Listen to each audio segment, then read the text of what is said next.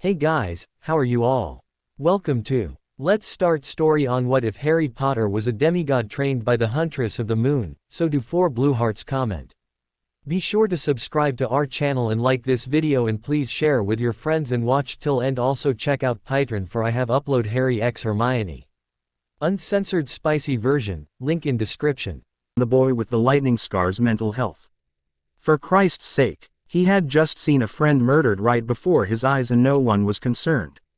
The boy with the lightning scar knew that the aging headmaster would most likely be involved in politics of the wizarding world, and the earliest he could see him was late this summer. It was a good thing that the boy with the lightning scar hid his intelligence and some of his friendships from his so-called best friends. He most likely would have stewed all summer and unleashed all of his pent-up emotions in one go and then instantly forgiven one and all. That was probably his godfather's plan. Come to think of it, he knew that if his godfather had really wanted to, he would have contacted the boy with the lightning scar. The man had contacted him when he had just escaped Azkaban and every Auror was out looking for him.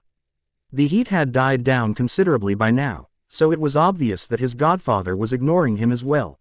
The boy with the lightning scar had given his friends an honorary family 3 weeks to contact him and 4 years to teach him about the wizarding world and his place in it. It was time for the boy with the lightning scar to meet the goblins. "Hello, Dursleys." The boy with the lightning scar greeted his family in the morning. "What do you want, boy? We've left you alone, now you're supposed to keep out of normal lives," Vernon spat. "Indeed," the boy with the lightning scar mused. "Which is why I've come to talk to you about getting your help to get me completely out of your hair for the summer if not the rest of our lives." Vernon had almost interrupted his nephew when the boy with the lightning scar had remarked he needed help, but now he was glad he didn't. Getting rid of his nephew for the rest of the summer, maybe life, Vernon wasn't going to pass this chance up.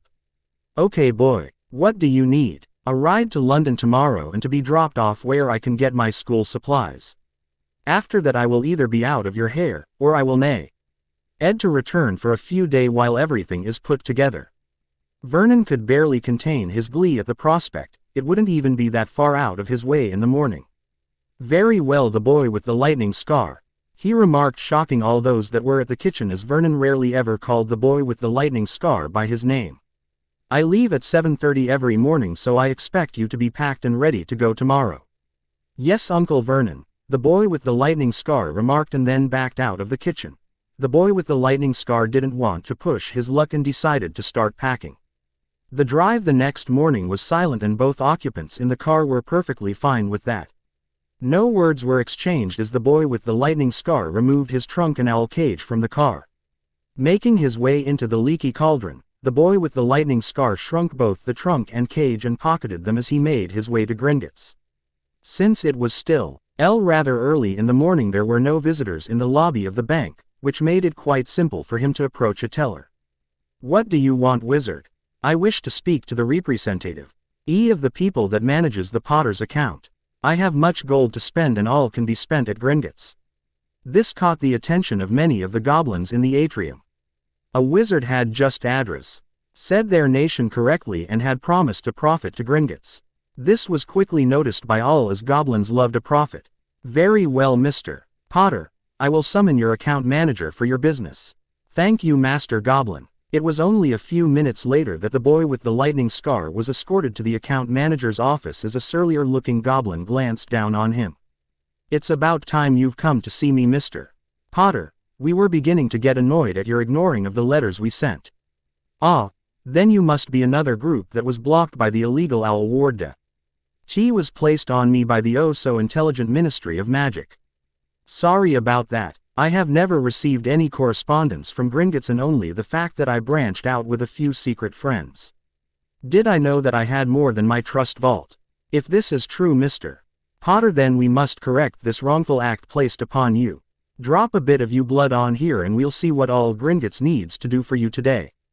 Grabbing the offered dagger, the boy with the lightning scar carefully cut his palm and allowed his blood to drop on the offered parchment. The blood was absorbed and for a few seconds, the parchment was left blank and then it began to write. The boy with the lightning scar, James Potter, age 15, son of Lily Potter, née Evans, and James Potter, heir of Potter, Black, Peverell, Gryffindor families. Magical Core blocked 65 blocked. 40 Lily Potter, 25 Albus the Aging Headmaster. Partial Metamorphosis Talents 95 blocked Natural Occlumency Barriers 100 blocked Natural Parseltongue. Soul Leech present. Illegal Charms present. Tracking, Male Wards, Blood Wards. Legacy of Greek God. Zeus and Hermes Legacy of Greek Goddess, Hecate and Nemesis. The Boy with the Lightning Scar STA. Read at the parchment as he slowly digested the information in front of him. His anger was much at the blocks on his magic and the illegal wards, but what he was focused on was the confusion at the last two lines. Oh Mr. Potter, I'm only sorry that you didn't meet me sooner as my days just got a lot more interesting, the goblin cackled. So, I'm sure you have many questions, ask your first. What does it mean legacy of Greek gods? Ah, I figured that would be your first one. Since you were raised by mundanes, I assume one of your school lesson discussed the Greek Parthenon. Well, all those stories are real. They aren't the entire truth as many stories were mixed up through translation errors, but the gods and monsters are very much alive in this world. So you're saying that Hold it Mr. Potter. Names are powerful in the realm of mythology and you would do well not to casually throw out names, especially those of the big three. That will just attract monsters nearby. But, yes Mr. Potter, the Greek myths are alive and well today in America and I believe your next adventure awaits there. Very well. I learned just 5 years ago that there was a secret society hidden from non-magical folks. What's one more that I am thrust into? The boy with the lightning scar chuckled nervously. Alright, next question. What the hell is a soul leech? At this the goblin grew angry, and did not help him in the beauty department. Soul leeches are the vilest acts of magic you human wizards can make. It is a part of a whole soul that was split, and to split your soul usually means the murdering of an innocent. This magic is what you would call a Horcrux, and no known human magic can get rid of the soul without destroying the container. And yet, you remarked human magic. Good, you caught that. I would not be doing business with a dunderhead. Goblins have a ritual that can remove the soul piece from you and also any other soul pieces made by the same person and destroy them. The good news for you is that we goblins do this service for free, and the ritual will also remove all of your blocks and catch your body up to where it should be. Well, when can we start the ritual? IWVICE. Who taught you the way of the goblins? You must have been taught, for many of your contemporaries do not treat us the way we are supposed to be. Professor Flitwick at Hogwarts spoke of customs and how to make the most of our time in Gringotts. He often spoke of what I was supposed to do while I sat in his office keeping up with my mundane school work. There was no better tutor for my maths. He's the only professor, other than the aging headmaster, that knows what I am doing. Ah, the goblin nodded. Yes, that would explain it. Of course, there would be no better than a goblin to explain numbers. Very well. Come on, they are preparing the ritual chamber now and will be ready when we arrive. The ritual chamber was just an empty chamber. Compared to the grandstanding of the atrium and offices of Gringotts, it was honestly a bit of a letdown for the boy with the lightning scar. Removing his clothes as he was instructed, the boy with the lightning scar laid down in the chair of the room as 5 goblin priests began chanting in their tongue. Nothing happened for a few minutes, leaving the boy with the lightning scar feeling very foolish as he was lying on the ground, and then suddenly he was racked with pain. Most of his pain was centered on his forehead as wisps of green smoke began pouring out of his scar. A widespread pain racked his body as the blocks on his AGIC were forced open, and still the boy with the lightning scar did not cry out. The goblins watching the ceremony were impressed by the threshold of pain the boy with the lightning scar possessed. The smoke began pouring out, and smoke also managed to come into the room, notifying the goblins that there was more than one Horcrux. When the green gas stopped pouring out of the boy with the lightning scar and had formed with all that had entered the room, a quick fire spell and the soul pieces of Voldemort were gone. It was rather anticlimactic. The boy with the lightning scar had passed out after the soul pieces were destroyed, and as he was unconscious his body grew to the correct proportions. And all this before noon. I wonder what else he has planned. His head accountant laughed. Pain and death was the sure way to get a goblin in a good mood. Groggily the boy with the lightning scar woke up and found himself clothed and laying on a rather comfortable bed. wondering where he was the bow. Why with the lightning scar tried to lift his head, but found that his body was too stiff to move. That ritual must have taken a lot out of me, the boy with the lightning scar muttered. Wait, the ritual, I'm in Gringotts. Indeed you are Mr. Potter, the familiar voice of his charms professor squeaked. Turning his head slightly, the boy with the lightning scar grinned as his favorite teacher sat on a rather comfy-looking chair reading about the previous dueling tournament. I'm glad to see you up, the boy with the lightning scar, and I'm also glad you remembered my lesson on dealing with the people. Many goblins stopped and sung your praises, my student. You took the time to teach me, professor. It was the least I could do to remember your teaching and reflect well on you. Would you belie that your mother remarked the exact same thing to me the summer before her 7th year?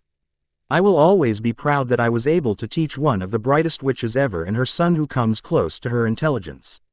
A blissful smile made its way on to the boy with the lightning scar's face at the short story of his older sister. Everybody had stories by the hundreds of James, and although he loved his father, his mother was just as big in his heart as his father. Why the wizarding world and family friends seemed to be determined in only remembering Lily Evans as Lily Potter, the boy with the lightning scar would never understand. Even McGonagall only spoke of his father when she claimed that Lily was her favorite. That is high praise, Mr. Potter, his account manager remarked. Hee-haw. Dee completely escaped the boy with the lightning scar's notice and was thankful he did not jump and make a fool of himself. The people remember those who treated us with respect fondly, and the late Mrs. Potter had our respect at the beginning of her 2nd year.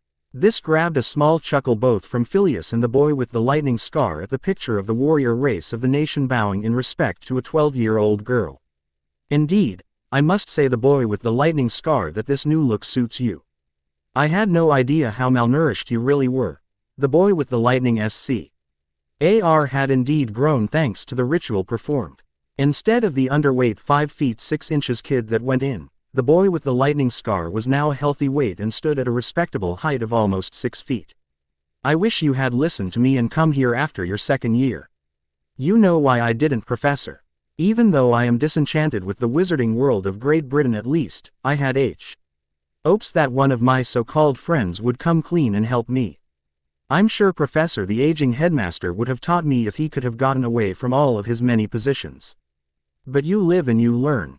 The boy with the lightning scar sighed. Anyways, how long was I out? It has been a day and a half since you entered our bank, Mr. Potter. We invited Phileas into the back when he arrived just few hours ago.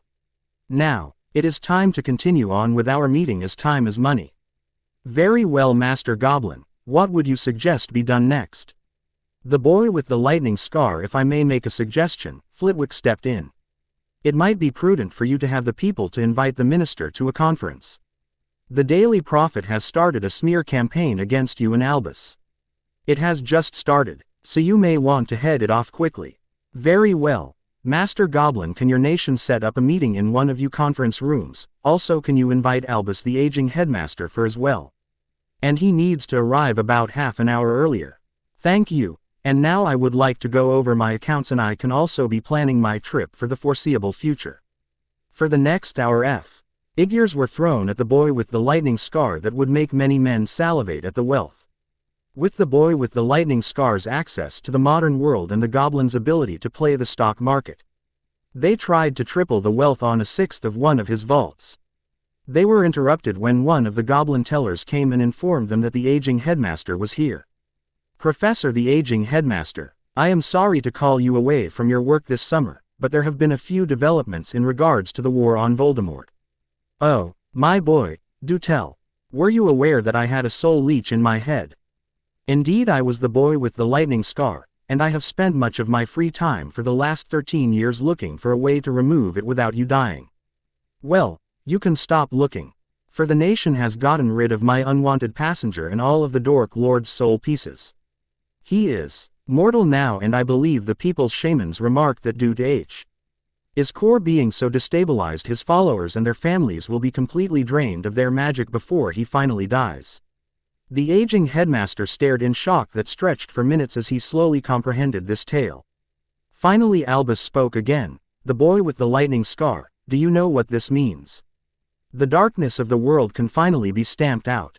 Because you, with the help of the people of course, activated the ritual, you shall inherit the vaults and seats on our government and board of governors at the school. The boy with the lightning scar change is coming. The ing headmaster pulled the boy with the lightning scar into a grandfatherly hug and wept tears of joy. The two held each other in a family-like embrace as both celebrated. The boy with the lightning scar then spoke up. The shamans remarked this process would take a year, 2 years tops before everything was remarked and done. Apparently I have a bit of destiny located in a god, so I am leaving foe. The summer and I don't know when I will be back. I will make it my mission to return when I can do the most good with my powers. Now, Minister Fudge will walk through these doors in a few minutes and I plan on getting rid of this smear campaign. Very well, the boy with the lightning scar, I know you have been hiding your intelligence, so I will allow it. After this meeting I will go to retrieve a few books for you to study. When you return you need to be able to take your owls and newts. Since you will be in the gods' domain, Lady Hecate will protect you from the magical detectors. Minister Fudge, the boy with the lightning scar stated as Fudge strode into the conference room breaking preamble. I called you here today so we can discuss this smear campaign you are supposedly working against me and the aging headmaster. Now see here you brat, I am the Minister of Magic. And I am the boy who lived, and the aging headmaster has more political clout than you shall ever have. Let us remember who got rid of the last 2 Dark Lords. The goblins have proof that Voldemort could come back, and we took care of all eventualities just yesterday, so I'm done. I want the smear campaign stop. So I can go on my summer vacation that could quite possibly extend for years without worry that when I come back I will be considered a nutter. What do you mean summer vacation? I mean that I will be leaving the country. Every time I have brought it up with the members of the nation they had grinned, which has honestly unnerved me. If I like where they send me, there's no promises that I'll come back to Britain for quite a few years. I cannot speak for Professor the aging headmaster, but I am warning you that many of your pureblood buddies and their families will start to lose their magic if they were ever willingly allied with Voldemort.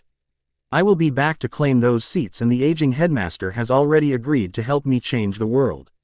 I'm giving you notice. Perhaps now would be a good time to retire and write a book to celebrate your successful career in politics. Cornelius, I agree with Mr.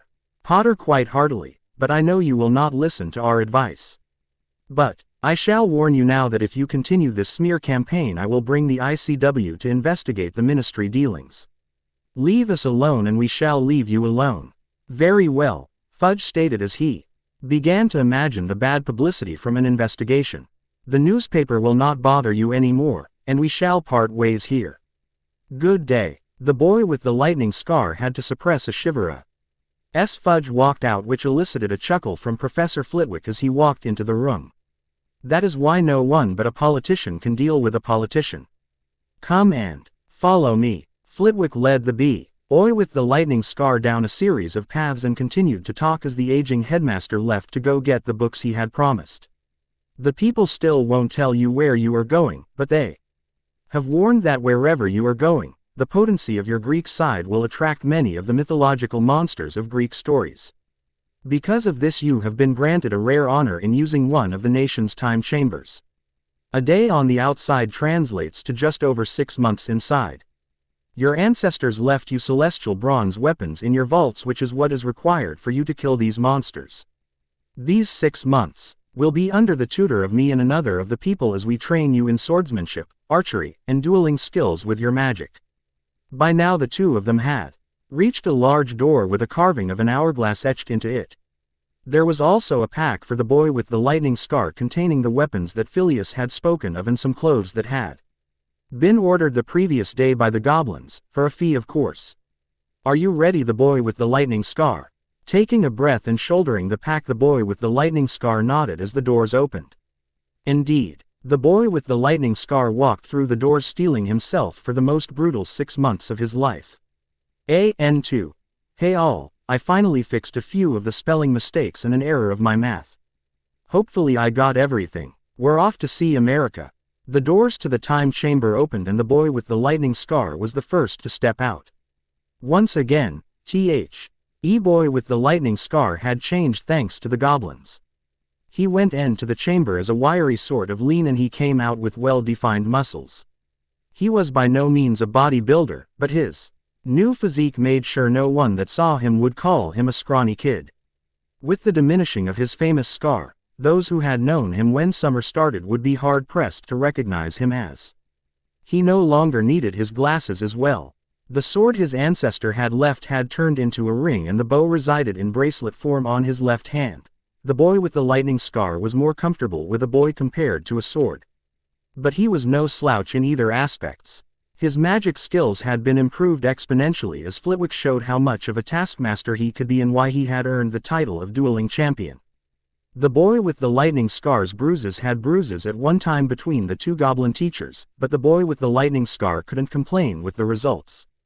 The boy with the lightning scar and Phileas made their way to the boy with the lightning scar's account manager's office where the aging headmaster should be at, his other goblin instructor leaving for his own job.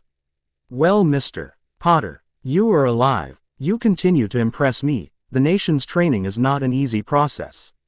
Believe me, Master Slagger, I know. Every part of my body knows now. Be proud, Mr. Potter. We can now call you warrior. With your magic you could possibly defeat our first-year recruits. But, now I'm sure you are ready to get out of Britain for a while and get to the location that we refused to tell you about. And I don't even get a hint. The country you are traveling to speak English, so you won't have to worry about language barriers. Believe me," the boy with the lightning scar. The aging headmaster spoke up, "you shall enjoy this trip very much. My grandmother, Athena, spoke to me and assured me that you shall be welcomed at their camp for half-bloods, which is another term for demigods. Since you are magical, the gods in your lineage shall be able to communicate with you more than the average demigod." The aging headmaster then handed the boy with the lightning scar a shrunken chest. "Think of this as a make-up for you many Christmases and birthdays. This trunk shrinks and expands on command, has several compartments filled with books and a wardrobe. I truly hope you are happy wherever you end up, my boy." "Thank you, Professor," the boy with the lightning scar responded with a little bit of moisture in his eyes. "I guess this is goodbye for now then. I appreciate all the help that the nation has given me. Professor Flitwick, Professor the aging headmaster, I will see you when my journey is over." "Good luck, my boy," Flitwick remarked.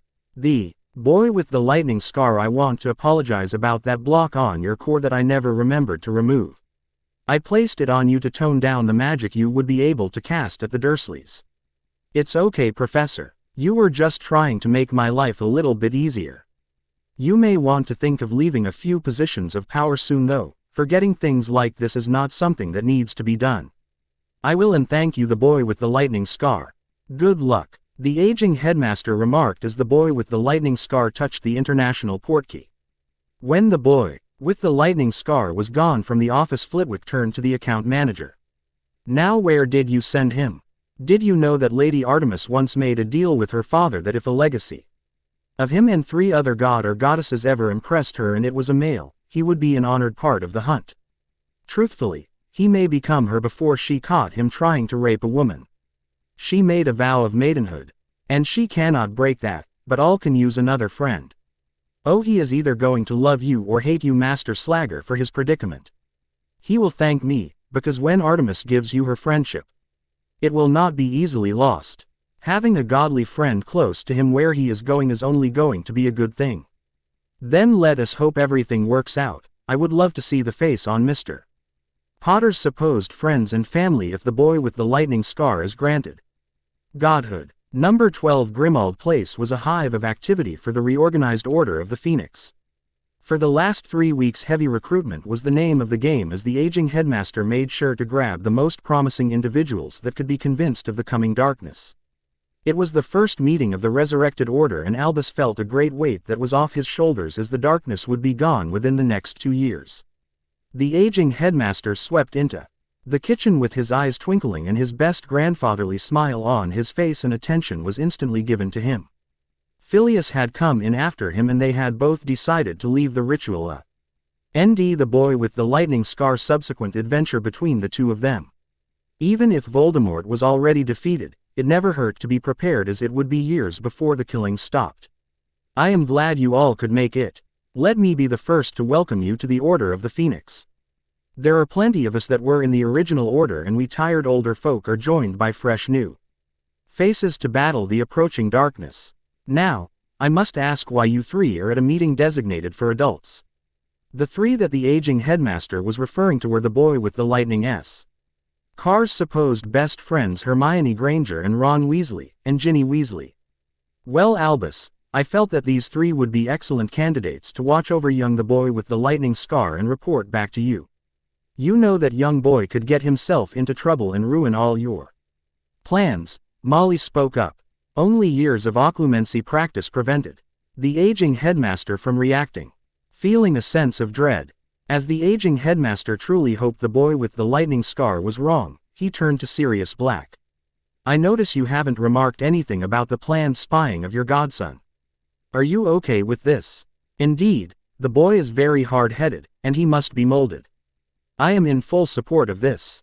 Mentally shaking his head at how far the four had fallen, and the VAR IOUS members that were nodding their head along with the plan.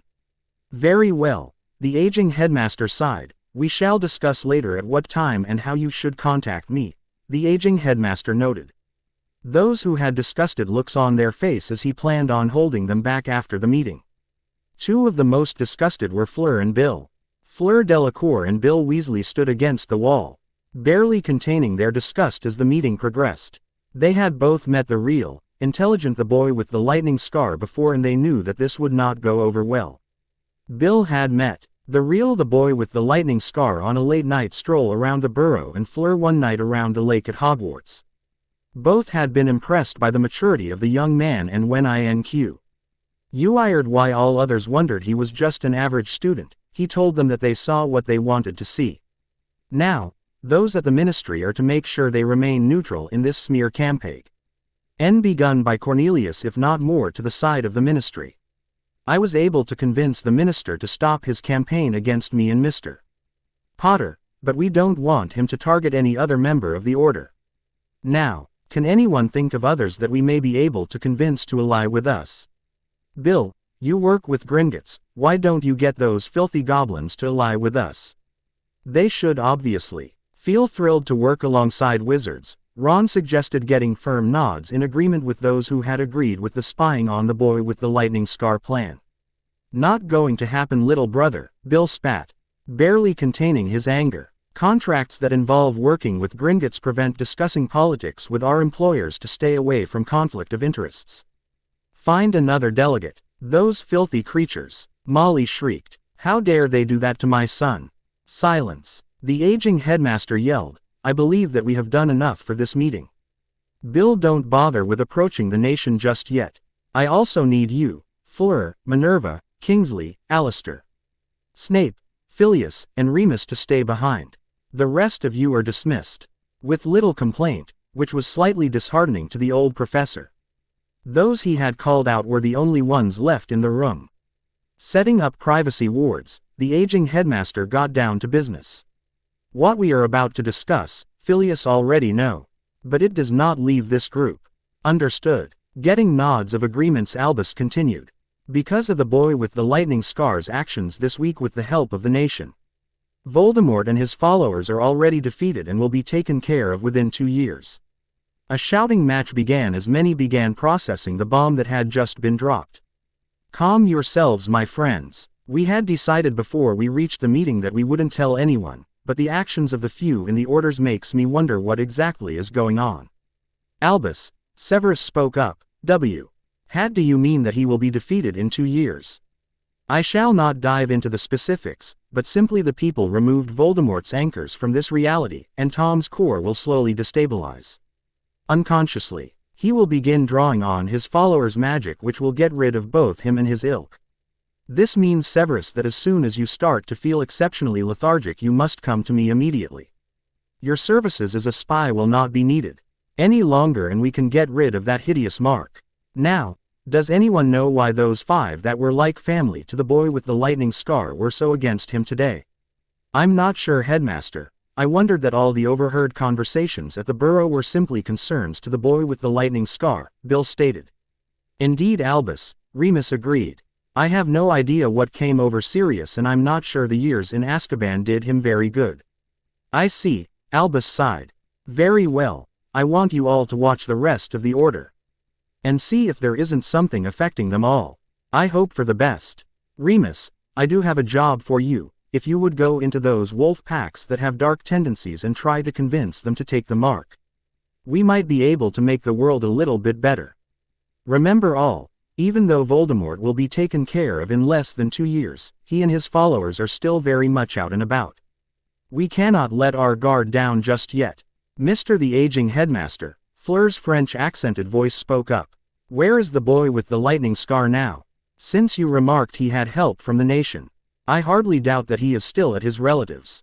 This drew out small chuckles from both Phileas and the aging headmaster, and Flitwick took over at this point. Mr. Potter seems to never settle for normal.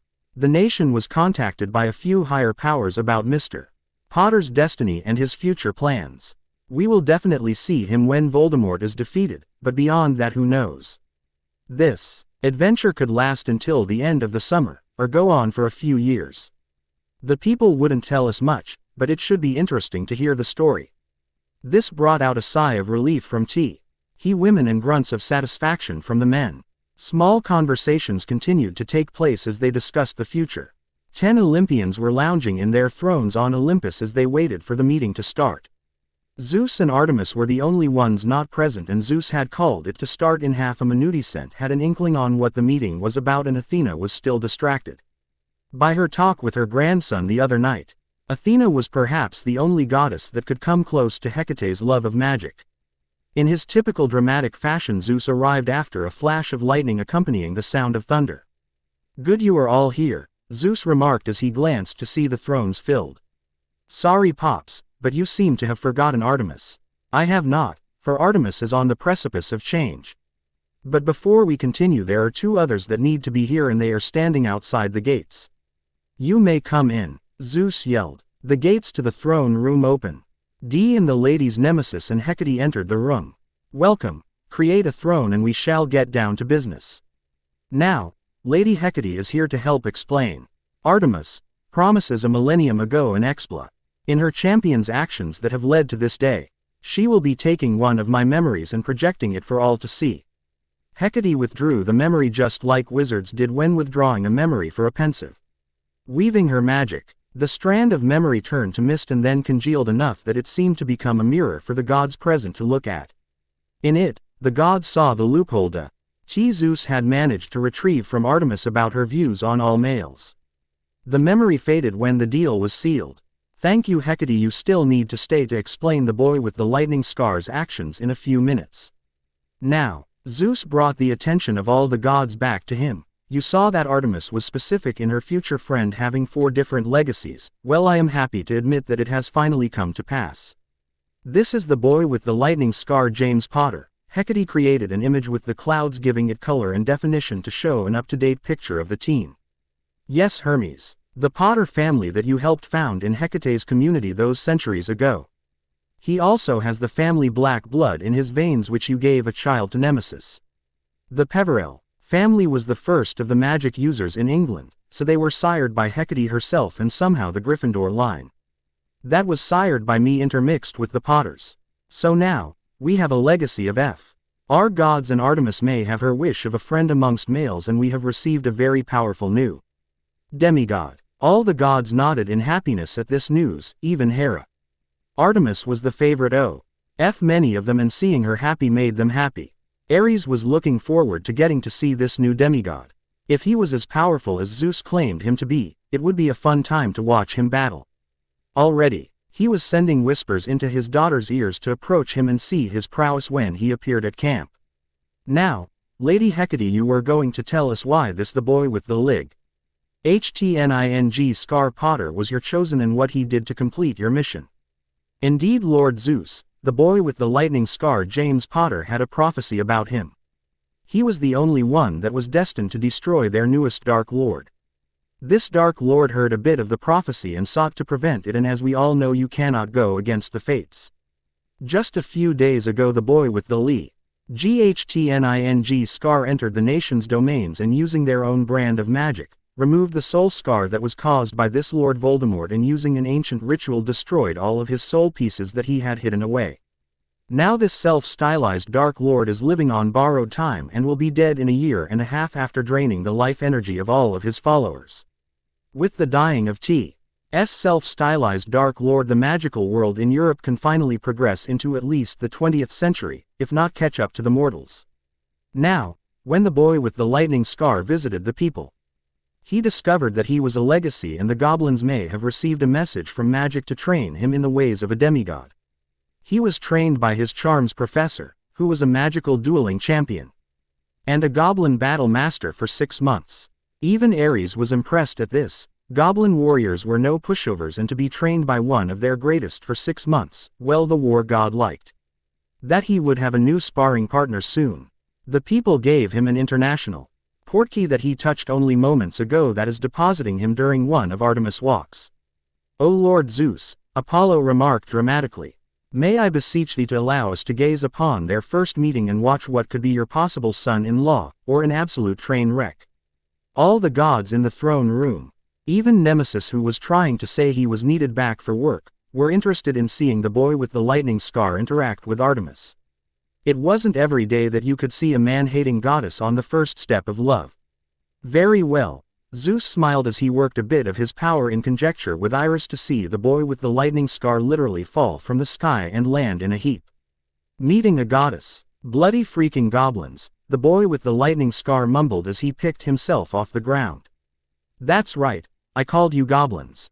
The boy with the lightning scar ced around it discovered he was in the middle of a forest, and I still don't know where I am.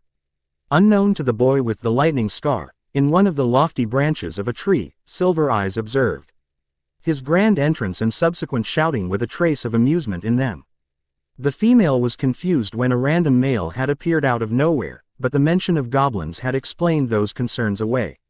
Like all divine beings, she was well aware of Hecate's hidden magical community. She even had a few Vila in her hunt that were saved from the slave ring. Those and a few witches had made the hunters even better off. So the magical world was okay with her. It was obvious that the young man in front of her had little experience with the fun of portkeys. As the goddess sat in her branch musing, a beautiful snowy white owl approached the sitting young man. "Hedwig, I was wondering where you had ended up, girl. I should have known you would be here before me. Did you have fun at Padma's? I know she spoils you." The boy with the lightning scar remarked as he brushed his faithful friend's feathers. "Hoot, hoot, what do you mean there is something out there? Is it dangerous? Hoot, now that is not fair, Hedwig. You know I don't go looking for trouble. Who knows, maybe my luck is finally changing and this thing that is approaching is a friendly." "Hoot," Hedwig barked, while apping the boy with the lightning scar with her wing. Okay, I'll prepare. Can you describe this beast so I know what I am facing? I know you've read my mythology book, so it may help a little." Artemis sat on her branch and stared at the interaction between the boy and his companion. Since she was goddess of the hunt, she was able to understand the creatures of the forest, but this young Ma-en seemed to have a special bond to his owl that allowed him to converse with Hedwig easier than she would ever be able to. It was a magnificent sight to see anyone with such a fine connection to nature, even a small part of it. All of a sudden, a hissing noise was heard and it attracted the attention of all three in the small clearing. Two were left waiting for the large creature to show itself. While the goddess herself froze just a little. Out slithered a giant anaconda, and the only monster Artemis had a truly bad memory of since she faced it so early in her life. The great serpent rose up as if to attack the boy with the lightning scar when Artemis was stunned. "Greetings, great serpent," the boy with the lightning scar hissed, glad that he was a natural parselmouth instead of it being derived from Voldemort. The giant snake stopped in shock and lowered its head to get a better look. "You speak my tongue, young one. How is this possible? I come from the magical community of Hecate, and while serpents speak is rare. There are those of us that have the ability, brethren. May I ask why you are out here?" I was informed that the goddess who had last slain me was away from her hunters, and that it was an opportune time to strike for my vengeance. "Goddess," the boy with the lightning scar muttered under his breath, "what goddess has a story about a giant snake? Unless, do you mean the Lady Artemis, great serpent? And how do you know this name? Are you working with her?" "No, but I have heard the story of the two of you." I wondered her brother Apollo was the one who sent the fatal arrow at you. Apollo, you say? How can I be sure that you are not just protecting your goddess? Quote 1. I doubt that the goddess of the hunt truly needs anyone's protection. However, I am just telling you of the stories that have survived the passages of time. I was not there, so I cannot know the true answer. Neither can I, young one, but you have given me much to think about. Perhaps you are correct, and it was truly the male that let the arrow that killed me go. I do not wish to slay the wrong god. I will think of this. I will see you again, young speaker. With that, the 60-foot snake, that was as round as a bus, turned and slithered back into the forest. The boy with the lightning scar's heart beat erratically for a few moments at the close call, as did Artemis. Why can I not meet a snake outside of my garden that isn't over 30 feet long? The boy with the lightning scar inquired Hedwig, who had alighted on to his shoulder. My luck cannot be that bad, can it? Hedwig cuffed the back of the boy with the lightning scar's head in response to the question. Who inquired you? Anyways, we need to find some civilization and find out where we are and where that camp that the aging headmaster spoke about is. The boy with the lightning scar drew out his wand and cast the point me spell before he felt a presence nearby. Since Hedwig hadn't warned him about this presence, the boy with the lightning scar drew his bow as a precaution. Who's there? Not many males would choose a bow over magic or the sword you have. I am impressed, the figure in the shadows remarked. The figure stepped out, and the boy with the lightning scar saw an auburn-haired girl around his age in a knee-length robe. The robe matched her eyes in color, as they were silver, and she was beautiful to the boy with the lightning scar. The power that came off of her was subtle, but what little the boy with the lightning scar could sense was staggering to one who had never met a divine immortal before. Who are you? The boy with the lightning scar spoke while drawing the string slightly. I know you are no mere mortal with the power that you possess. This just gets more and more interesting. You can speak to snakes. You are from Hecate's community. You have a beautiful snowy owl, and you can sense a divine's energy even in our mortal form. You are the first male to interest me in thousands of years. Very well. I am the goddess Artemis, and you are Lady Artemis. The boy with the lightning scar bowed. It is a pleasure to meet you as the first of the pantheon I have come across. I am the boy with the lightning scar, James Potter. It is a pleasure to meet you as well, the boy with the lightning scar, but there is something different about you, something that intrigues me. You are a demigod, and yet not in the traditional sense. Can you explain this? According to the nation, I am a legacy of 4 gods. 4 gods, you say? Artemis mused, but internally she was trying to think of why that seemed so important to her. Who are you descended from? It seems that I am descended from Ladies Hecate and Nemesis and Lords Hermes and Zeus. When the boy with the lightning scar remarked Zeus, it suddenly dawned on her why a legacy of 4 gods was so important. She was looking at a potential future friend of a male. Clearly he was a warrior by the look of his physique. Even more telephone Ling was his eyes, which underneath the warm exterior had a cold edge that would probably make many individuals shiver in fear if he was angry at you. The power he had within him was almost palpable. He boy with the lightning scar meanwhile could not help but to appraise the figure before him. Many guys claimed to have seen a goddess walk by in compliments to her looks. Here before him stood an tool goddess, and she did not disappoint in that department. Artemis also held herself as any seasoned hunter would, confident and proud. He had also always felt drawn to the stories of Artemis for some unknown reason and enjoyed the stories of the hunt. He chose to ignore the stories of her turning men into jackalopes. Those were some of the legends that had been twisted by history, right? How did you come to be here? Artemis inquired, breaking the silence that had stretched for a good few minutes. My account manager and Albus, the aging headmaster, he's a grandson of Athena and the headmaster at my school, gave me a portkey and remarked I had an adventure waiting on the other side. They did not tell me where I would land and seemed amused at what I would come across on the other side. Athena knew of the boy with the lightning scar then, Artemis wondered. She probably knows of his lineage as well. Hopefully the other gods have not realized this yet. So you trusted a race of warrior people and the headmaster of your school to send you to an unknown location. I knew that it would be nowhere I couldn't survive. The nation is very helpful when you own a large chunk of gold and Professor, the aging headmaster tries to do the best by me. It helps that I used a time chamber and received 6 months of training by 2 of their warriors. Indeed, Artemis agreed, the gods spent EU centuries in England, and Hogwarts was a fine school when it was founded. I haven't heard much from there since we moved to America in the early 1900s. How is it now? Not as good as it could be, my lady. Artemis. I want you to call me Artemis. After all, she wondered, if you are to be my one male friend after Orion betrayed my trust, I do not want to be called my lady by you. Artemis then. The school board has been taken over by supremacists that have dumbed down the education so the children of their like-minded friends can pass the curriculum. Our core curriculum has some of the most notable masters in their field. And yet they can't teach. Our potions master really doesn't have the temperament to be around children either, so it is a bad system right now. Can nothing be done about it? There is a plan in motion due to a ritual that I was recently a part of, that should clear the way in 2 years, both on the board and in the corrupted ministry. Well then, that is good, and I am sure I can get the full story from Hecate if I need to. Come and walk with me. Seeing no reason not to go with her and not really wanting to go away from her, the boy with the lightning scar followed with Hedwig still on his shoulder. So, what did you say to that giant snake? I simply talked to it. Apparently someone knew that you were away from your hunters and told him to hunt you. The snake wondered you were the one to kill it, and I had read that Apollo had got in the deciding shot and told the snake as such, so now it's trying to think back a few thousand years in order to figure out who it wants to hunt. So the creature may be back. Interesting. I'm assuming Parselmouth is still fairly rare in the magical world. Indeed, it has also been used by many Dark Lords, so it is of darkness from anyone who can speak it.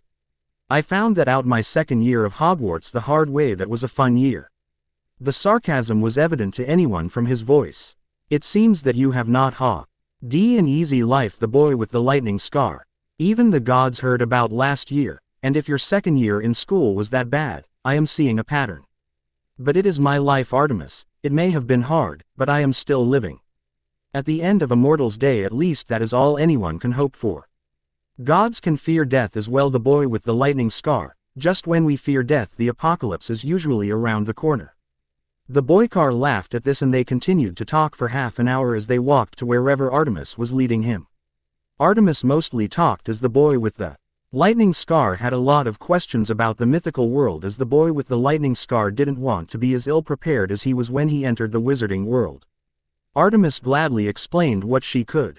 From drachmas and iris calling, which she then proceeded to tell the boy with the lightning scar how to contact her even though she was a god, to the mist, and how mortals would see something completely different from something else.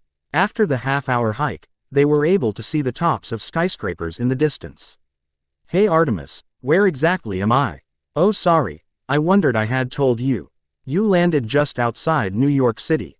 I was going to show you how to get to Olympus, then let you pick up some money from the bank, and then take you to my camp for the night. I'll take you to Camp Half-Blood tomorrow. Oh, okay. Although the city glanced to be far away from them, it only took another half-hour before they stood in front of the Empire State Building. The boy with the lightning scar was highly suspicious of godly interference, but he wasn't one to complain of shortcuts. Now, if you want to get to Olympus, you must go to the front clerk and ask for the 600th floor. Don't just come up if you have no reason, but you are welcome to tour the place on certain dates. I'll tell you about those later. Now, come on, we're off to Gringotts. The American Gringotts of the northeastern portion was located on a side alley that was next to the stock exchange, which the boy with the lightning scar found appropriate. It must have had a notice me not charm on the building. As no one paid any attention to the building or made their way into it. Walking into the building, the boy with the lightning scar was struck by a sense of déjà vu, as it seemed like a replica of the one in Britain. Making his way over to the nearest teller, he got his attention. Yes, human, what do you want? Master Teller, I need to request a money exchange from an overseas account. Somewhere in the range of 300. Oh, and why do you think that we do such a thing for you wizards? My account manager in London assured me that such a thing was possible before I crossed the pond. Very well, it seems you at least deserve a bit of respect if you know of this service. What is the name of the account? Potter, Peverell, Gryffindor, and Black. I am sorry, Mr. Potter, the goblin remarked, looking up sharply at the list of names. We were told you were coming, but the description of Britain's newspapers were off to say the least. It is not a problem, Master Teller, it was due to Gringotts' actions that I now possess a warrior's body. You have not shamed the bank. Thank you, Mr. Potter. The transfer will begin in a moment. While we are waiting, may I interest you in a Gringotts card? What is that? It is similar to the mundane's debit card as it is directly tied into your account. It can work in both magical and mundane shops across the states and I believe everywhere but Britain's magical world. With a drop of your blood, the card cannot be used by anyone except you and those you give permission to. That sounds reasonable, I'll take one. Now tell me, the boy with the GHTNING scar remarked as his wound healed and he pocketed the card and the map that showed the nearest magical location. Since you are in America, does Gringotts trade in drachmas as well? Drachmas? How do you know about? The goblin trailed off as he finally turned to look at Artemis and then began to stammer out apologies. I am sorry, Lady Artemis, please forgive my impudence. It is of no harm this time, Master Teller. But it would be wise for you to become more aware of your surroundings in the future. You never know who may pop up. Of course, my lady, it shall never happen again. No, Mr. Potter, the goblin remarked, turning his attention back to the boy with the lightning scar and becoming businesslike again. All Gringotts branches have drachmas available for purchase. However, exchange rates differ from branch to branch. Since we are only a few blocks away from Olympus, our rates are 6 galleons for 4 drachmas. Due to my unpleasantness and the fact that you are a first-time customer that knows to ask in this branch, you will receive 30 for free. I thank you, Master Teller, the boy with the lightning scar remarked when he received both the bag of drachmas and the cash. May your gold flow freely, and may your enemies quake before you. As they exited the building, Artemis laid her hand on the boy with the lightning scar's arm. Come on, let's get back to my camp and say hello to my hunters. And with that she flashed out. Back on Olympus, Ares was impressed. Obviously this boy was a warrior and had the respect of a warrior race. It seems that we have an interesting new demigod on our hands. I can't wait to see him fight. Indeed, it is good to see my sister getting along with a male, Athena agreed. I will need to speak with Albus soon and see if we cannot find out more about this boy before he arrived here. Even I may be able to like this demigod, he is very respectful so far, Hera commented, making many of the gods surrounding her go wide-eyed. She did not care. This demigod had only become a demigod because of a few odd circumstances. Her husband hadn't been unfaithful in hundreds of years for this one to come about, so Hera did not mind him. Oh man, this guy has already mellowed Artemis out. I wonder if he can mellow her out enough that I can flirt more with her hunters. Apollo inquired. Well, we have now seen the young man. So if you wish to view any more interactions you must do so on your own time. Dionysus, it appears that the boy with the lightning scar will arrive to camp tomorrow or the next day. Warn Chiron, and I will let him stay in my cabin if he wants with Talia. Until the next time, you are all dismissed. The hunt, although it was only one time and probably not a very far distance to travel, the boy with the lightning scar found that traveling with a god was much more enjoyable than any long-distance traveling made up by wizards. When Artemis flashed, it was a warm sensation and felt almost instantaneous. Unlike Flo or Portkeys that made him dizzy or apparition that felt like being squeezed through a very small tube, the boy with the lightning scar could sense the power hidden in the MP and nature seemed to be in the background of everything inside it. There was a slight tugging on the boy with the lightning scar's mental facilities that let the boy with the lightning scar know there was a bit of magic in the camp as well. Hey Artemis, the boy with the lightning scar remarked to draw her attention to him, are there Vila in your camp? Indeed there are a few, the boy with the lightning scar. Why, do they affect you? Artemis inquired, testing her new friend for stray perverted wonders. He was a male and so she would be a little lenient, but if he was a drooling mess in front of some of her girl, it would be painful for him. Not like other males. No, the boy with the lightning scar responded. If there are a bunch of them together in one area, they may draw me in. A little before I can shake the allure off, but generally I am just able to sense if they are Vila or not, and unless they are full Vilas they will never be able to sneak up on me.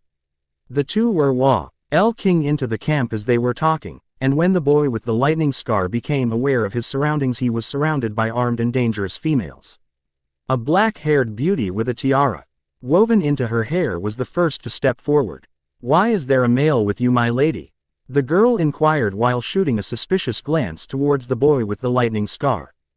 The boy with the lightning scar wondered. Maybe the stories of the man-hating Hunt weren't exaggerated too much, although they just seem suspicious to me, which is perfectly reasonable. "Peace, Zoe. This male has been everything else later tonight. But there is a reason, my girls."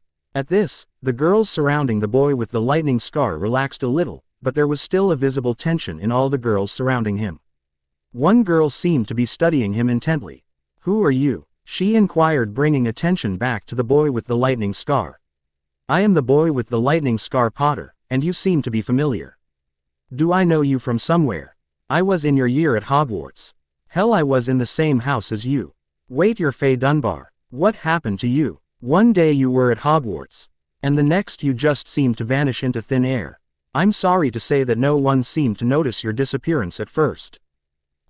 Faye Dunbar remarked, "So someone did notice my absence. It seems like I was just destined to be relegated to the background of Gryffindor Tower with you there, so my family and I moved to America during the second year. I ran into some trouble with a few boys about a year ago here and was saved by my sisters. I've been part of the hunt since." "Well, that's good that you ended up somewhere safe at least. Have you still stayed up with your magical training?" the boy with the lightning scar inquired, and as the two were talking, many of the hunt relaxed just that much more, as they could tell the boy with the lightning scar wasn't flirting with Faye Dunbar. He was generally curious about her well-being, and it caused Artemis to smile at their reluctant acceptance. The boy with the lightning scar was slowly charming his way into the hunter's wit. How outgoing the character he had shown her. "So why are you here? Last I heard, you were the golden boy of Gryffindor. What caused you to leave?" At this all the girls, who had been conversing quietly with each other as the boy with the lightning scar and Faye Dunbar talked, strained just a little to hear what he had to say. Even Artemis made sure to pay attention to his words. "Well, it was a combination of things really." The boy with the lightning scar started, running his hand through his messy black hair. "First and foremost, I have started Riddle and his followers on the path of destruction." "Riddle? Sorry. You would know him as Voldemort." Faye Dunbar gasped, as well as the few other magicals that had made their way over to see what the commotion was about, and the boy with the lightning scar just smiled. "A few days ago, a goblin ritual with me as the focal point wiped out Voldemort's," another gasp, "supposed immortality, and he will die soon, as will his followers. Of course the process will take a year. 2 years tops, and then I can fix British society. Also, he came back a few weeks ago and I watched as he killed a friend right in front of me, and apparently Wizarding Society has no counseling services. So that was another reason to escape. You remember Hermione and Ron, right? Yeah, my supposed best friends all but abandoned me this summer, and the headmaster is too busy to check on just one student. And last but not least, the nation, or goblins for you girls not in the know, has a strange sense of humor. They remarked that my destiny waited on the other side of the portkey. And then it deposited me not a minute from the Python of Legends." "You mean the one my lady fought when she was not yet a god?" "How did you kill it?" Zoe inquired. "I didn't, I talked to it. Being a parselmouth has its uses. That means I can speak to snakes." A look of comprehension crossed the hunter's face. "Then Artemis here finds me and helps explain a few things about this world and where a few magical sites are. Then she invited me back here for the night." Almost all the hunters turned to Artemis with questioning glances, both at the invite to the camp and the fact that he got away with saying just Artemis. "What is something wrong?" "Well," Faye Dunbar remarked, "we're wondering why she hasn't vaporized you since you only remarked Artemis and not Lady Artemis." "Wait, you don't let any other non-divine being call you just Artemis?" the boy with the lightning scar inquired. "Nope," Artemis responded, popping the P. She also signaled to her hunters that they needed to drop it, and all would be explained soon enough. "Anyways, since I know you, I guess it falls to me to show you around camp." "Question, my lady, where is he staying the night?" He can stay in one of the spare tents. Set it up near the outskirts close to my own. Very well, milady. The boy with the lightning scar met most of the hunters as they toured the camp and was instantly known to the magicals within. Unlike their British, mortal counterparts, they did not instantly look for the scar, which was a good thing as it now was only the vaguest of outlines. One of the villa that was part of Th.E. Hunt was a cousin to Fleur and Gabrielle, and she gave the boy with the lightning scar a few embarrassing stories for the next time he met up with them. Oh, what a great opportunity this was. The tour was almost over and the hunters had finally stopped eyeing the boy with the lightning scar with their hands on their bows or close to their knives, and it helped relieve some of the tension from the boy with the lightning scar when the sharp pointy objects weren't pointed directly at him. As Faye Dunbar was showing the boy with the lightning scar where he would sleep for the night, a giant of a wolf padded up softly to them. Even though the boy with the lightning scar had grown to just under 6 feet, the wolf made him feel small. Of course, a wolf that's shoulders were just an inch over his head and teeth that glanced like it could rip through steel. All people would look small. The wolf was silent as it glanced into the boy with the lightning scar's eyes, and the boy with the lightning scar was stuck in place. He did not know whether he was too scared to move, or there was something else that rooted him to the spot, but the boy with the lightning scar could not move.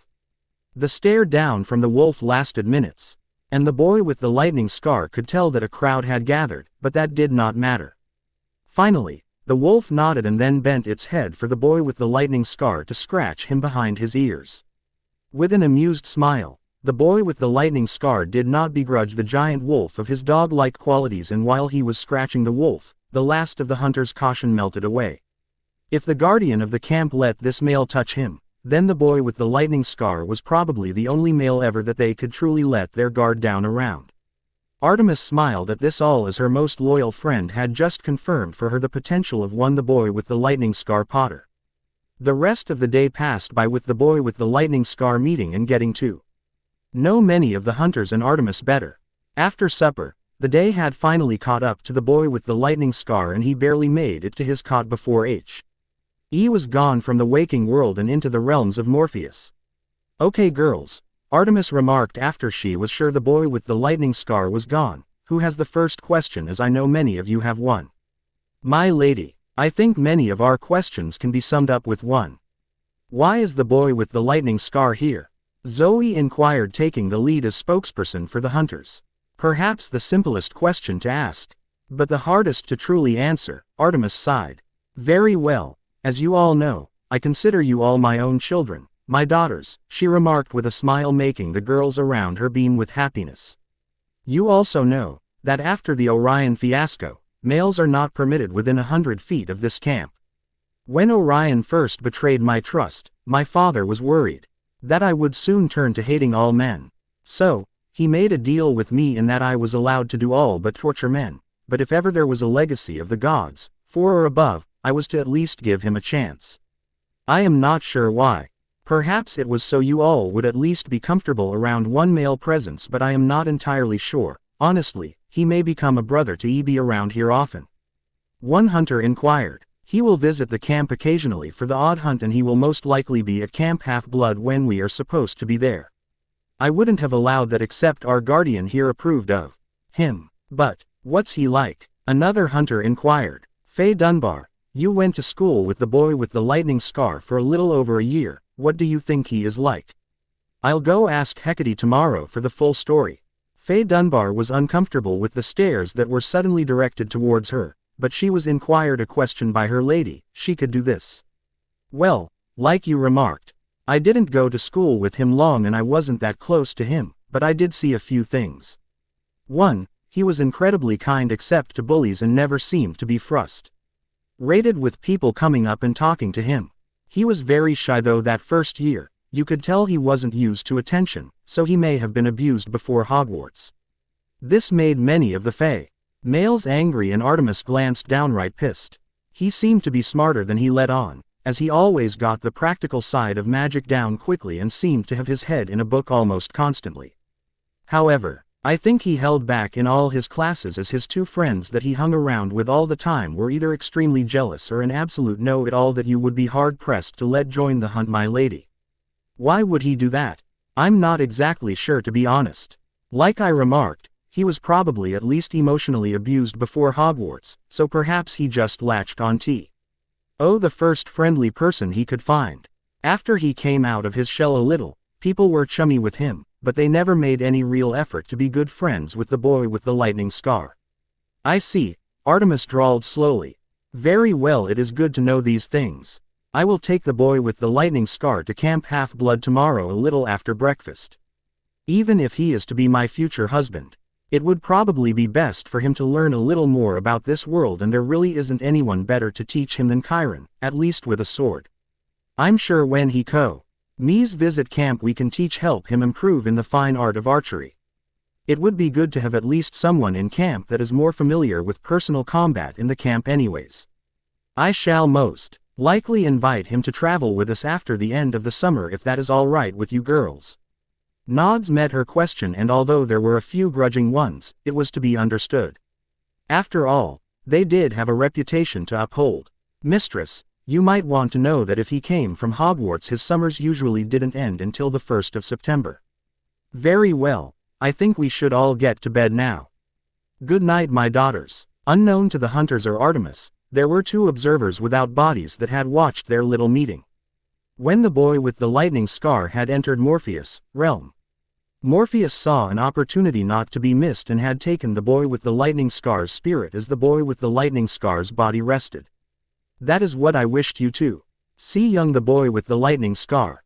This is why Artemis and her hunters didn't change you into a fluffy critter and begin their usual hunts. Thank you for showing me this, Lord Morpheus, the boy with the lightning scar remarked distractedly, thinking of all the information that he had heard this night. Come, the boy with the lightning scar, it is time for you to get some much-needed rest.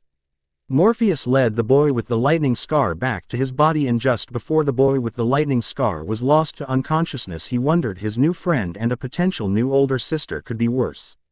She was a goddess, she glanced good, was a strong woman, and she was very easy to be around if today was anything to go off of. Yes, he wondered, he could definitely do worse. Bill Weasley sighed wearily as he sat down in his flat nursing a glass of fire whiskey. He truly didn't know what was wrong with his youngest siblings and their friend, or his mother. He had heard so many stories about the boy with the lightning scar Potter before he had met the boy the previous summer. He honestly wondered of him as another younger brother and enjoyed their late-night talks. The boy with the lightning scar had also officially introduced Bill to Fleur and they had an instant connection, so the boy with the lightning scar was about as he could be at the older sister in Bill's book. Fleur had gone back to France to train a bit more under the goblins at her branch of Gringotts since she wasn't needed right away in England, and Bill wished he could have gone with her. If he heard one more plot to watch over the boy with the lightning scar or another story of how he had led them to danger, he was going to snap. Bill sighed once again and took the last sip out of his glass. Hopefully wherever the boy with the lightning scar was, he was having a good time. The kid deserved it. I have to warn you all now that college is picking up, and since I'm in the quarter system it goes fast. Hopefully I can churn out 2 chapters a weekend, but studies come first. I will have at least 1 chapter a week though. Let me know if you have any suggestions and I'll see you next time. Summer camp. The boy with the lightning scar rose with the sun the next morning and he was still one of the last ones up. Already many of the girls were drawing water, stoking the fires, or preparing breakfast for those in the camp. Not having anything to do really, the boy with the lightning scar wandered around the camp sending smiles and waves at the girls that passed by him. He eventually bumped into Artemis with Hedwig on her shoulder. You have a very intelligent owl, the boy with the lightning scar Potter. Yeah, Hedwig is great and also my oldest friend. I don't know what I would do without her except have more bacon. The boy with the lightning scar teased, which elicited a bark from Hedwig and a cuff of her wings when she flew to his own shoulder. Don't even deny it, Hedwig, I know you wouldn't betray me. But you would have found a second owner for enough bacon. So Artemis, what am I doing today? The boy with the lightning scar inquired, turning his attention from his owl to his newest friend, Big Sister. After all, he already had 3 elder sisters with the chasers on his team, what was one more? After breakfast, I will need to take you to Camp Half-Blood. You are more welcome than other males in this camp. But it is a female camp and you still need to learn the ins and outs of your new world. Not many people are better than Chiron. I figured, and I'm glad that I will meet a few more demigods. No offense to you or your hunters, but I do need to have a few male friends on this side of the world, the boy with the lightning scar laughed. Indeed, even we have male interactions. No matter how much we could keep Apollo and Hermes away from here. But anyways, some of the girls would like a little archery challenge before you leave. You'll need to be able to keep up with our newer recruits if you wish to visit again. Sounds fun. Breakfast was a rather fun affair. Even though the boy with the lightning scar was new to camp, apart from the initial awkward moment. Jokes were flying and teasing was pushed on everybody. It was a sign of trust and acceptance for the boy with the lightning scar when the Vila started flirting with the boy with the lightning scar, trying to turn him red. They succeeded in turning him a few times, which led to much laughter from all the girls and their own brand of mischief upon him. Finally it was time for the archery contest. The boy with the lightning scar and 3 girls were lined up in a row from 4 targets 40 yards away. The boy with the lightning scar was pleased with this distance. 40 yards was pretty much the limit for the boy with the lightning scar to surround the bull's eye. Any farther, and the boy with the lightning scar was just happy to hit there. Simple, Zoe called out to both the shooters and the entirety of the camp that had shown up to see if the boy with the lightning scar would be allowed back in the camp. Our shooters are 40 yards away. Each of our shooters have only had near 6 months of archery practice. If the boy with the lightning scar is able to beat at least 2 of the hunters, he will be allowed back into the camp and be invited on some our hunters. 5 shots each. Archers, draw your arrows. Only 6 seconds between shots, and fire. Zoe was hopeful that the boy with the lightning scar would be able to win this competition, as it felt right for the boy with the lightning scar to be near her. Although she was immortal and one of the worst man-haters in the camp, it wasn't bad for him to be around. The boy with the lightning scar fluidly drew the bow back, his thumb pressing into his cheeks, before opening his fingers just wide enough to let the arrow fly. As the first arrow struck true, another was on its way as well. 24 solid thuds were heard in the clearing, and an appreciative crowd clapped as the archers put away their bows. Artemis was the judge for the competition and she was pleased with her 3 girls. All their shots were clustered around the bullseye, with all 3 of them hitting dead center once. When Artemis walked to inspect the boy with the lightning scar's shots, her eyes visibly widened in surprise. 4 of his arrows air less than a centimeter from the center and formed a diamond around it. 2 of the boy with the lightning scar's shots though shared the same centimeter inside the bull's eye. This was better than any 6-month shooter ever had done. My lady, Zoe inquired, snapping Artemis out of her stupor. Artemis turned around and sent a smile to the boy with the lightning scar. Well girls, it seems you all have a new brother. Many of the girls cheered and all had smiles at their face as they hugged him in congratulations. The boy with the lightning scar also had a smile. It had only been a day in AIM. Rika and he already had a type of family that he could depend upon. He knew that these friends would also never leave him and change on him as those friends of his in Britain did. Going to the Goblin NS and finding out where his destiny lay was perhaps the greatest idea he had ever has in his short life. Well done, the boy with the lightning scar, and welcome to the hunt, Artemis remarked as she received her own hug from him. The boy with the lightning scar wasn't sure how to think of Artemis. She was either the older sister figure, or perhaps that of a mom. He would figure that out later. I am sorry though, as the time in the hunt has been used up at this time. I am not the greatest person to teach a male and there is much left for you to learn. Take this pendant. The pendant was that of a sliver of a moon on a chain. The moon shall go through its phases much like the real one. When your moon becomes full, the password shall be part of the hunt, and transport you to our camp. It'll be easier than a portkey, do not worry. Say goodbye girls. There were a few tears here and there, but not a whole lot of them since they knew the boy with the lightning scar would be back. Artemis placed a hand on the boy with the lightning scar's shoulders and flashed to be able to see Camp Half-Blood Hill, but far enough to only make out the large pine. Well, the boy with the lightning scar. On the other side of that tree is where you shall train.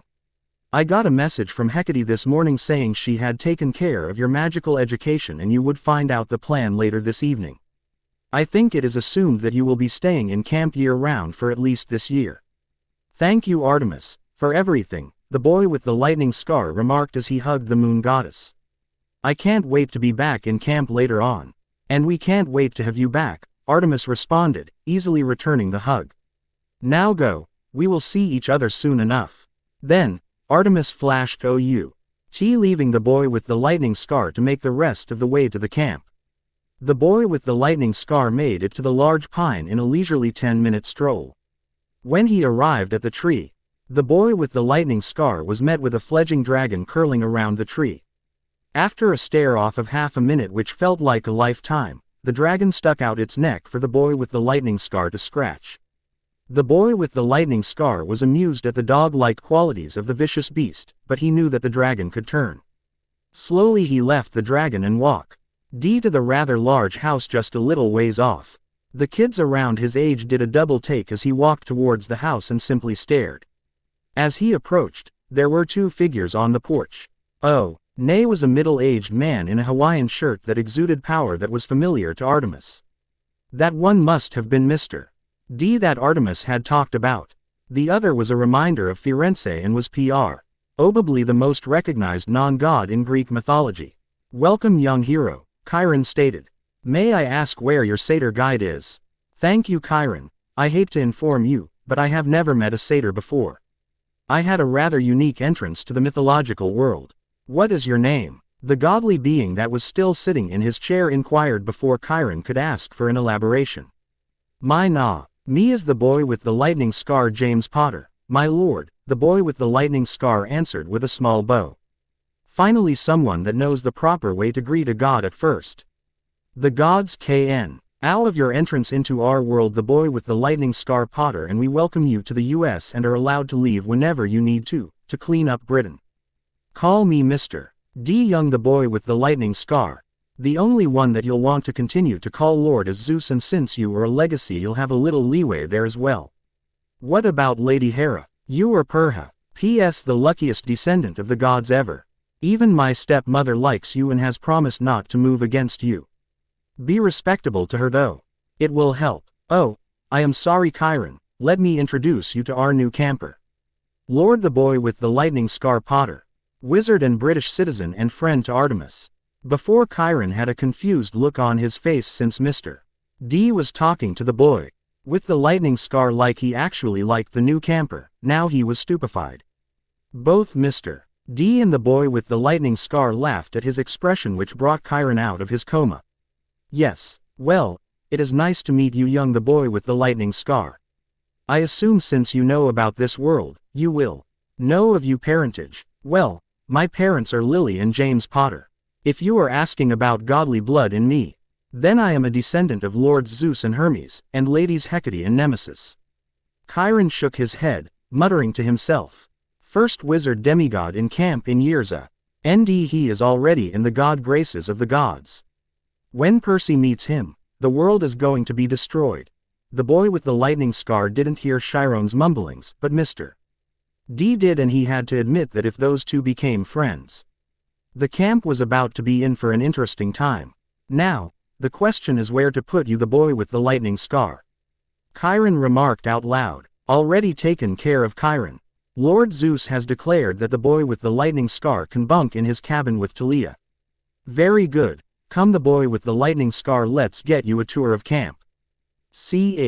Iron remarked, moving away from the big house and towards the rest of the camp. Chiron pointed out many sights in camp, such as the sword arena, the Pegasus stables, and the archery field. This brought out a small smile in the boy with the lightning scar that Chiron did not miss. So you enjoy archery, the boy with the lightning scar? Yes, I do. I learned both archery and swordsmanship from the nation. But I feel more at ease when pulling on a bowstring. You were taught by the nation. I am indeed impressed. How I was trained in both physical and magical ways for 6 months by a swords master and dueling champion. Well, you should easily fall into the more advanced classes in those area then. Come, let's get to where you can lay down your head, and it should be time for lunch.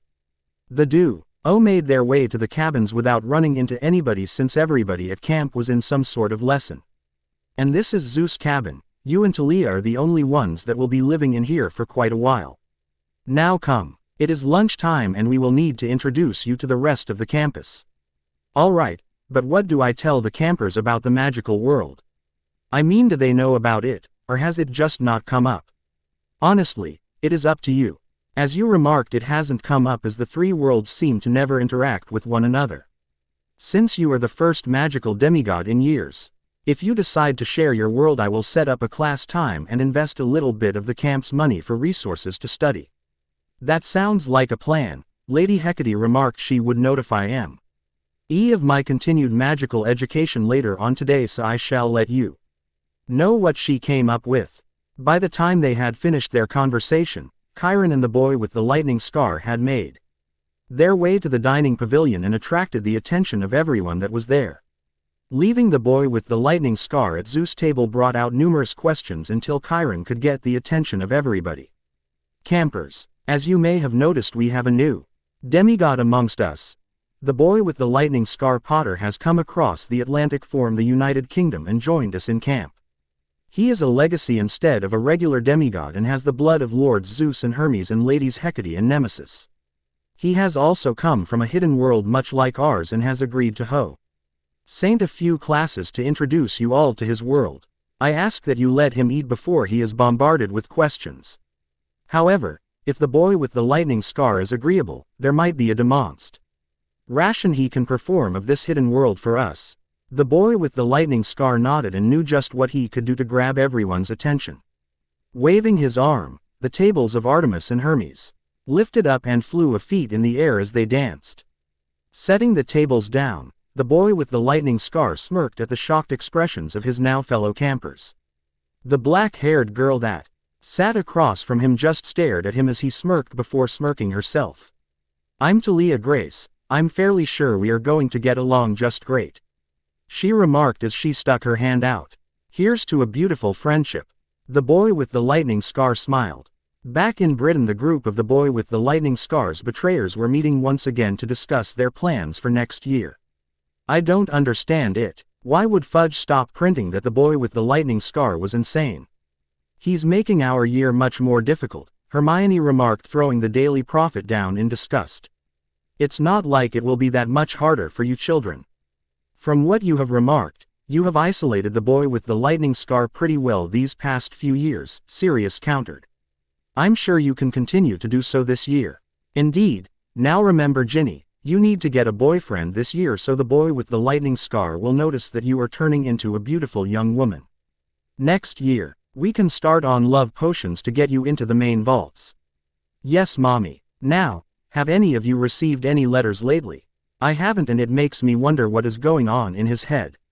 Sirius inquired. I haven't, but perhaps we should send a letter to the boy with the lightning scar and tell him we can't tell him anything. That way, he at least thinks we care and want to communicate with him. There is just something that prevents us, Ron suggested. Although Ron was definitely an idiot when it came to school work, he was a rather good strategist and planner. It made him the de facto leader of their plan. It was a sad thing when the brightest witch of her age was following the class idiot. Good plan, Ronald. Ginny agreed with her older brother. Maybe I should send it, and remind him of me. Perhaps we should all send one. You aren't the closest with him and we do need to keep pretending to be his friend. What if he actually broke free and started to socialize? Then it is decided. You three can send him a letter. Remember to let us know if he writes back. Introductions. So, what can I ask you that will not annoy you about discovering magic? Talia inquired as they joined the line to sacrifice part of their meal. Artemis hadn't shared that with him, but he was with a goddess at the time, so perhaps you are excused if you are eating with a god. Well, honestly, there aren't many things I can tell you without going through hours of explanations. I can tell you that I didn't start magical education until I was 11, and I'm 15, other than that it would take a bit to go through. Understandable, I guess, Talia remarked as they sat down to eat. I'm going to warn you about the Athena cabin. You are a new well of informatio. And you will be pumped dry before they are through with you. The boy with the lightning scar smiled at the wonder of that. It sounded like Hermione their first year before she went to the dark side. I'm sure I can handle that. Chiron told me that I could go into New York tomorrow and pick up a few books on wizarding history at least. Sounds interesting. I have to ask though, was there a Merlin? History says there was. Apparently he taught the founders of the school I went to and was the strongest magical ever. So, what can you tell me about the camp and campers? I got the tour from Chiron, but what else do I need to know? Quote, where to start? Well, you came at the end of our summer cycle actually. Just a few days ago we had a successful quest completed that involved the Bermuda Triangle, the Golden Fleece, and the Pine Tree. That sounds like a story. Were you on this quest? You could say that I was the prize at the end. And I take it you are going to leave me scratching my head in confusion for a little while before telling me the full story. You catch on quick, good for you. They shared a laugh as they continued to banter back and forth throughout the lunch. Many people in the crowd were looking at the boy with the lightning scar, eager to hear about another hidden world, one that perhaps didn't have monsters that hunted them down constantly. Putting up his plate, the boy with the lightning scar made his way over to Chiron and quietly discussed the specifics of what he would teach and where he would teach. I think the amphitheater would be the best place. Or your first lesson, the boy with the lightning scar. This way, everybody gets at least one lesson before the summer is over. Very well, can you get someone to show me where to go and help me set up? Yes. Chiron swept his eyes over the crowd that was waiting in anticipation. The boy with the lightning scar's lesson will begin in 20 minutes at the amphitheater. All are welcome. Clarice, would you help the boy with the lightning scar here to set up? A rather tall girl around the boy with the lightning scar's age with long brown hair stood up from the table of burly individuals. Sounds good, Chiron, Clarice agreed. She had muscles, but it wasn't the disgusting amount of bodybuilder women. Not much was remarked between the two as they walked and set up for the introduction to the magical world. Although the boy with the lightning scar wanted to make some more friends on this side of the pond, he wasn't much of a talker and it appeared that neither was she. Before she left to take her place in the crowd, she inquired only one question: can you fight?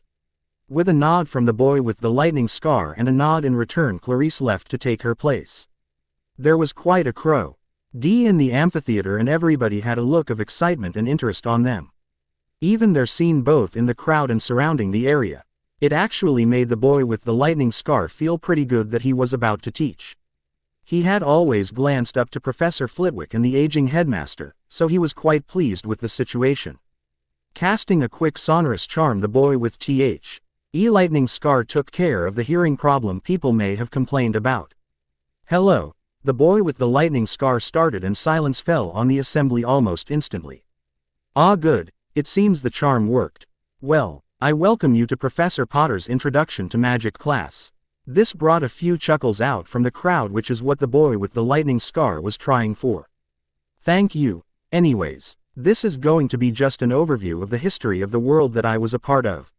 First, there are a few terms that you need to know, such as squibs, muggles or mundane, muggle-born or mundane-born, half-bloods, and purebloods. Muggle, or mundane, means that you have no magic in your system, so pretty much all of you are mundane. Squibs and mundane-born are actually oppos. It's in which squibs are born in magical families and have access to little or no magic, so mundane-born is easy to figure out. Half-bloods are a bit harder to explain as I am considered one even though I have two magical parents. I guess it requires 2 generations on both sides.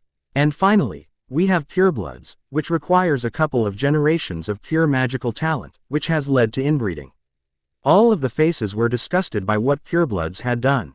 Indeed, anyways, many of the early magic users were those of priests and priestess involved with the gods of different pantheons. Obviously the Greek magic users were successful and connecting with a pantheon, but who knows about the rest? It wasn't until about 1500 years ago that the first wizards and witches of the modern era came about. These magicals were able to use what we call wandless magic, which is just saying they used magic without the help of a focus. They also used focuses such as wands or staves. The strongest of these was Merlin. And yes, he was real.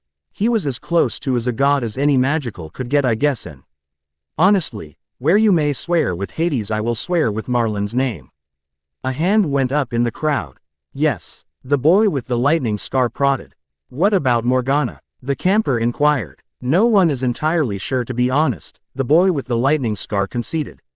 Quote, some say she was the first and greatest dark witch, while others say she was Merlin's apprentice and they parted ways once her training was done. Now, of course I am from Britain, which means that I know mostly British history. I have a couple of books if people want to read up on it, and I have a spell to translate it into ancient Greek. I will say that the witch hunts were real, but those that they ended up killing were either too young to defend themselves or mundane. If a fully realized witch or wizard was captured, a simple flame freezing charm would be cast as they apparated out of the fire. Some magicals even let themselves be caught a couple of times as they enjoyed the tickling flames of the fire. Now, I am sure you all know about World War II, and I understand that there is a history of demigods in the war, yes.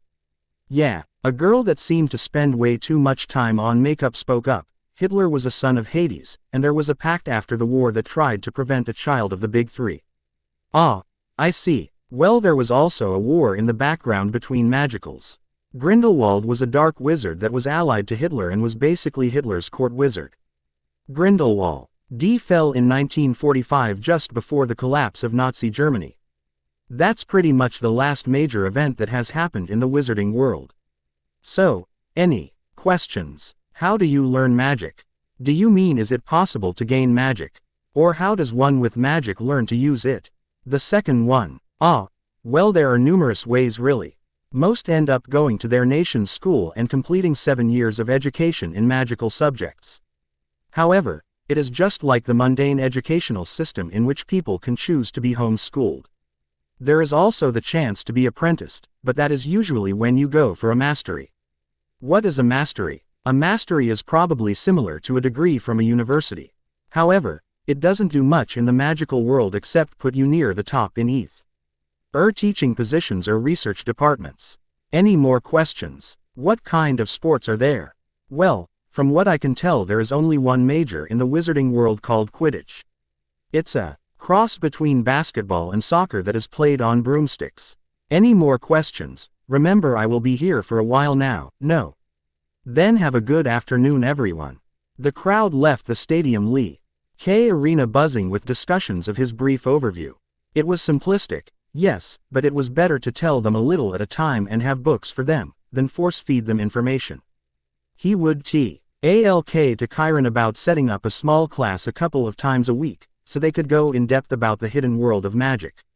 Talia made her way through the crowd and wound up in front of the bow. Why with the lightning scar, with a girl and a boy behind her? Hey, the boy with the lightning scar, I wanted to introduce you to a few people. The girl on my right is Annabeth Chase, a daughter of Athena, and one of the people I arrived at camp with. The boy on my right is Seaweed Boy Extraordinaire Percy Jackson, son of Poseidon. Pleasure to meet you. You Percy Jackson were quite the talk around camp last night. Wait, you were at camp last night? Annabeth inquired. I never remarked that. The boy with the lightning scar smirked. So what is there to do around here? Well, Talia began with a mischievous smirk on her face. There's always archery. At this Percy groaned and the boy with the lightning scar rose an eyebrow. Apparently you aren't interested in that. I am pants at archery. I have managed to shoot an arrow behind me that ended up in Chiron's tail. We try to avoid the archery range when we are here. The boy with the lightning scar was a bit disappointed at this news. But from the way Percy had phrased it, he wasn't a year-rounder. Plus, from what the boy with the lightning scar understood is that lessons were divided by cabins, so he would be able to shoot during the summer as well. Alright, so what do we want to do? Arena, Annabeth suggested. Percy got a gleam in his eyes as he reached his hand into his pocket. What do you say, the boy with the lightning scar? Care to test yourself? The boy with the lightning scar shrugged in response, not caring one way or the other. It would probably do himself good if he fought against a human-sized opponent for once.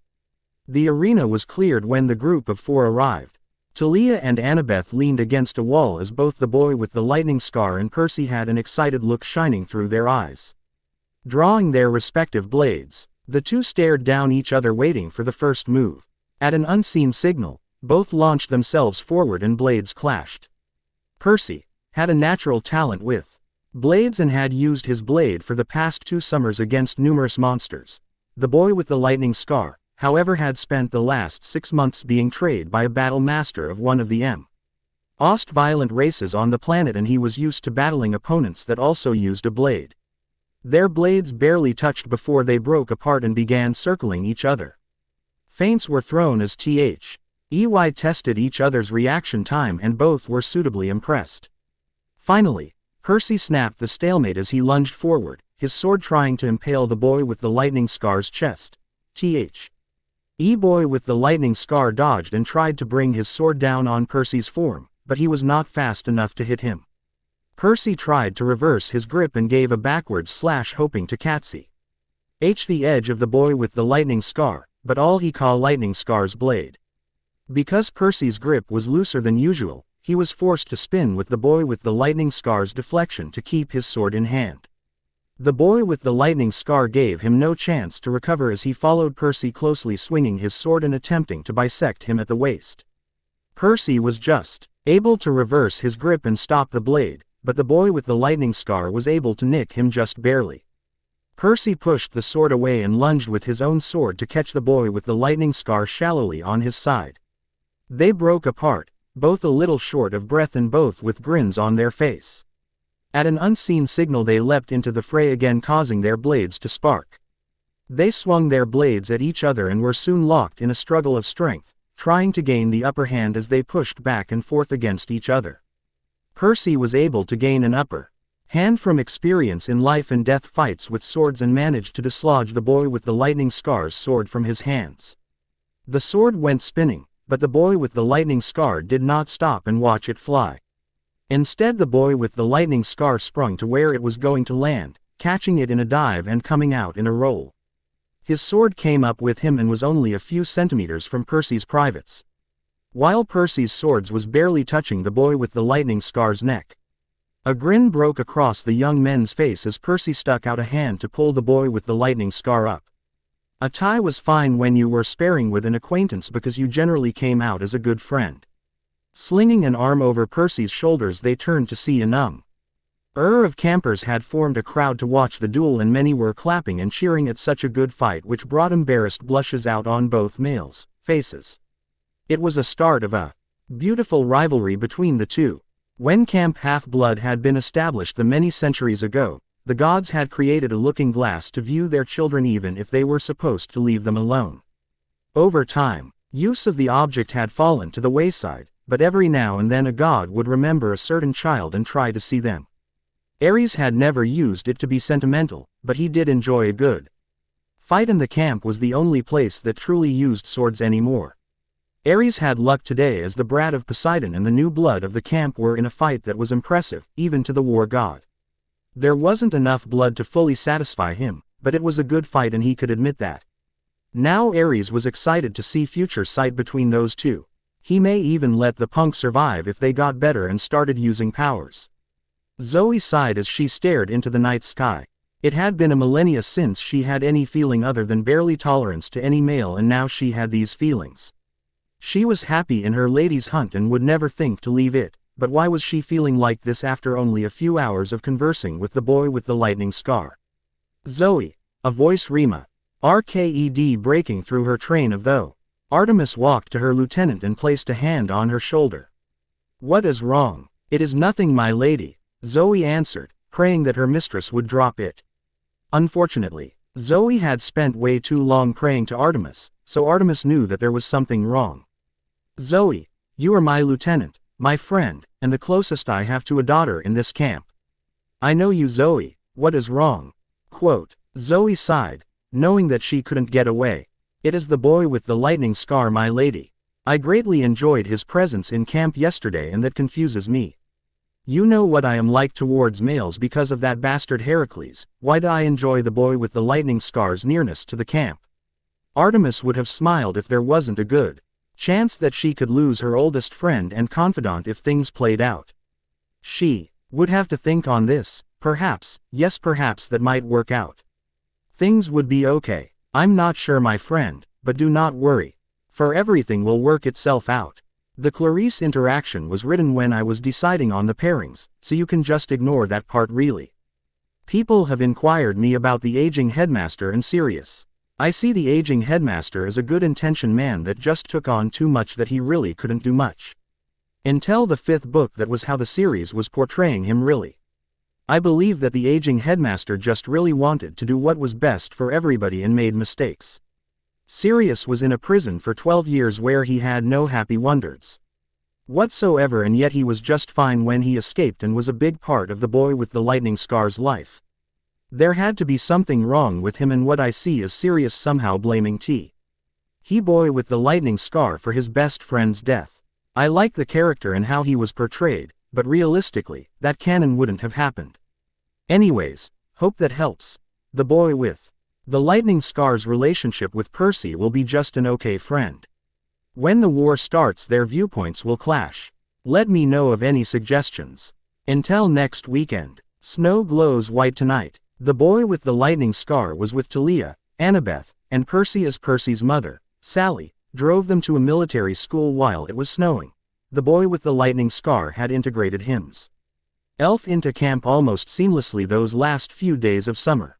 Many days, the boy with the lightning scar and Percy had ended up in the arena, and while the boy with the lightning scar was soundly aiding Percy as Percy's high from the quest went away, the fights were becoming more and more impressive. The boy with the lightning scar greatly enjoyed his friendship with Percy, because there was nothing expected of him. He honestly saw Percy as a less annoying version of Colin Creevey since Percy was 3 years younger. It was like Colin was on a permanent dose of calming drafts. Annabeth Ed so much like Hermione her first year at Hogwarts, that it was scary. However, there seemed to be no chance for her to go Hermione's route, so Annabeth had wormed her way into his heart, and now he had another surrogate younger sibling. Talia was simply his best friend. There was no chance of anything remotely romantic happening between the two, but the two were close. At the end of the summer, the boy with the lightning scar was slightly sad to see his new friends leave, but he did see them during the fall. The last day of summer vacation, the camp had a large fireworks celebration send-off for the campers, and it was then that the boy with the lightning scar met Grover. They didn't have much time to talk, but they at least knew each other. While his friends were gone from camp, the boy with the lightning scar was tutored in mundane subjects by Chiron with the rest of the year-rounders and one of Hecate's elder children in his magical subjects. He had progressed to the point of Owl's A&D would take the tests at the end of winter break. Now, the four friends were driving on a snowy night, because Grover had called in an SOS. Apparently there were two rather powerful demigods he was watching, and a monster was closing in. So the monster busters were called in. As they drove, the boy with the lightning scar started thinking about next summer. He was going to be at camp, of course, but he was also going to be able to legally drive in the States. He had the money, so he had the option to get a vehicle, and sitting in Miss Jackson's car was seriously pushing him towards it. He had nothing against Sally. He had gone to their apartment a couple of times during the school year actually, but it was a little weird, but that was a decision for another day. As they pulled up, "Are you kids sure that you don't want me to wait?" Quote, "We're fine, Miss Jackson," Talia answered. "We'll have our own way back to camp." "All right, you take care of yourselves, okay?" "Yes ma'am," she answered. As the car disappeared, Talia turned so cool. The others agreed, and Percy blushed in appreciation. "Come on guys, let's go see if we can't find Grover," Percy remarked, leading the group into the school. They were stopped by the principal that didn't seem to believe any of the tales that they were spinning, even when Talia used her control over the mist. That did not make Percy happy. Luckily Grover found them and dragged them away before the principal could get nasty. "Man, am I glad to see you guys," Grover remarked once they were away from the aggressive principal. "You got here just in time. I think the monster is moving tonight." "Well, what are we waiting for?" Percy inquired, starting for the gym. "Let's go and get them." "It's not that easy, Percy, because the monster is already here and you've already met him." "But the only person we have met is Dr. Thorne," Annabeth argued. "You don't mean that he is a monster?" Grover nodded grimly in agreement with her observations. "We can't grab those two just yet. But we should stay close to them and wait." The group of 5 made their way to the gym where the dance was taking place. Like many middle school dances, this was the first dance. That the boy with the lightning scar had seen other than the Yule Ball, and the boy with the lightning scar figured that it had ruined school dances for him from now on. There were very few actual dancers. The rest were either sitting down, or there was a group of guys playing basketball in the corner with a plastic bottle. Shaking his head at their antics, the boy with the lightning scar swept his eyes across the gym again. It was then that he noticed Drive. Thorne was lurking among the walls watching them all. "Come on," the boy with the lightning scar remarked while grabbing Talia's hand. "We are at a dance, so let's dance. Watch the walls." Talia and the boy with the lightning scar spun around the room a couple of times before Grover ran up and yelled about Percy and the two demigods they were supposed to be watching having disappeared. "All right, let's go." The two demigods and satyr quickly made their way outside the school to see Percy and Annabeth confronting Drive. Thorne, who had ditched his human disguise and stood in his natural manticore state with two children that must have been who they were looking for behind him. "Ah, even more demigods to dispose of, marvelous. Let them go, Thorne. Let them go and we can let you go," the boy with the lightning scar yelled while moving up to Percy. "Oh, that's a good one," Thorne laughed. "Come at me, young demigods." Before a plan could be made, Percy launched himself towards the monster. Muttering about impatient heroes, Annabeth was right behind him with her knife. Turning to Talia, the boy with the lightning scar tried to make a plan. "You get the new ones or me." Talia's answer was to take out her own weapon and her shield. "You think I'm going to miss a fight? This is my first monster since I've woken up. You can get the next one." Shaking his head in exasperation at the wild girl, the boy with the lightning scar made his way around the battle and to the two siblings that were enraptured by the fight before them.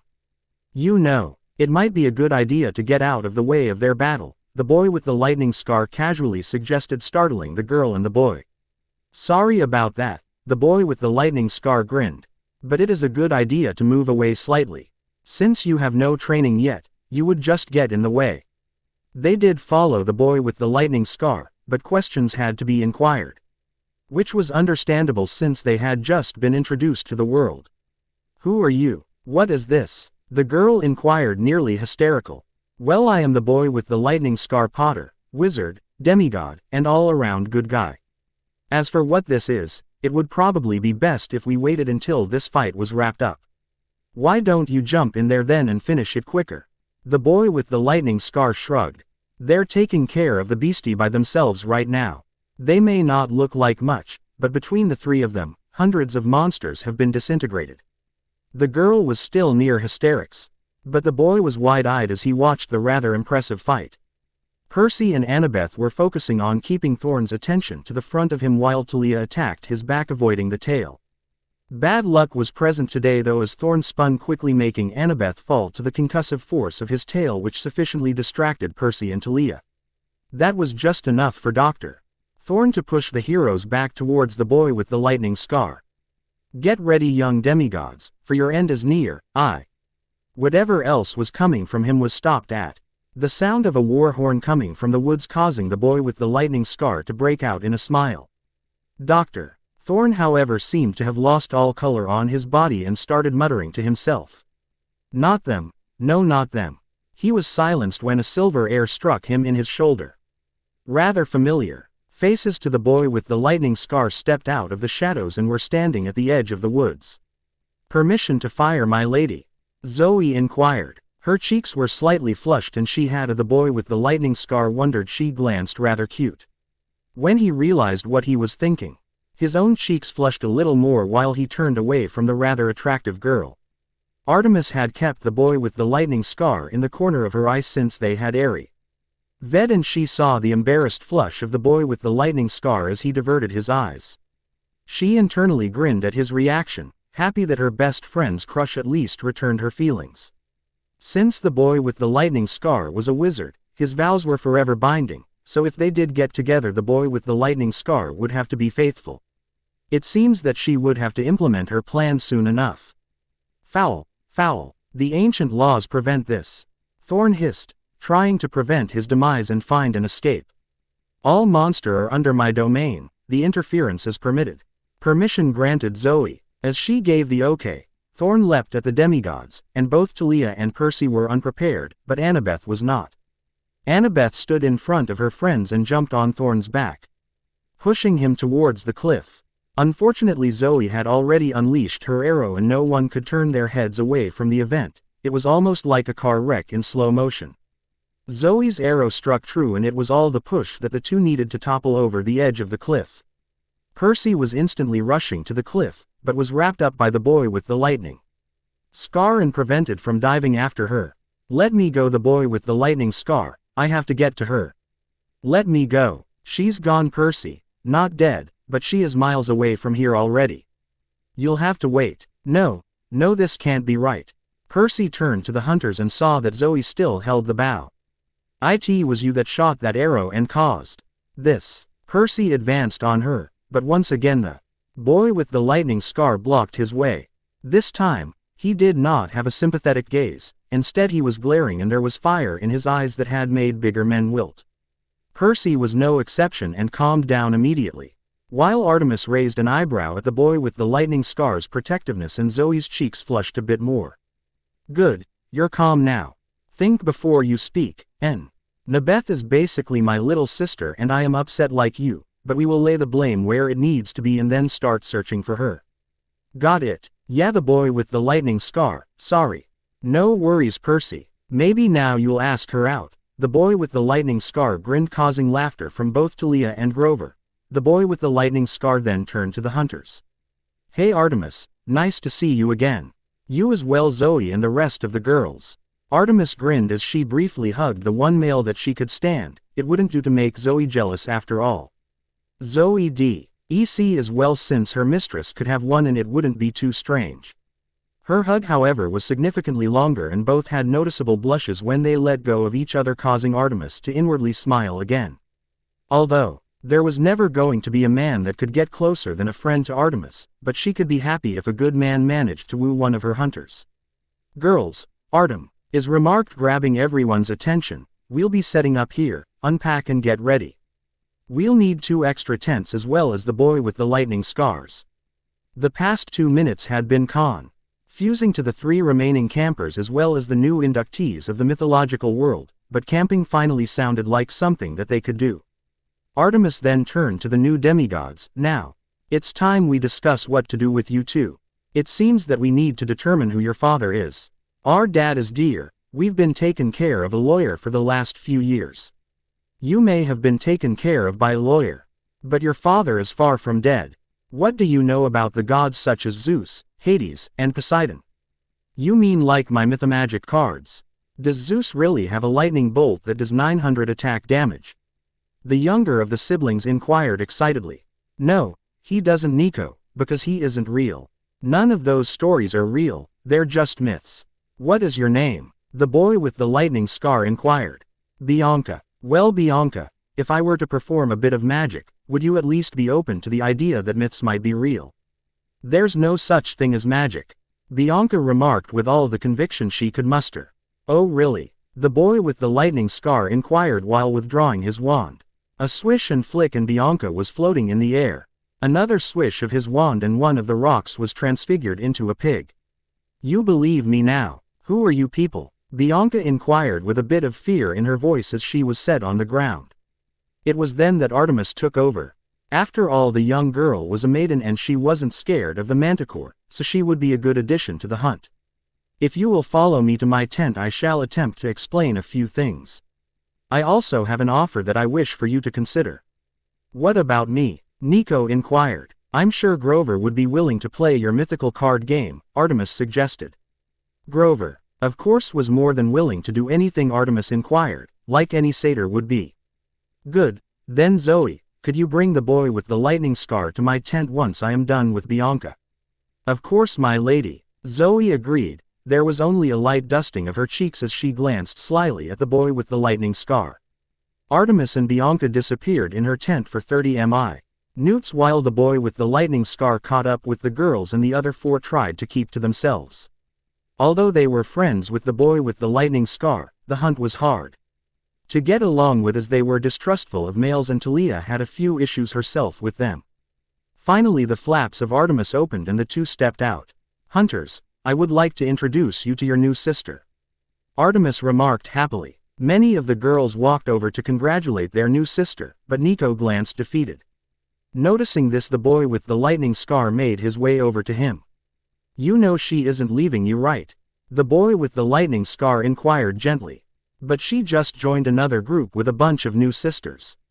"Where does that leave me?" "Why, at camp with us." The boy with the lightning scar responded. "You gain a new family as well, but don't worry, you won't lose your sister. The hunters drop by the camp every few years, so you won't lose contact.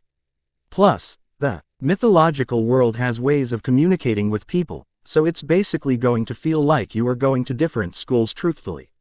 Although Nico wasn't fully comfortable with the situation yet, he was able to give a small smile which put a smile on the boy with the lightning scar's face as well. Zoe had watched and heard most of the conversation and she joined in the SMI. La Fest as she went to grab the boy with the lightning scar. Once they were far enough from the group, Zoe spoke, "That was a good thing you did." The boy with the lightning scar had given up fighting his growing crush on Zoe already. He could treat it like a celebrity crush since it wasn't going away. He still blushed though and shrugged, "It's what anyone would have done." He just needed to know his sister wasn't lost to him just yet. Zoe smiled and both felt butterflies in their stomachs as they entered Artemis' tent. "It's good to see you again," the boy with the lightning scar, especially before you were scheduled to appear again. "I'm going to need a favor from you now though. The hunters will be spending the next week or two in camp and we don't get along well with the campers. Hair just sore, we have won capture the flag 86 times in a row," Zoe muttered. "Hopefully you can be a peacekeeper between the two groups. I've missed the signs and must hunt monsters that I had almost forgotten existed. And no, Zoe, the hunters cannot travel with me, for I will be traveling where none but a god can safely navigate. You'll need to work closely with the boy with the lightning scar to keep the peace anyways." Artemis half smirked at the blushes on both of them. It was rather cute to watch. "So the boy with the lightning scar, what have you been up to?" "I decided that the boy with the lightning scar will be with the hunt for a few months after the Titan's curse, so sorry that I wrote it differently in the last chapter. Digital cookie if someone feels that my chapter title was stupid. For those of you who are reading my other stories, I apologize, but Word decided it didn't like my work. Until next time, camp and games." The wizard, the hunter, and the goddess spent many hours catching up with each other.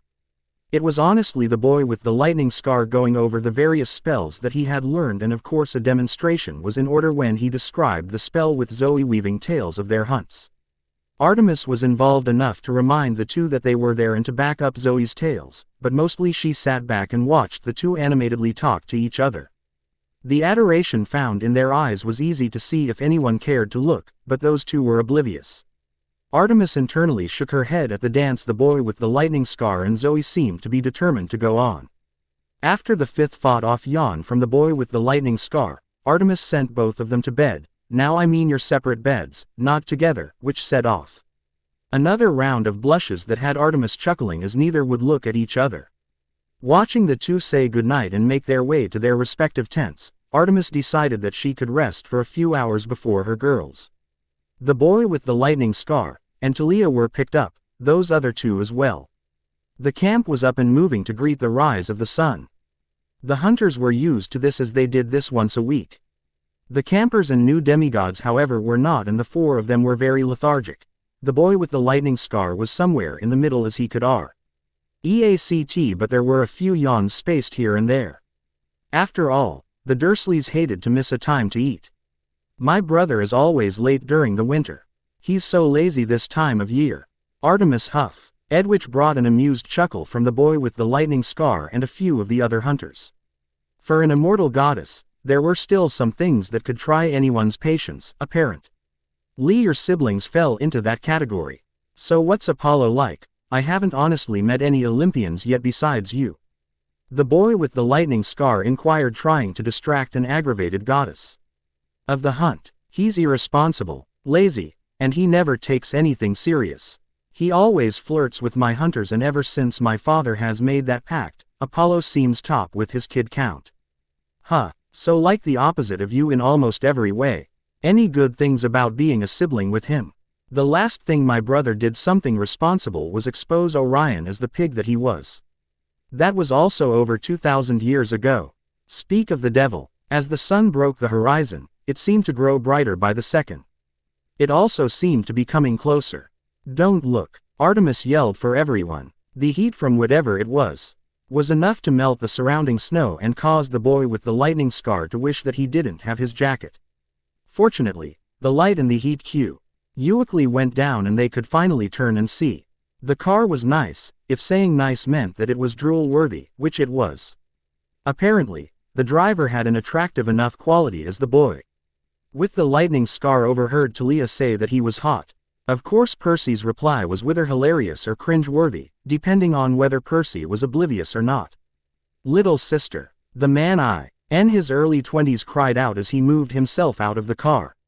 Of course, the boy with the lightning scar and the hunters knew that this was not how to get on Artemis' good side when you were already testing her patience for that day. You were late. Yes, well, Apollo shrugged sheepishly, but his face told another story. Ah, Talia, so glad you got out of that tree. That is not the place that pretty girls should be, he remarked, making Talia blush. Ah, the boy with the lightning scar Potter, I have been looking forward to meeting you. I'm not going bar hopping with you, the boy with the lightning scar instantly stated. Apollo's face fell as it was indeed a suggestion for later on. The boy with the lightning scar might not have known much about Apollo, but he had heard how Apollo had met the kids' mothers, and it usually involved a bar and a good number of drinks.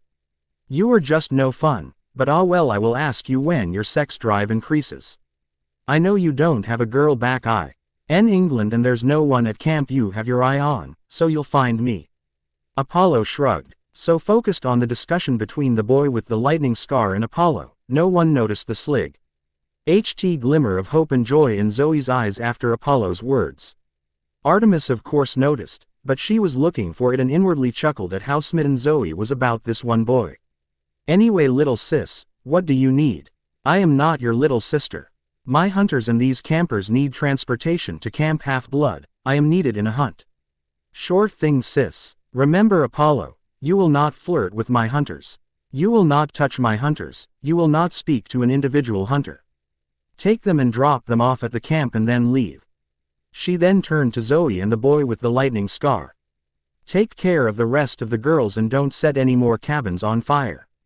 With that she flashed out. Huh, Apollo remarked. Unfortunately there are more than two of you, so it looks like this car has got to go, unfortunately.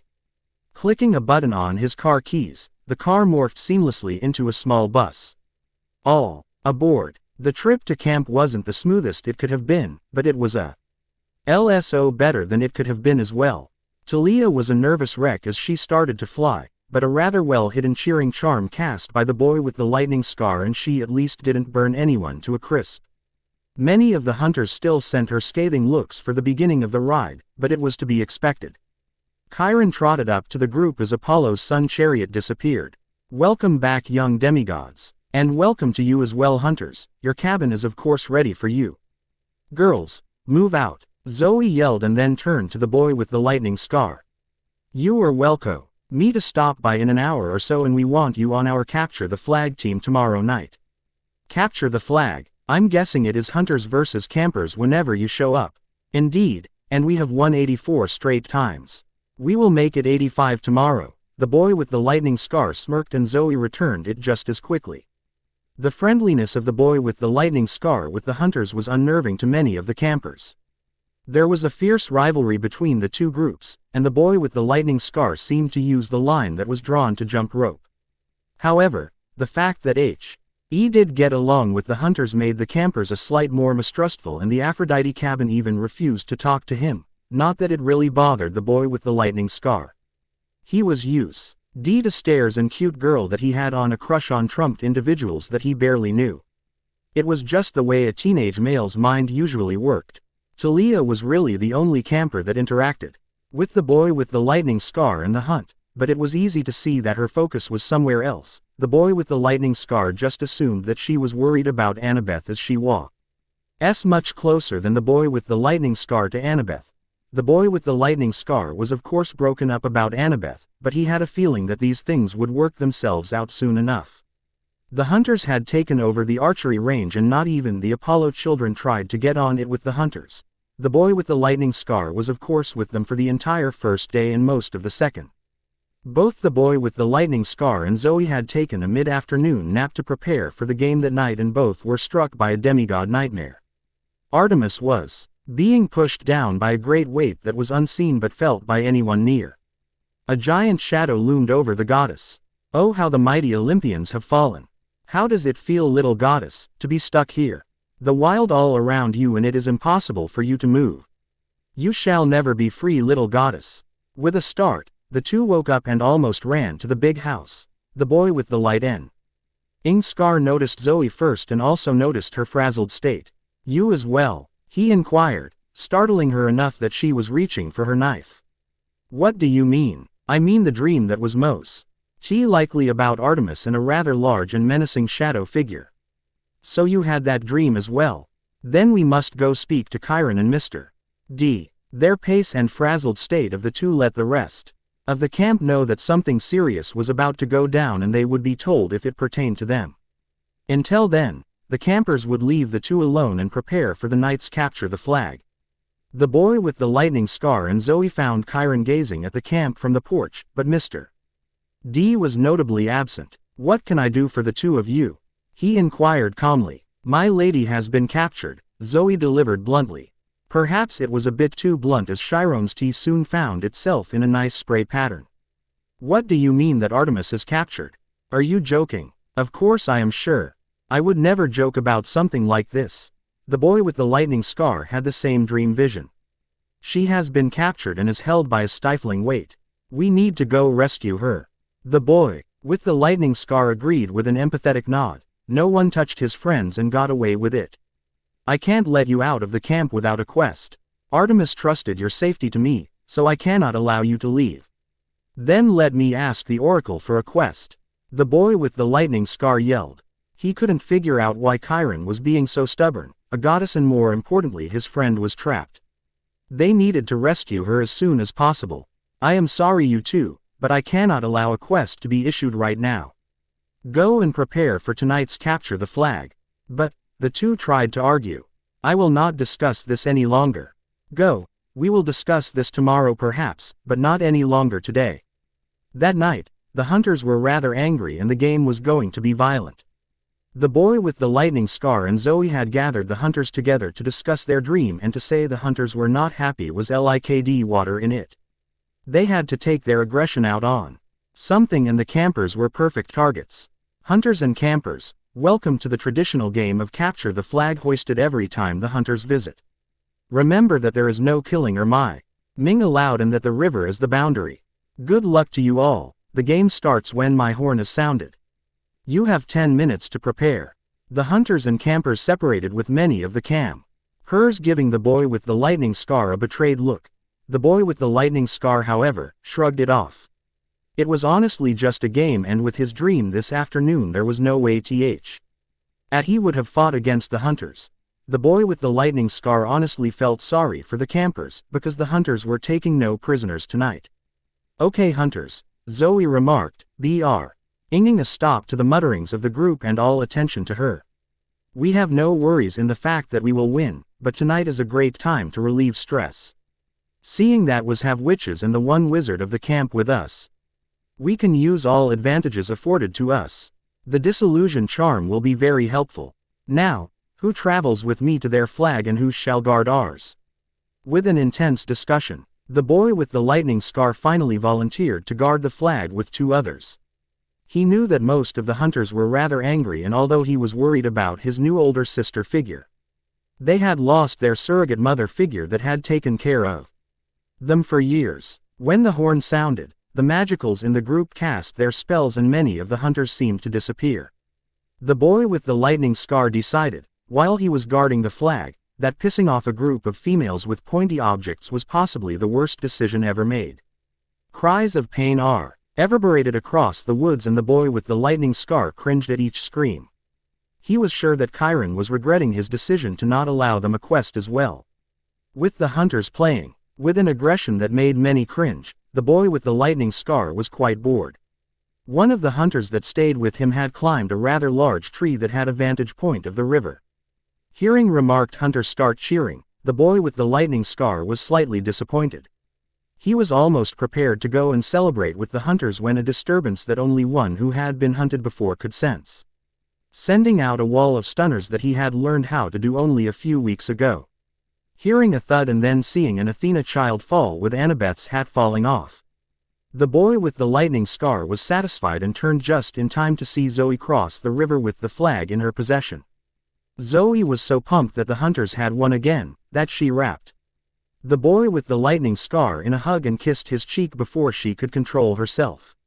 Both lit up like Christmas trees, but no one from camp noticed that. A few of the hunters noticed, but one of them wondered about it much as the boy with the lightning scar was an honorary brother to them all and they wondered Zoe was embracing that fact. Suddenly, the clearing was silenced of all moaning and celebrating as a green mist began pouring in. The mummified appearance of the oracle had come down from the attic and somehow managed to come down to the forest. Pointing its bony hand, the oracle beckoned Zoe to the forefront. Stealing her nerves, Zoe approached and inquired, "How can I rescue my lady?" 5 shall go west for the goddess in chains, 1 shall be lost in the rain without rain.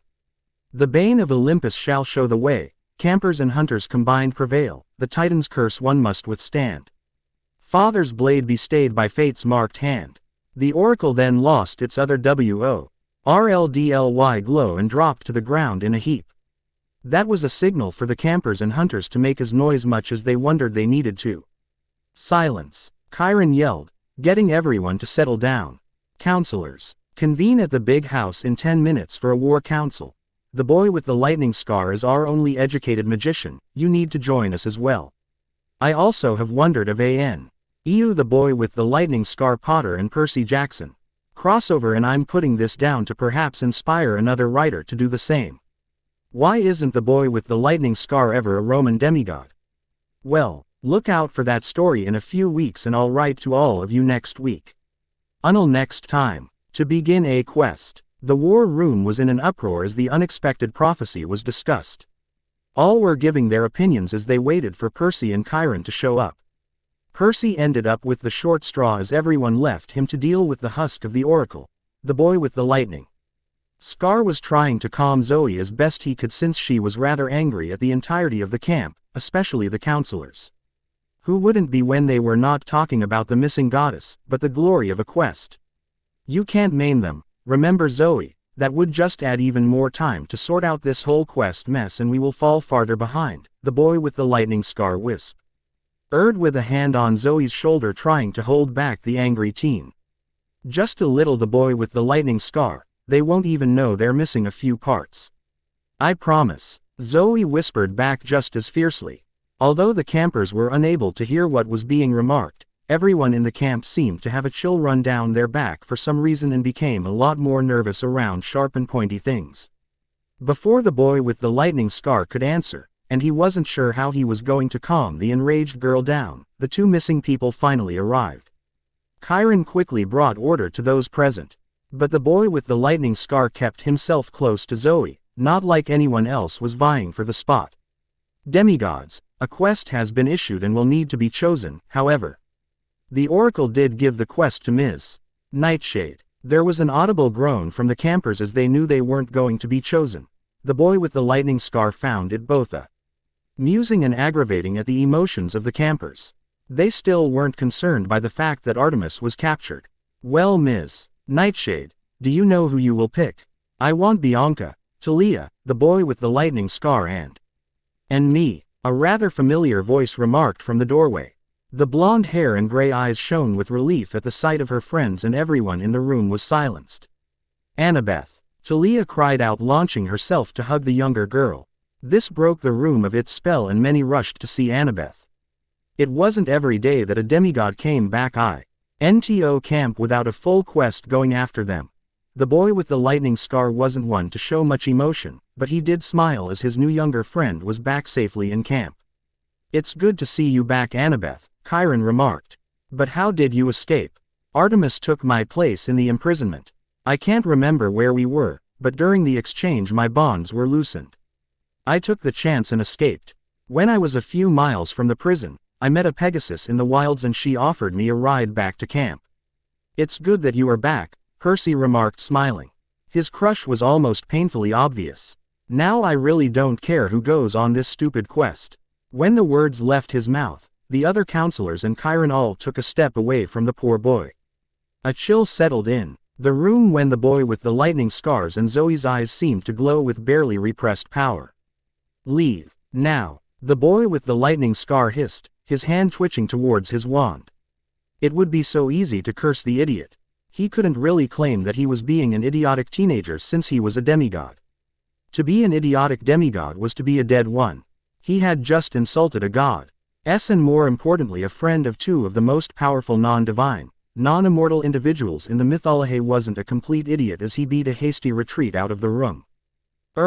Yes, well, Chiron remarked, trying to defuse the situation, I will have the van ready in the morning. I wish you all good luck on your quest. The early morning sun greeted the 5 teens as they stood at the pay ack of the hill waiting for their quest to start. Slowly a half-horse, half-man walked up to them. Argus shall drive you into town, after that you must make your own way. The winter solstice is only a few days away and we need Artemis to be on Olympus for the gods to mobilize. Good luck. As the 4 girls and 1 boy started to make their way down the hill they were stopped by a male voice. Wait, Annabeth, I wondered you were joking about going on this quest, an out-of-breath Percy remarked when he caught up with the group. Why would I joke about this? I owe Artemis. Fine then, I'm coming on this quest as well. No you are not, the boy with the lightning scar remarked calmly. The boy with the lightning scar could not figure out why Percy was acting like this. Sure, Percy had a crush on Annabeth, but he seemed to think everyone would simply agree with him. The prophecy calls for 5 people, we already have 5 people. Oh please, then get rid of the newbie. I returned the lie. Tning bolt and obtained the golden fleece. Obviously I am the greatest demigod available right now. Every member of the group was staring at Percy as if he had grown a second head. The 2 that had interacted with him at camp and known him the longest couldn't replace the boy that always sacrificed himself for his friends, with the arrogant boy in front of them. The boy with the lightning scar however was only slightly confused. He knew that the younger male was slightly full of himself. The boy with the lightning scar had spent all of fall within the camp and since he wasn't in debt to Percy for saving his life or had been on quests with him, the boy with the lightning scar was able to form a slightly unbiased opinion of the young boy. That didn't mean that the boy with the lightning scar was going to cut all ties with Percy, as everyone had their flaws, but this was beyond what he wondered Percy had been known for. The boy with the lightning scar could only hope that sitting out this major quest could do the boy good. Percy, the boy with the lightning scar remarked, as Zoe was likely to castrate the young man rather than talk. Zoe is the leader of this quest. She has already chosen her companions and you are delaying the quest, so move. Why should I am. The rest of his big-headedness was cut off by a well-placed stunner to the forehead. Thank you, the boy with the lightning scar, Zoe remarked with a nod. Come on everyone, we have a quest to complete. The boy with the lightning scar convinced Argus to drop the group off in front of the NYSE so they were within a quick trot of the Gringotts branch. Why are we here? The boy with the lightning scar, Talia inquired. Well, I don't know about you, but I don't have much mortal cash on me at the moment. Since we're going on a cross-country trip, we probably need a little bit to help us along, the boy with the lightning scar responded, blushing at being called out at something that they would never have wondered about. The boy with the lightning scar and the girls entered the bank, the girls stopping to read the poem that was found at every Gringotts branch. The bank was a bit fuller than the last time he had visited, as the Americans were a bit more lenient on the so-called dark creatures. In the good old US these dark creatures were allowed to open accounts at the bank, so most of them came through at night. The goblins were happy with this arrangement because they were making a profit 24/7. Greetings, honored teller. I would like to access the Potter Black accounts. This time there was no hesitation in the goblins' verifying process. It seemed that the story of the boy with the lightning scar arriving with a goddess had spread, but the boy with the lightning scar wasn't going to complain or question at the moment. Of course, Mr. Potter, but before we go down to the may I ask why you are here? My companions and I are on a quest, the boy with the lightning scar responded. Very good, Mr. Potter. When you withdraw the amount you wish, please return to me. Your companions may accompany you to your vault. The girls had varying reactions with the cart ride to the boy with the lightning scar's vault. While Annabeth and Bianca enjoyed the roller coaster-like actions and laughed on the way down, Talia and Zoe were clutching at the closest thing they could find. For Talia it was the railing in front of her. But Zoe had the live body of the boy with the lightning scar to cling to, and the boy with the lightning scar saw no problem with that. In fact, the boy with the lightning scar was slightly disappointed when the ride came to a stop and he had to open his vault. The reaction of all the girls were the same when the large doors swung open, as their jaws dropped as one and were almost audible. The boy with the lightning scar had seen it all before and made his withdraw quickly. He was also happy with the ride back to the top as Zoe once again reminded the boy with the lightning scar that she was a female and very attractive. Exchanging most of his galleons for American currency, the boy with the lightning scar approached the teller once again.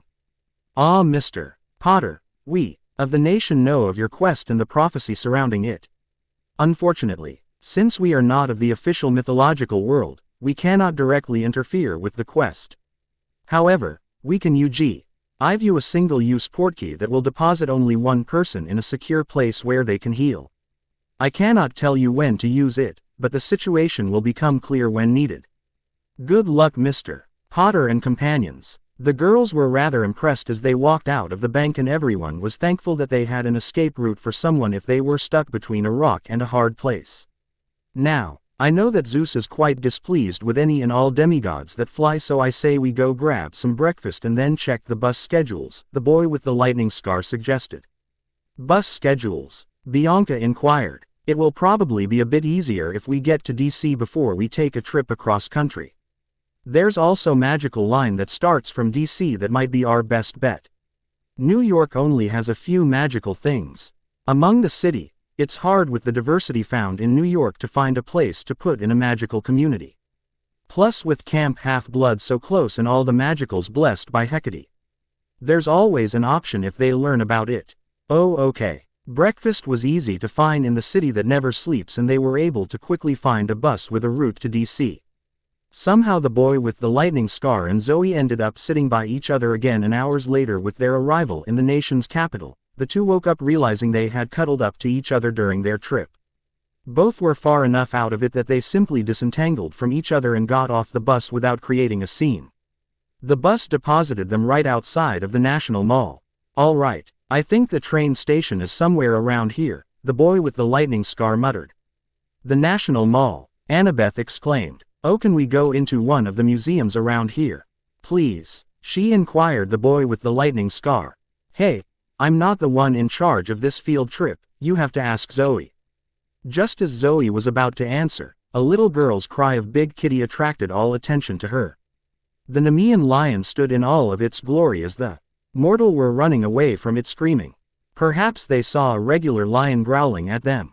"No, Annabeth, I don't think we'll have time to go see any of the museums," Zoe drawled. The lion roared as it finally sensed the 5 demigods and paced menacingly towards the group. Bianca, who hadn't had time to learn about the myths, was quick to fire an arrow at the beast, but with the impervious skin the lion harmlessly. In fact, it served to only make the lion angrier. Drawing his sword, the boy with the lightning scar and Talia were up close and personal, and it wasn't the most fun thing to do. For such a large animal, it was rather quick on its feet as its paws slashed at the two. Zoe and Bianca were able to distract the beast just enough to keep any of the lion's attacks from landing. Annabeth was all but useless in this fight as the skin was too tough to be pierced by her knife and too fast for her invisibility. Slashing his sword to keep the rather large jaws away from his torso, the boy with the lightning scar somehow managed to nick the inside of its mouth, which made the beast roar in pain. "Its mouth, aim for its mouth. The insides are still squishy," the boy with the lightning scar yelled as he pressed his attack. However, the beast must have understood that opening its mouth was detrimental to its survival as it refused to open its mouth. The boy with the lightning scar and Talia were growing tired and the hunters were almost out of arrows. All of a sudden the cat let out a mighty roar of aggravation, and that was all that Zoe needed before she released the arrow that went down the lion's mouth. The Nemean Lion disappeared in a burst of dust, and all that was left was a fur vest. Why did it open its mouth? Bianca inquired. You're welcome, Annabeth remarked as she took of her invisibility cap. The lion was just a big cat, and all cats hate having their tail pulled. The group chuckled as Annabeth finished her explanation. So who gets the spoils? Talia inquired. Don't look at me, Annabeth remarked, all I did was pull its tail. I was pretty useless in this fight. Or me, Bianca remarked. I may have hit it with arrows, but there was little risk for me. Well, you found its weakness. The boy with the lightning scar and Zoe launched the finishing blow, so you two decide, Talia remarked. I will not have anything to do with this lion except the satisfaction of killing the beast. You can take it. The boy with the lightning scar. Hey Talia, can you start a fire in one of these trash bins? The boy with the lightning scar remarked as he picked up the pelt. Sure, Talia agreed with confusion evident in her voice.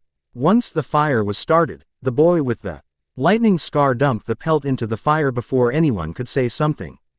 To Artemis. The fire turned green and then died out completely. Why did you do that? Zoe inquired. The gods are strengthened by our sacrifices. I'm pretty sure that Artemis needs all the help she can get right now if our dreams are to go by. Come on, we have a train to catch.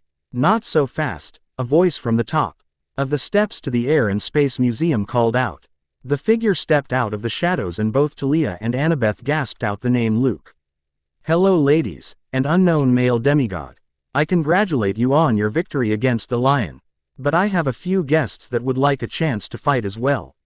Warriors attack. 6 skeletal warriors started running towards the group that had already turned to run to the station. Luckily, the station was only about a mile away and everyone was fit. Finding an open compartment on the magical train bound cross-country, the group were happy to take it. All the boy with the lightning scar had to do was fling a couple of galleons on the counter at the kiosk. The train would take them as far as they wanted to go with plenty of stops along the way.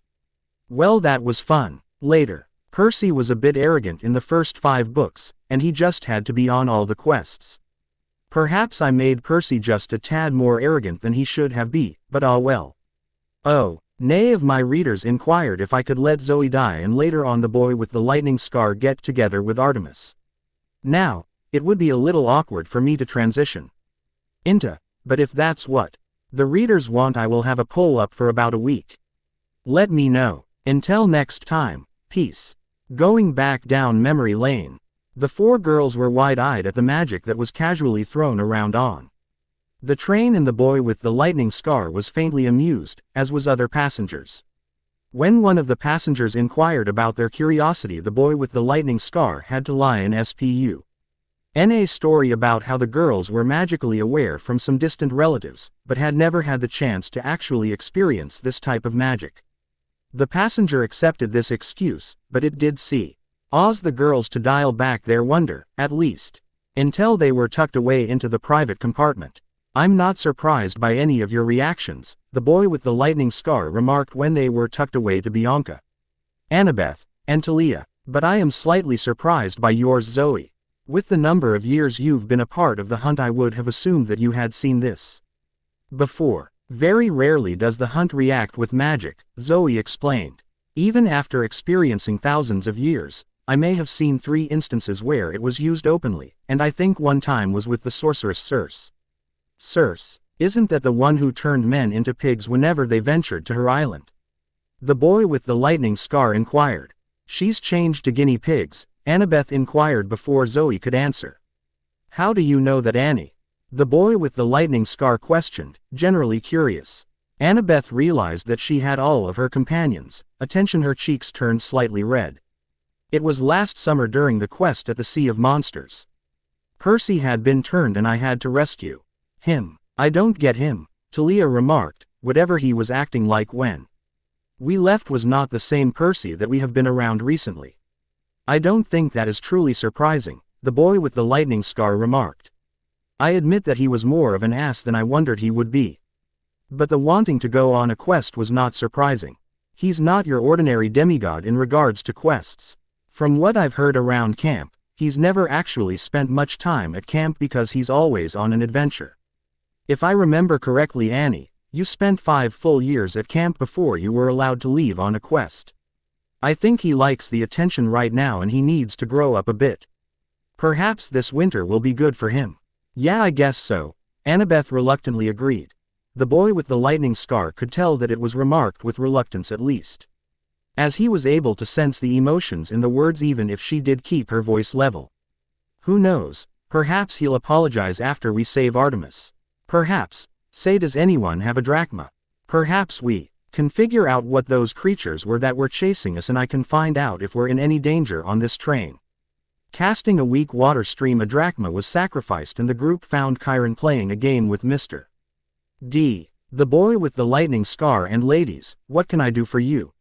Sorry to bother you, Chiron, but we ran into a few monsters in DC that we're not sure what they are. ND, I wanted to know if we were safe on the American M train. Well, describe them to me and we'll see what I can tell you. After the boy with the lightning scar's description, even Mr. D glanced slightly paler. Those are very old creatures, the boy with the lightning scar and nigh on indestructible. The last demigod to destroy these skeletal warriors was a child of Hades and we aren't entirely sure if he did something involving his father or if he found the weak point. I'm sorry to say that even your train won't be much of a deterrent to these creatures, but it will take longer for them to catch up to you than if you were on a mortal train. I understand, Chiron. Thanks for the information, the boy with the lightning scar responded with a small smile. I am sorry, you five, and I have some more information. Percy did not take your refusal of him on this quest very well. He almost escaped camp on a Pegasus and followed your group, but thankfully Selena spotted him and stopped the foolish action. Thank you, Chiron. The boy with the light D then broke the connection. Well, I guess we need to sleep in shifts then. Much of the day was spent in their compartment for the day watching tea. He country roll by and the boy with the lightning scar introducing everyone to wizarding games. Zoe also began teaching Bianca a little more about the hunt while Talia listened in a little more than the other two did, although no one but Zoe noticed this. So Zoe, the boy with the lightning scar, began while the Talia and Annabeth had decided to go find a snack bar and Bianca was dozing in the corner. Can you tell me about a few of your hunts? Oh, well, of course I can. What would you like to hear? I don't know. Why don't you tell me about your first hunt with Artemis? Zoe smiled as her memory took her back to the happy memory. It had been 2 months since Artemis had found Zoe wandering the Greek countryside after she was banished by her sisters for helping that despicable man, Heracles. That demigod had put Zoe off of men for as long as she was alive and was more than happy to join. Artemis, hunters, girls, Artemis called out. Girls, my father has given us a task. A group of Cyclops has been terrorizing the countryside around Athene and apparently a group of male demigods have already died trying to take care of them. All the girls laughed at the misfortune of the males. Grab your gear, girls, and let's go. Quote, the hunt was located on the other side of Greece, but traveling with a goddess made their travel time quite a bit shorter. The hunt arrived just outside the sea, late in the afternoon, and decided to set up camp rather than hunt in the waning sunlight of the day. While most of her sisters were down for the night and only a few were on watch, Zoe herself laid awake. A sense of nervousness and excitement filling her. Sighing and knowing that her body would not allow her rest for a few more hours at least, she got out of her cot and stepped outside towards one of the fires that always burned in the camp. Sitting there, Zoe was lost in her wonders of the last month and the sense of belonging that she never felt with her actual sisters in that horrible garden. The only thing that she truly missed was Landon, her lovable dragon that she had given the means to beat him to the self-righteous pig Heracles. Her wonders had distracted her so that she never sensed the approach of Artemis. Should you not be sleeping to prepare yourself, Zoe? Artemis inquired, breaking Zoe out of her musings. My lady, I did not hear you approach, Zoe startled, getting up to bow. I've told you before, Zoe, that my daughters do not bow to me unless there is another god around, so relax. It took a few moments, but Zoe was able to relax eventually. Now, why are you not asleep? There is something troubling you other than the hunt tomorrow. I was thinking of 3 months ago when Zeus' son visited the garden. The one who both ruined my life and eventually improved it. Improve? How so? My sisters and I were never on the best of terms. They felt that father's imprisonment was unjust and that he should be ruling. I disagreed, so it has been quite a few lonely centuries. But now I'm here and I have been welcomed with open arms by both you and my new sisters and I can't help but to be happy. That is good to hear, Artemis smiled. That is why the hunters were made. To give girls like you a chance to live the way you are supposed to. In fact, just then, a large crashing noise reached the maidens' ears, which were followed by more crashes that seemed to be getting closer. All of the hunters had woken up by now and each were holding their weapons tightly, ready to attack if the need came up. The Cyclops that they were going to hunt the next day had stumbled onto the hunters' camp. 8 monsters were met with a hail of arrows, but the tough skin of the creatures made it quite difficult to get a fatal shot. Even Artemis had difficulty aiming when the monsters started thrashing around because of the pain and irritation. However, the hunters had been chosen to end these monsters for a reason as they quickly dispatched 5 with their hail of precise arrows. As another one was turned to dust, Zoe took a minute to disengage and catch her breath. Just as she was about to spring back into action, one of the Cyclops had managed to get close to a tree where 2 of her sisters had taken up perch. Ignoring common sense, Zoe pulled out the standard hunting knives and rushed to distract the monster from bringing down her sisters. Rushing forwards, Zoe was able to slice through a tendon on the back of the creature's leg. Although it did not go deep, it was enough to distract the Cyclops and draw attention to herself as she intended. The rest of the hunters had dispatched the other Cyclops, but Zoe and her monster were moving too much to get a clear shot off. Zoe was able to get a few more cuts on the creature, but those were thin cuts on the legs and most of her time was devoted to dodging the rather large club that was aimed at her head. Seeing an opening, she dashed forward and delivered a rather deep cut that began to spill ichor at an alarming rate, but she couldn't get out of range fast enough. The Cyclops' hand had come down just fast enough to catch Zoe in a blow that sent her flying into a tree. That was the last thing she knew that night. I woke up 3 days later in the medical tent and felt like someone was tap dancing on my head, Zoe explained. I learned that I received a total of 5 cracked ribs, a small fracture in my arm and a concussion, which explains my blacking out. As soon as I was down, arrows poured into the beast and arrows from the 2 girls I saved were the ones that disintegrated him. When I woke up I was praised a hero. The boy with the lightning scar had a gentle smile on his face as he listened to the story, completely enraptured by both the story and her voice. That's awesome, Zoe, the boy with the lightning scar praised. Artemis must have been very proud. Oh, she was, and remarked so. After she berated me for doing something so foolish, Zoe laughed. Sounds exciting. I can't wait until I'm summoned for the hunt. From what I was able to figure out, I can probably come once every month as long as Artemis doesn't change the enchantments. It will be so much fun, Zoe agreed. You'll be the first male ever to be invited into camp and most likely leave alive. Most likely. Well, if you started to flirt with the hunters that didn't want you to and you continue, you'll probably end up with a few arrows in your backside. And if I were to start flirting with you? The boy with the lightning scar inquired while waggling his eyebrows. He was trying to make a joke about it, but there was a sense of worry that she may say to leave her alone. You're fine, Zoe managed to get out with a straight face, for now, she then grinned. Talia and Annabeth had returned by the end, and conversation then turned to the boy with the lightning scar's years at Hogwarts. Wait, you're telling me that someone was able to domesticate a Cerberus and then stuck at a school of untrained witches and wizards? Talia inquired as the boy with the lightning scar was describing his first year. I inquired the headmaster about his plans that year.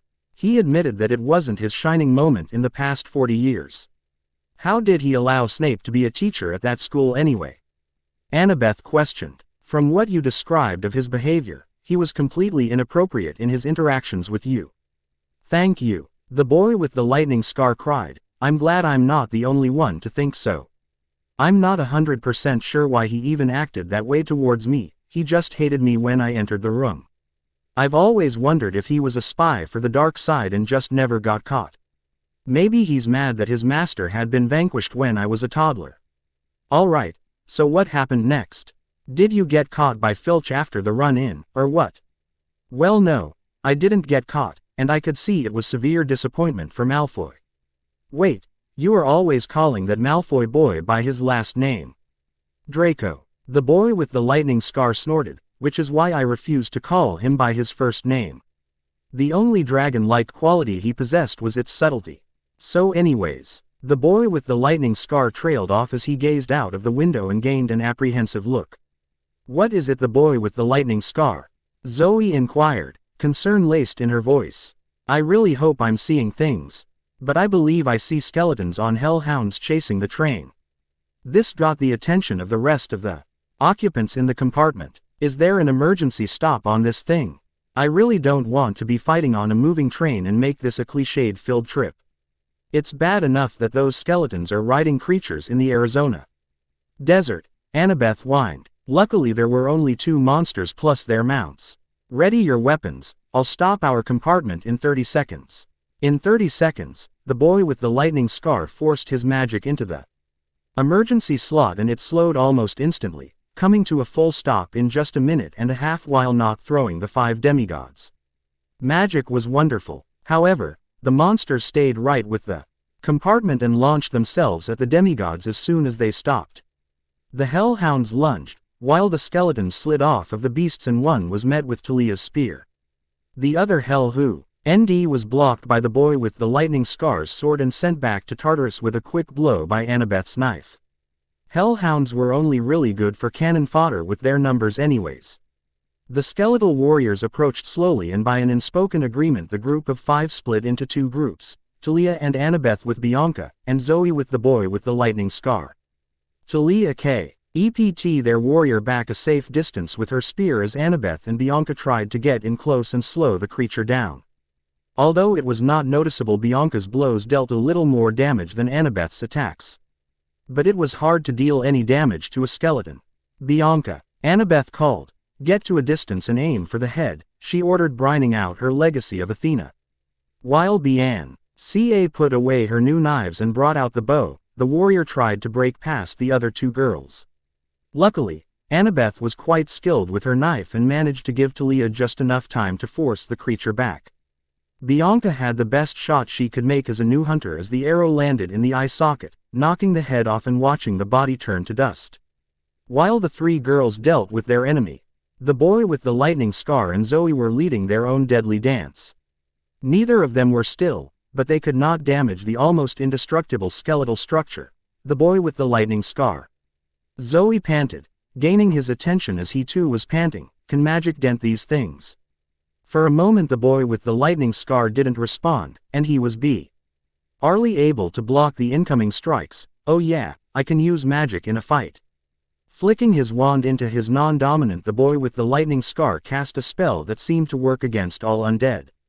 The fire whip was used against all necromantic activities as it was only just weaker against dark objects' fiendfire.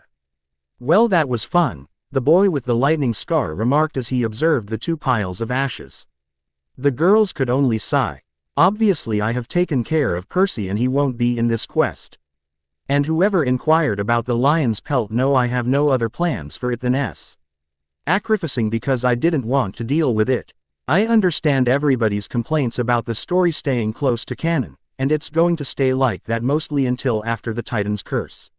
Sorry if this disappoints, but I have a vague idea of a plan. Also at the fight at the end, remember Bianca is a daughter of Hades and she got a kill shot.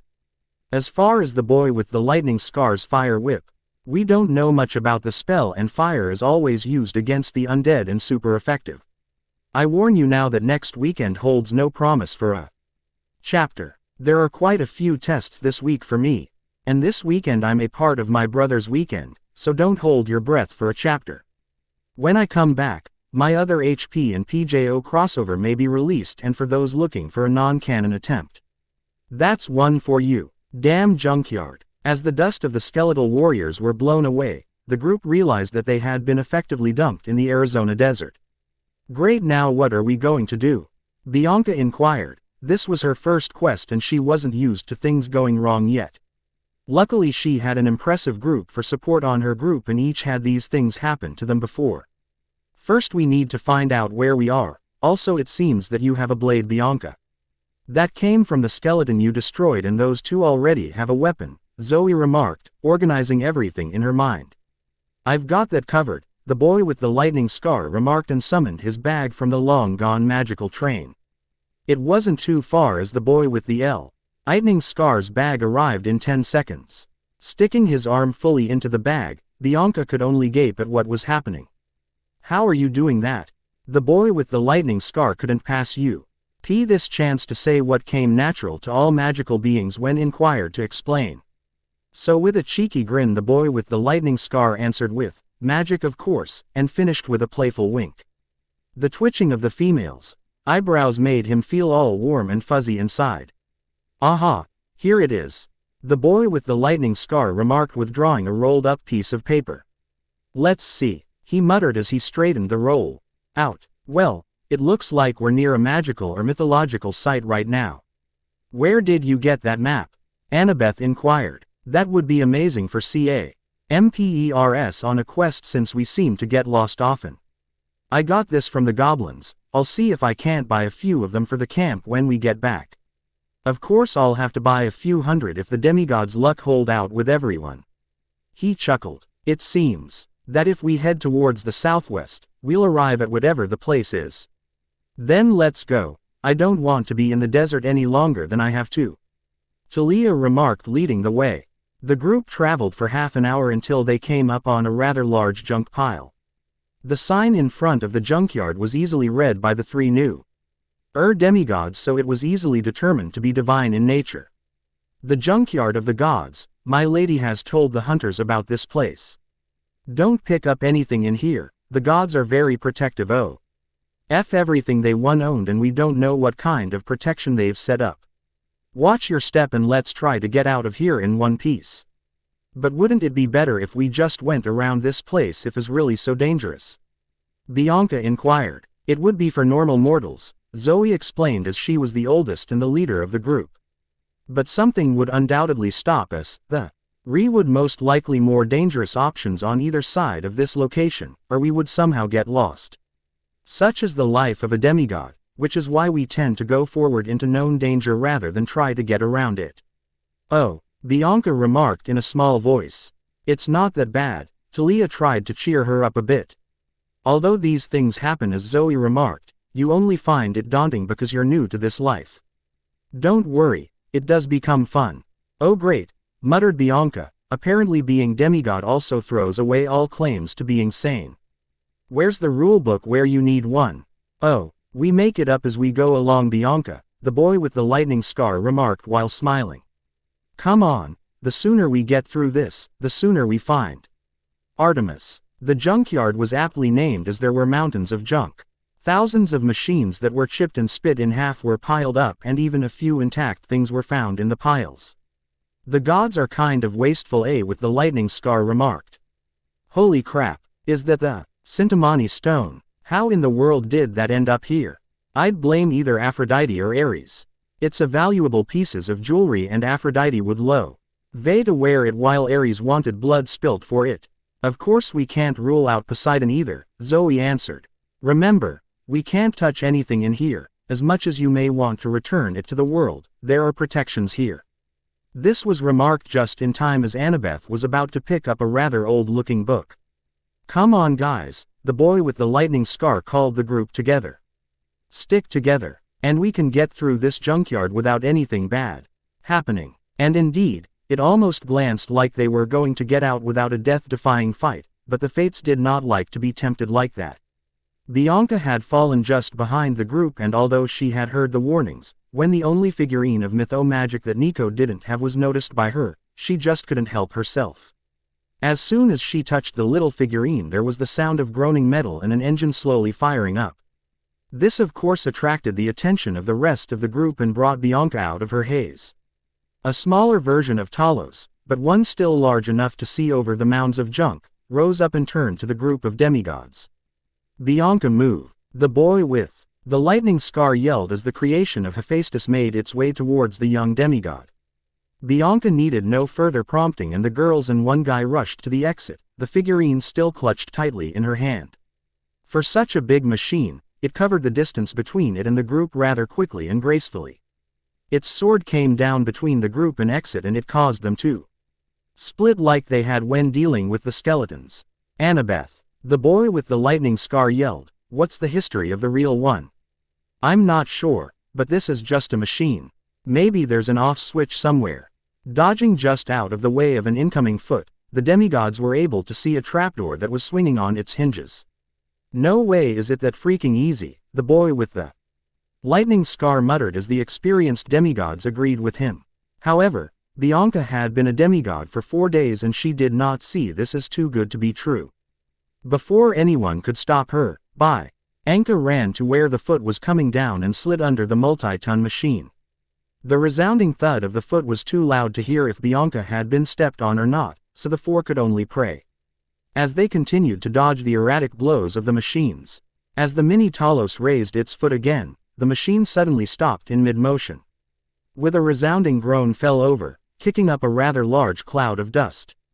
As the dust settled, the demigods breathed a sigh of relief when they saw that the machine was down and Bianca was slowly crawling out of it. That is, until a multitude of sparks started jumping out of the machine. The explosion came so fast that the 4 of them could only watch helplessly as Bianca was launched into the sky and came crashing down into a junk pile. Luckily, demigods were made of sterner things and she landed on a pile of mattresses. When Bianca landed, the demigods were broken out of their stupor as they all rushed over to the downed girl. Her chest was moving sporadically and she just held on to her consciousness. Shakily, when the 4 arrived, she lifted the figurine that had started this whole debacle. "Get this to Nico please, and tell him I'm sorry." Her breathing was becoming more and more labored. "The boy with the lightning scar," Zoe remarked, the desperation in her voice instantly grabbing his attention. "What about your portkey from the goblins? Can't that help us?" A smile made its way onto the boy with the lightning scar's face that could blind most people. It actually took a bit of self-control to not kiss Zoe full on the mouth. For her idea, summoning the portkey from his ever-present bag, the boy with the lightning scar knelt next to Bianca. "You can tell him yourself," the boy with the lightning scar remarked while pressing his gift on her. With a swirl of colors, the newest hunter vanished. The boy with the lightning scar couldn't hide his relief anymore and drew Zoe into a tight hug, trying to convey his thanks in her keeping a cool head. He did not want to watch one of his friends die in front of him, after all who did. They only had a few seconds to revel in their hug as Talia and Annabeth joined the hug. Eve Ryan was relieved to be done with this junkyard. Even though only the boy with the lightning scar knew about goblin healers, all were hopeful that they would see Bianca as soon as the quest was over. "Well, I guess we're on the right track for the quest," the boy with the lightning scar remarked as they walked out of the gates. "What do you mean the boy with the lightning scar?" Talia inquired. "And one shall be lost in the land without Ron. Bianca is lost to us. I doubt she will rejoin the quest, and who knows what location the goblins had her transported to. It is interesting," the boy with the lightning scar explained as they continued. Stumbling upon a truck, everyone was relieved to not have to walk through the rather hot desert. Talia volunteered to drive, and after the first 5 minutes that went without a wreck and no need for a cheering charm, the other 3 could relax. Annabeth had taken up residence in the cab, leaving the boy with the lightning scar and Zoe on the bed. "I can't thank you enough," the boy with the lightning scar. "I'm sure I would have lost another one of my sisters today if it wasn't for you," Zoe explained as her hand rested lightly on his arm. "I'm sure that you would have found something that could have saved Bianca. After all, you were the one that remembered the portkey. I'm afraid that we would have lost her if you hadn't been able to think with a clear head. And yet, we wouldn't have had the option if it weren't for you. No one else would have wondered to stop at a bank for funds and help beforehand. Granted, not many demigods have millas that left a rather large inheritance for them. We make a good team," the boy with the lightning scar. "That we do, Zoe, that we do." The rest of the ride was spent in silence as the two simply enjoyed the ride together. If they ended up close enough for their legs to slightly touch each other, well, what did they have to complain about? Talia managed to pull in the truck that was running on fumes into the parking lot of the Hoover Dam. "That's a big dam," the boy with the lightning scar stated the obvious. "The boy with the lightning scar," Talia mocked, gasped. "How dare you say such things?" It took a moment for the boy with the lightning scar to realize what was going on before he grinned at Talia. "I just complimented the dam. Come on, I know that Annabeth is itching to go tour it." And maybe there's a damn gift shop we can visit. Personally, I want to find a damn food court, Talia remarked back. That does sound good, Zoe remarked, joining in the conversation. The banter between the two had brought a grin to both her and Annabeth's faces. Come on, we can take a short break before continuing the quest. We wouldn't want to be tired when we face whatever has my lady.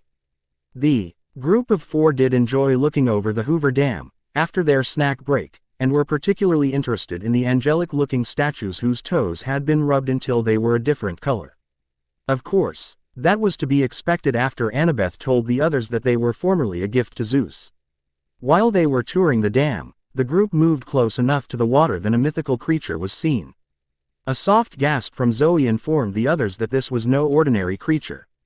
Zoe, what's wrong? The boy with the lightning scar inquired, eyes darting around trying to spot the danger before it surprised him. That is the amphitheater. It's remarked to be the key in destroying Olympus by burning the entrails. Holy Hades, we need to capture, Halia remarked, getting an agreement from everybody.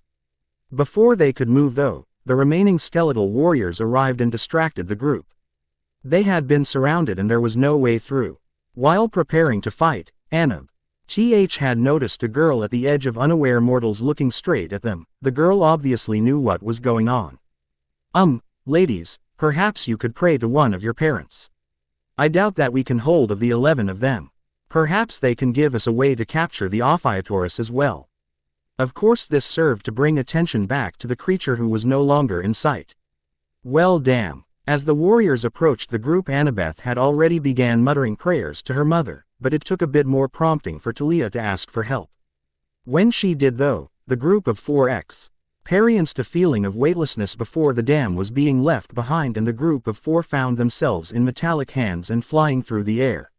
Suggestions are always welcome, and I hope you have enjoyed the story so far. Until next time, against a titan, 4 semi-humans and 2 metallic statues landed on a deserted stretch just outside of San Francisco. Talia of course dropped to the sand in relief as the boy with the lightning scar wasn't able to move his arm enough to send a cheering charm at her while they were flying. The boy with the lightning scar felt bad for the black-haired girl, as flying gave the boy with the lightning scar his greatest sense of freedom, but still it was a tiny bit funny that a child of Zeus was scared of heights. He'd never point fun at the girl of course, but the irony didn't fail to bring a smile to his face. With an odd goodbye that fit the location, the 4 questers were left alone on the beach and reveled in the silence that they had for a moment. Okay, the boy with the lightning scar remarked, breaking up their silence. We're obviously close to the end of the quest. Now, what's next? He inquired, turning towards Zoe. I'm not sure. Zoe hesitated. I have a feeling that I know exactly where we are supposed to go now that we're close, but I want confirmation before we try. Alright, then how do we do that? Thinking for a moment, it was like a light bulb went off in her head. Nereus. That could work, Annabeth muttered, but how can we be sure that he's actually around here? Perks of being the lieutenant of the hunters. Some of the lesser-known gods have their usual haunts and they have to tell the hunt on where they plan on being for the next few months. After all, a concentration of divine energy isn't too different from a horde of monsters. They wouldn't want to be waking up at the end of our pointy sticks. I'm told that it isn't fun when it happens. Alright, the boy with the lightning scar interrupted, that sounds good. But I would like to remind you all that I've only been part of this world for about 5 months, so if someone could explain. Talia surprisingly took over the explanation. Right now, the basics are enough for you to know. Annabeth or Zoe can fill you in later about the history. Nereus is the old man of the sea and knows everything. However, the only way to get an answer is to pin him down, which is difficult. And you can only get one question. Alright, that sounds like a plan, the boy with the lightning scar nodded. So how do we do this? An intense feeling of dread washed over the boy with the lightning scar as the girls turned to him with grins that almost seemed feral. 10 minutes later, the boy with the lightning scar found himself dressed in ratty old cloth that smelled like rotten cabbage and bad meat. The 3 girls were in the same alley, but they made sure to be downwind and a few feet away. Remind me one more time why I have to dress and smell like this. The boy with the lightning scar complained. Oh come on, the boy with the lightning scar. You know that this is the only way you can get close enough to Nereus without him sensing you, Zoe answered. She's right, now remember. Annabeth continued, you want to ask where Artemis is being held. That's really all we need to know. With a sigh, the boy with the lightning scar nodded his head and prepared to wrestle an old man. That sounded so easy, but as the boy with the lightning scar soon found out it was anything but. He was slippery, kind of like the giant squid's tentacles at Hogwarts. And it took all the boy with the lightning scar had to keep him away from the sea. As he once again pushed the old man back, the boy with the lightning scar had an epiphany. Gods, am I a wizard or not? The boy with the lightning scar muttered. Pulling out his wand, the boy with the lightning scar quickly bound Nereus in ropes and simply sat on his chest. Since when are there wizard demigods? Nereus spluttered. That's got to be cheating. You didn't say that before the challenge started, so that's your problem, the boy with the lightning scar shrugged. Nereus stewed for a few moments before relenting. Fine. You'll be the only one that gets to pull this little trick. Now hurry up and ask your question. Who captured Artemis? The boy with the lightning scar's eyes never wavered from the old man's as he inquired and waited for the answer. Artemis was his friend and they were so close to rescuing her. As if your little group doesn't know, he remarked as the girls walked up. Hell, your little girlfriend is just too scared to admit to what you all are facing. But, I guess I must answer. The one who captured Artemis is second in command. He is the general and he who resides under the sky. Have fun facing Atlas. Nereus laughed as he slipped out of the bonds and made it to the ocean before any of them could react. Well, Zoe remarked shakily, at least now we know. Walking over to her, the boy with the lightning scar wrapped her in his arms trying to provide a little comfort to her. Remember what the prophecy remarked Zoe. The Father's blade shall be stayed by fate's marked hand. None of us are going to let you die because your dad has issues. He's right, you're our friend. Talia agreed with Annabeth nodding alongside her. Right, Zoe nodded, acting herself as the boy with the lightning scar finally let go. Come on, we have a mountain to climb. Not so fast, a vaguely familiar voice drifted over to the group. Turning to look, the Demigods were confronted with a decently sized group of monsters and Dr. Thorne at the forefront. Although the boy with the lightning scar had no doubt that the four of them could take down the group, it would be a struggle and mostly likely they would all end up injured. We are here for the daughter of Zeus, the rest of you may go. Not deigning to answer the insane monsters, the group drew their weapons.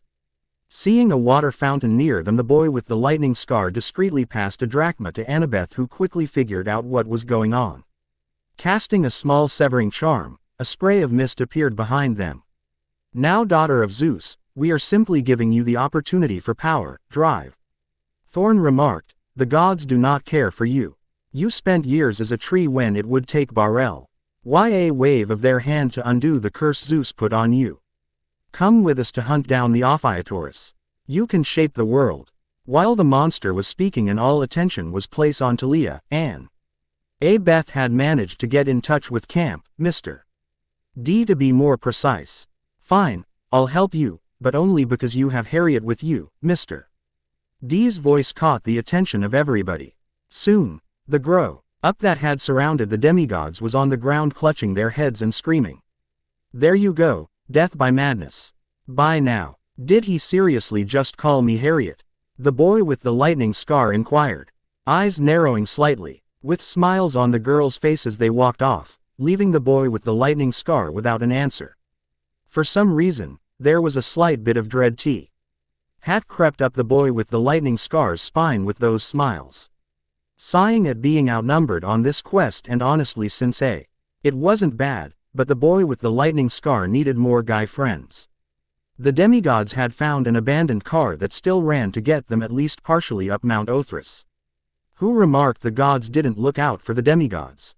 With the fog encroaching on the car and the fact that the trail had run out, Zoe ordered everyone out. The demigods walked a few minutes before the fog cleared up and they could see a tree with a dragon curled around the trunk. Intruders, a voice remarked coming from one of the bushes. A girl that glanced quite similar to Zoe soon walked out, followed by two others. Indeed, but why are they here? Perhaps they're here to steal another one of our apples. The second one remarked. Or perhaps they're here to see the prisoner we have. Sisters, Zoe remarked neutrally, how wonderful to see you again. Oh, you aren't dead yet? The first sister inquired. Well, that's a pity. Just move aside, sisters, Zoe remarked, I have no quarrel with you today. Fine, we'll move, one of the girls remarked, but we aren't the ones you need to worry over anyways. Oh, Landon. The sleeping dragon woke up as the girls moved to the edge of the garden. Zoe squared her shoulders and made her way over to the dragon, but was stopped. When the boy with the lightning scar's hand captured hers and would not let her go. What are you doing, Zoe? Why are you risking your life? Unnecessarily. Move the boy with the lightning scar, Zoe remarked kindly, I must do this. Why, Zoe? Why do you have to do this? You left this life centuries ago, you don't need to prove anything anymore. We need to go rescue Artemis, remember? But, Zoe, you have grown so much farther than you would have if you had stayed here. You have friends here, an older sister figure that we have to save. You've got me. Come on, there's nothing to prove to these girls. If you approach Landon, you are simply confirming to them that you haven't outgrown them and you still need to prove yourself. Zoe by now had stopped struggling and was visually trying to come up with any excuse she could use. Of course her face did heat up a bit when he remarked that she had him. Fine, she huffed, it should be illegal to use logic in any arguments. Zoe finished with a small smile that was mirrored on the faces of all the others. Ah, but you should know that rules seem to bend and stretch around me. I'm sure I could find Logic's cousin if someone outlawed him. Oh, Talia raised an eyebrow. And what makes you assume that Logic is male? From what I've seen, Logic seems to hang around females a lot more than male. Exactly. Why would a bloke hang around other blokes? We all want to hang around the beautiful women, the boy with the lightning scar smirked. This caused all of the girls to sigh, which brought another smirk to the boy with the lightning scar's face. All right, you lot, everybody grab hold of some part of me. At their questioning glance, the boy with the lightning scar sighed. There wasn't a real reason for them to know what he wanted to do. But at the same time it was tiresome to explain what he was about to do. Look, he started, I have a feeling that Landon can stretch the entire length of the garden, right, Zoe? Her confirmation allowed him to continue. So obviously, we need a way around the garden. I for one have no plans on wasting any more time by trying to go around, so I'm taking everyone by apparating to the other side. To do this though, I need everyone to be touching me as well as closing your eyes and holding your breath. Nodding at the boy with the lightning scar's orders, since they had no other expert in magic to ask, they did what he ordered. Twisting his body slightly, a sharp crack sounded as the group went from one spot and appeared almost instantaneously on the other side. The girls, having little experience with magical travel, fell to their knees as soon as they landed, and the boy with the lightning scar could hardly blame them. He had been apparating the past 2 months and he still got slightly queasy. What the hell was that? Annabeth yelled. And now you know why I haven't inquired before, the boy with the lightning scar answered. All magical travel will basically leave those not us. Ed to it flat on you backs and sick as a dog. You actually did better than I wondered you would, since I expected one of you to heave. Now come on, we've got a goddess to rescue and some monsters to destroy. The fog was gone now as the demigods walked the remaining distance to the top of the mountain. As they walked, the ruins seemed to be reforming in front of their very eyes. It wasn't quick, here and there a brick seemed to appear out of nowhere and be placed where it was needed. It seems the Titans are confident in their rise. Their palace is slowly being built. Finally, the group of 4 had reached the end of their quest and the very air seemed to be pressing down on them. It made sense since Artemis was pinned down by an unseen force and the general stood waiting for them. Luck. E was also on the mountain top grinning at the group. Well, what do we have here? It seems that my daughter has come home and look, she brought friends. Atlas, voice was of the booming sort and you could feel the power radiating off of him. Have you come to beg forgiveness for following the gods all these years? As if I would be ashamed of being in the hunt. No, father, you could the venom that came out of Zoe's mouth as she remarked, father, no, I just feel that you missed being under the sky and I would you return you there. This seemed to anger the Titan as he glared at his daughter before thrusting his spear at the group. The four had plenty of warning to dodge the incoming weapon, but it was faster than the three who were younger than a century expected it to be. By some unspoken agreement, the girls had taken up positions surrounding Atlas using hit-and-run tactics on the larger man. They didn't always get hits on him due to the armor on his shins and when ATL. As got lucky at the direction he thrust the spear. Of course Zoe had to show off unconsciously as she refused to dodge once and actually jumped onto her father's spear, giving her room to slash at his hands. While the girls were getting in close, the boy with the lightning scar stayed back a bit and sent distracting spells at the Titan. However, even after Ichor seemed to form a puddle under the J. Nereus, he didn't seem to be slowing down while the girls were perspiring. Knowing that they needed a bit of extra firepower, the boy with the lightning scar turned to free Artemis. After all, the Prof. ECY did say that one had to bear the Titan's curse. However, before he could release all the chains, the boy with the lightning scar was blindsided by Luke, who had been forgotten by everyone. Smirking, Luke watched as the boy with the lightning scar shook the daze off and stood up. No words were spoken as the boy with the lightning scar drew his weapon. The only thing that's missing, the boy with lightning scar wondered in the back of his mind, is a thunderstorm.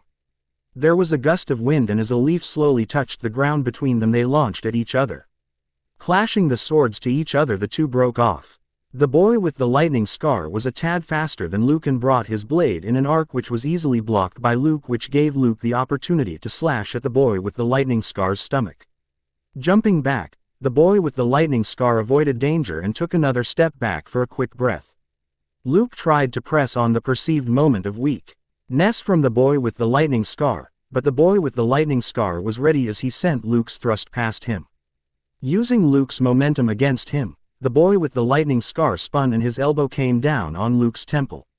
When the boy with the lightning scar's elbow came down, the boy with the lightning scar felt like he had come down on a piece of metal, and Luke was simply pushed away. Seeing the boy with the lightning scar's surprised look, Luke laughed. "You can't defeat me, Pativ up now, and I promise a swift death." Looking in Luke's eyes, the boy with the lightning scar saw the glint of madness that he had once seen in Voldemort's eyes, and he knew that Luke was completely corrupted by whatever power he had gained. The power did not frighten the boy with the lightning scar, but the fact that Luke was the same age as him did. One as young as them should never have such a look. "I don't know how you know my name, Luke, but you seem to not know much about me. I'm a wizard. Expelliarmus." The boy with the lightning scar yelled, and Luke's sword was sent flying, luckily knocking Atlas' spear just off and saving Zoe from being hit. Bombarda Maximus. And Luke went flying off the cliff. Savoring his victory for only a minute, the boy with the lightning scar quickly released the last chain and stepped up beside Artemis. "The boy with the lightning scar," she gasped in pain. "I can't let you take the sky, you'll be crushed. We can't beat Atlas without you though. Annabeth was able to hold up the sky for a minute, and with magic augmenting my body I can give you 3. So just go quickly, Mom." The boy with the lightning scar argued while preparing his body. The mom had just slipped out, and the boy with the lightning scar hadn't realized he had remarked anything like that. Artemis had heard though, but before she could say anything, the boy with the lightning scar had taken the sky and pushed her out. Knowing that the boy with the lightning scar's time was limited, Artemis joined the fray and became a falcon in comparison to the girl's ant bites. Wasting no time, Atlas was pushed back, and with a kick that movies wished they could reproduce, the boy the lightning scar was pushed out as Atlas retook his place under the sky. The boy with the lightning scar rolled twice, ended up on his back, and did not move. Rushing towards the down wizard, Artemis and Zoe were the first to reach him. The boy with the lightning scar. "Oh, thank the fates that you are all right, my son," as she placed his head in her lap and Zoe brushed his hair out of his face. Everybody heard Artemis call the boy with the lightning scar her son, and the boy with the lightning scar had a brilliant smile on his face. "I'm tired," the boy with the lightning scar yawned. "The stars are nice tonight," he remarked after a pause. With a small chuckle and a shake of her head, Artemis spoke. "Come on, we need to get to Olympus. There should be a meeting going on that will need our input." Quote, "Wondering what happened to the amphitheaters? Wait until next chapter, that will be explained later. Next time the boy with the lightning scar meets the rest of The council and he joins the hunt for a few weeks. So, until next time, peace. Council. With the completion of the quest and the thwarting of the Titans' plans for now, Artemis gave the 4 in the grow up a lift back to New York in her chariot. 4 is an odd number for such a group on a quest. Quests are usually handed out to a prime number of questers and maybe a guide along the lines of a satyr or dryad. Artemis mused as they crossed the width of the U.S. Well, we did start out 5, but 1 was lost. Part of the way though. The boy with the lightning scar shrugged while throwing up air quotes around the word lost. That makes a bit more sense. What do you mean by lost? One of our own was hurt in the junkyard of the gods, my lady, Zoe answered. Luckily the boy with the lightning SCAR visited Gringotts before we began our quest and they gifted him with an emergency portkey. Hopefully, she is fine and has either rejoined the hunt at camp or will shortly. I see. Well, it is good that she is safe. Tell me, the boy with the lightning scar, do you have any idea of where she may have been transported to? I know it is Goblin Run, but beyond that I have no idea. That would really defeat the whole purpose of being lost now, wouldn't it? Of course. That earned a slap to the back of the head from Zoe. Ow, what was that for? The boy with the lightning scar inquired, rubbing the spot where she connected. I'm just going to assume that you are still recovering from holding up the sky and not trying to be sarcastic towards me, Artemis remarked nonchalantly, but she did remove one hand from the reins of her chariot to figure one of her hunting knives.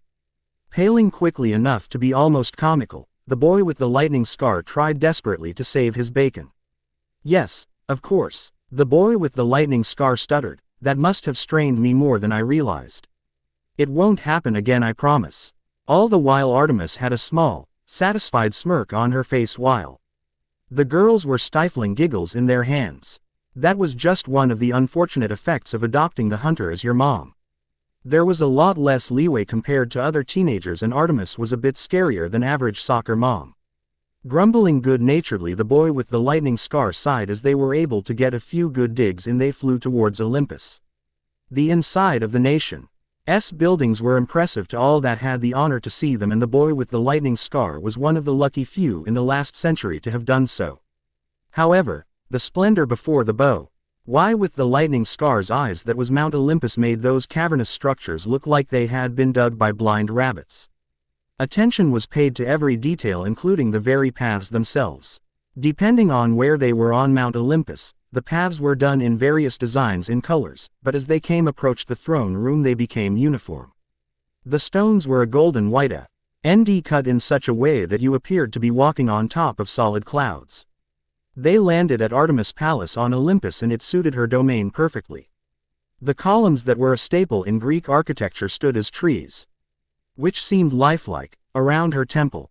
Where ancient Greek and current places of power in the U.S. were a near white in color, Artemis' palace was not.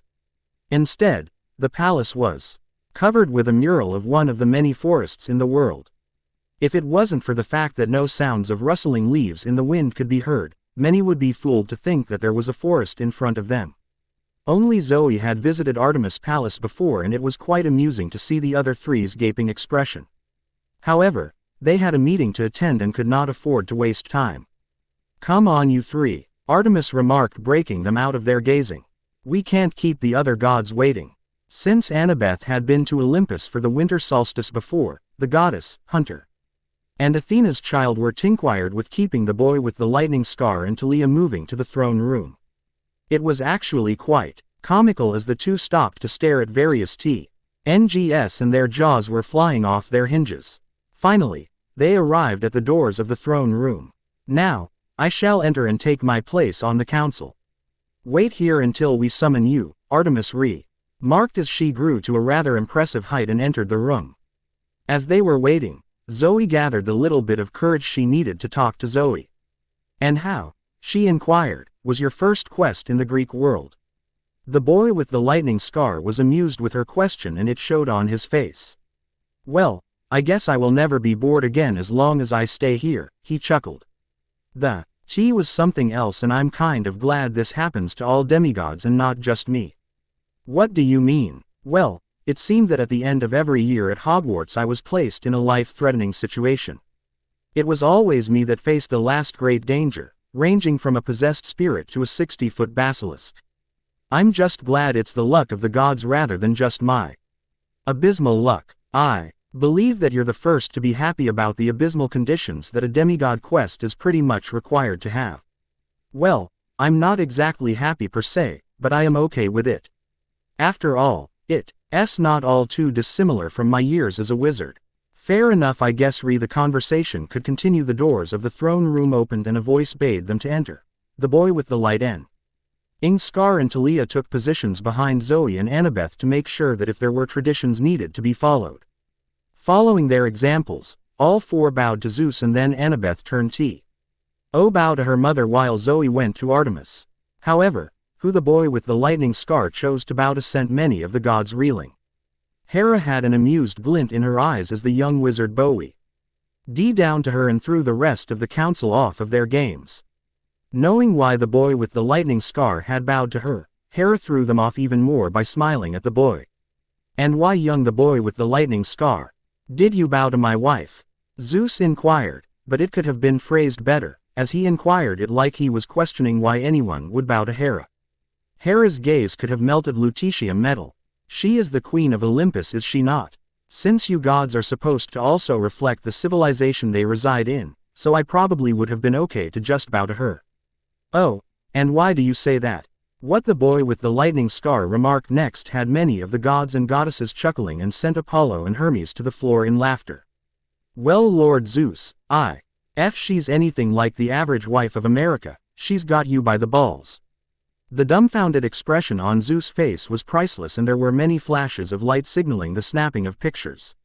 Yes, well. Zeus stumbled as he tried to regain his composure.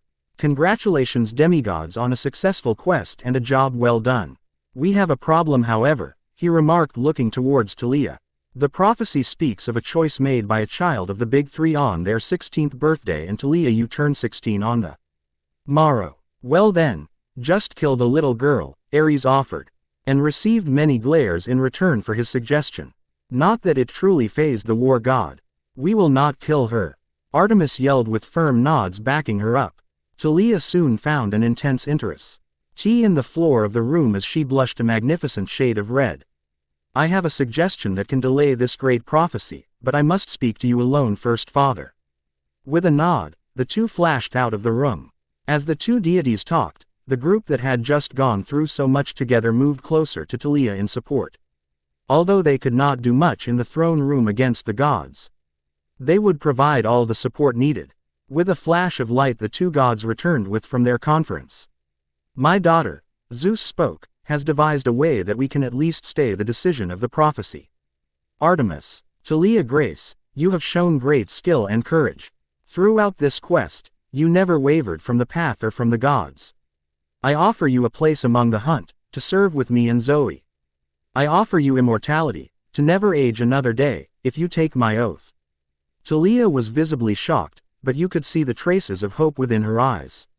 Here was a chance to be rid of all the burdens that were placed on her at an early age.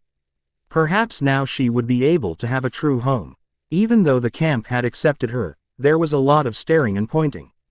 As a daughter of Zeus, she was glanced to as a symbol more than a person. Artemis was a daughter of Zeus as well, so Talia would not be seen as some great leader. It was really no decision in the end. I gladly accept this honor. Zoe and the boy with the lightning scar smiled for Talia and her choice, and even though Annabeth was losing one of her friends to the hunt, she knew what Talia felt in the camp. With a smile, Artemis spoke again. Then speak the oath and become a sister of the hunt. I pledge myself to the goddess Artemis. I turn my back on the company of men, accept eternal maidenhood, and join the hunt. Talia completed the oath with a smile. And I accept this oath. Welcome, sister. Congratulations, Talia. Now, Artemis the beast is still out there, and we cannot let that power stay outside of our domain. I charge you with finding the amphitheater and harassing the Titan allies wherever they may gather. However, we cannot afford for you to be captured again, so I ask that you take your hunters with you. Of course, father. Then this solstice meeting is over. Showing his flair for the dramatics, Zeus called a lightning bolt to him and disappeared with a flash. Demeter, Poseidon, Ares, Dionysus. And Hephaestus followed suit as they did not see any gain from staying after the meeting. However, the rest were eager to meet the new wizard Demigod. Aphrodite was the first to reach him. Well, before I even get involved, your love life is already interesting. Perhaps I will leave you alone and see how this plays out. Or I could try for you myself. Oh, just think of all the possibilities. Aphrodite remarked sensually and then left, never giving the boy with the lightning scar a chance to speak. Not that the boy with the lightning scar was sure of what he could say. Luckily, the duo that approached next took his mind far off of the love goddess. Hermes was a little down, but that was understandable as the boy with the lightning scar knocked his son off a cliff.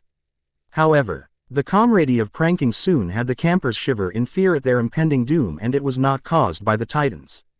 The duo tried to get the boy with the lightning scar to prank the hunters since he had an in. But the boy with the lightning scar liked adventure, he wasn't suicidal. The next goddess frightened the boy with the lightning scar truthfully. Hera was queen of the gods and she could make his life miserable if she wanted to. For a minute, which felt like an hour to the boy with the lightning scar, Hera stared at him and the boy with the lightning scar felt like a bug against a giant. You're much better than my brother's kid. You will do just fine. And then she vanished. Hades was the last god to approach the boy with the lightning scar, and a smile on the god of death's face was out of place to say the least. Thank you. I did not want to meet my daughter sooner than her time. You have the gratitude of the dead for both saving my daughter and the soul of Tom Riddle. Finally, the gods who wanted a piece of the boy with the lightning scar were gone, and he felt that he could finally breathe. Artemis and the girls, along with Athena, had watched the various interact. Ions, and when the boy with the lightning scar sighed, all laughed. Come, my son, Artemis remarked, which received a raised eyebrow from Athena but nothing else. We need to pick up the rest up the hunt from camp, and I believe it's time for you to join me for a while. Yes, Mum. Flashing down to Camp Half-Blood during the campfire would definitely leave an impression on all that saw it. And leave an impression it did, until a blur of black hair hit the questers. Thank you, thank you, thank you, Bianca cried as she clung to Talia and Zoe and tried to grab the boy with the lightning scar and Annabeth. Oh man, I was so scared. I almost died, she sobbed. And you are welcome. You will always have us and your new sisters to protect you. Welcome back, my lady, Chiron remarked as he trotted up. Thank you, Chiron, for looking after my girls. Girls, we leave tomorrow. We have a new hunt. Chiron, I will also be taking the boy with the lightning scar with me. Very well, my lady. The boy with the lightning scar. There is a visitor in the big house that is here for you. You might want to see him before you leave. I'm here, Chiron. There is no reason to have the boy with the lightning scar come to the house. A grandfatherly voice remarked. Professor, the aging headmaster, what are you doing here? You know I don't plan on coming back. The hunters took a defensive stance at these words. Not to worry, the boy with the lightning scar, not to worry. I have no plans on making you come back, but there are a few things that I would like to discuss with you. If I could have a few moments of your time alone. Very well, the boy remarked. Together the wizards walked off and the hunters relaxed.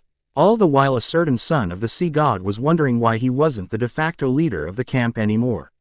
Now the boy with the lightning scar, as I remarked out there, I am not here to bring you back to Britain, although a visit to explore the mysteries of any magic you may discover here would not go remiss. However, I feel that even though you are in America, you should stay with the times, so to speak. It's only been 5 months since you left us, but there have been a few minor changes already. Our defense professor this year was the undersecretary of Fudge, and the plan was to torture all students in the hopes of finding your location. Luckily, we discovered this, and with as much bad press as Fudge is getting now, she was fired and we now have a competent Auror as professor. Not all news is good news though. It seems your former friends and godfather are planning on ensnaring you with love and loyalty potions as soon as you show your face again. Your godfather blames you for James and Lily. I am sorry, the boy with the lightning scar. The boy with the lightning scar glanced out over the ocean in silence for a few moments. I really hoped that I had overreacted, Professor. I knew they weren't true friends, but I wondered we at least had some connection. As for my godfather, I am not surprised. After all, he spent 12 years in Azkaban and another 2 on the run. Perhaps if he were ever to go to a mind healer, he would be the Sirius that I've heard about. But thank you for telling me this, Professor, the aging headmaster. Not a problem, my boy, the aging headmaster responded with a smile. For another hour the two wizards reaffirmed the relationship of a grandfather and child. The boy with the lightning scar forgave the man of his actions quite easily. After all, they were the actions of a busy and desperate man, and all turned out well in the end. Joined the hunt honestly, but I guess it wasn't too necessary. I truly believe that if the aging headmaster had lived, the relationship with the boy with the lightning scar would have been improved to its original place. Perhaps that wasn't needed, but whatever. A few of you have pointed out that the fight in last chapter was summarized too much, and for that I apologize. I should have just kept very thing for another week and then reworked it, but what's done is done. Next chapter we are on the hunt for Bessie, and before anyone asks, I have plans for the creature already. Until next time, Hunters Camp. The sun was up, but not by much, as the hunters, Artemis, and the boy with the lightning scar began packing up ready to leave the camp. Although the hunters weren't as vicious to the campers this time due to the boy with the lightning scar's involvement, and there was less animosity between the two groups, camp was still never going to be their favorite place to reside. Talia was one of the more antsy hunters, ready to get out of the camp and be surrounded only by her new sisters and the boy with the lightning scar. The few hours that she spent with the campers last night just reminded her of why she had chosen to join Artemis. As tradition dictated, all of the campers were up to see the hunters off, and there were many grumblings heard, especially from the Aphrodite cabin, about getting up at such an ungodly hour. In previous visits the hunters and Artemis used this knowledge and left as soon as the sun's rays could be seen over the horizon. This time they waited another hour to give the questers a little rest, and Artemis needed a bit of recovery time as well, even though she would never admit it to anybody. The boy with the lightning scar stood with the hunters as Chiron remarked the goodbyes to the group as the elected camp mouthpiece. Chiron was the only one that could be relied on to always be around and also have a somewhat cordial relationship with Artemis. Thank you, Lady Artemis, for gracing this camp with your presence. And I thank you, Chiron, for opening the camp to my hunters. If nothing else, the knowledge that they were safe helped me get through this ordeal. Then I was happy to help my lady. If I could borrow just a moment more of your time and speak with Talia and the boy with the lightning scar. You may. Artemis nodded and then motioned the two mentioned over. Chiron started with Talia first. I am glad that you have found a home, my child. Even though you were not in camp for long, I saw how out of place you were. I'm sorry that I did not help as much as I was able. But I am happy for you, my child. Leaving Talia with a smile and a nod, Chiron turned to the boy with the lightning scar. Now the boy with the lightning scar, it has been a pleasure to teach you so far, and I am greatly enjoying learning of the wizarding world again. Your place in the camp will be waiting for you when Lady Artemis wishes for you to return. Thank you, Chiron. The boy with the lightning scar responded with a small smile. I'll be back sometime, but I think Artemis has a few plans for me while I reside with the hunt. Indeed I do, the boy with the lightning scar. Artemis remarked in agreement. Now come on. The sun is up and we have a hunt. Until next time, Chiron. As the hunters +1 left, a certain son of the sea god saw his opportunity. Now that the boy with the lightning scar was gone, he could become the leader of the camp again. The hunters moved much quicker in the presence of Artemis than the group was ever able to move on the quest. Indeed, by the time noon had hit, the hunters were already in the middle of Georgia, and all they had done was run. The boy with the lightning scar questioned why they were stooping until they had fully stopped. All of a sudden, Talia and the boy with the lightning scar were doubled over in need of air, and Bianca was panting harder than the rest of the hunters. Another perk of my blessing. Artemis answered their questioning looks. After about 2 weeks under it, as long as you are running with me we can cross the country 3 times over without stopping. Since you'll be spending a bit of time with the hunt, the boy with the lightning scar, you'll receive a bit of the hunter's ambient power and be able to run with us at least 1 time over. There's no need to worry about slowing us down either. Artemis remarked, cutting off the boy with the lightning scar protest about staying with them. We needed a few days to go over all of the duties for Talia, and Bianca need to be off. And assign you a few jobs around the camp as well. Nodding his head in agreement, the boy with the lightning scar finally caught his breath and was ready to help however he could. Already the relaxing of tension in the hunters' shoulders and Artemis' companions had showed up. All right then, what do I need to do? Well, Artemis answered, I have to give the introduction to the hunt. To Talia and Bianca, and unfortunately no male has ever been allowed to see it. However, I'll have Zoe show you the various jobs we do around here. Here she tried to hide her smirk at the boy with the lightning scar's reaction to Zoe's name. I also asked that while you are here if you could give a few lessons in magic to those who have it in camp. We'll be staying here for a few days for everyone to get used to being out of camp again. Stay here and I'll grab Zoe for you. Artemis truly wished for the boy with the lightning scar and Zoe to get together. After all, those two were the closest she was ever going to get to having children, because she was never going to break her vows.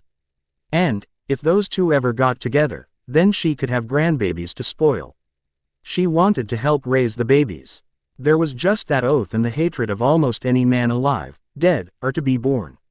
Artemis knew that the boy with the lightning scar's character would never allow him to cheat after all. Artemis had a plan to release Zoe from most of her oath and keep the immortality, but she was still developing something for the boy with the lightning scar. Artemis found Zoe with a group of relatively old hunters, and with the hunt for at least 2 centuries. Zoe, since I have to take care of Talia and Bianca, the boy with the lightning scar is left out of the loop. Would you mind showing the bow? Why, with the lightning scar, what he needs to be doing? Show him the ropes. Oh yes, Zoe, one of the hunters remarked, go and help the green-eyed hero. Just remember, it's polite for you to wait until he invites you into his tent. Indeed, another one continued. He must be stressed out being around all of us and the only male around. He'd probably invite you in if you were to promise a massage. I'm just saying. Artemis sniggered into her hand, but seeing Zoe turn a rather interesting shade of red from the innuendo, she decided to step in.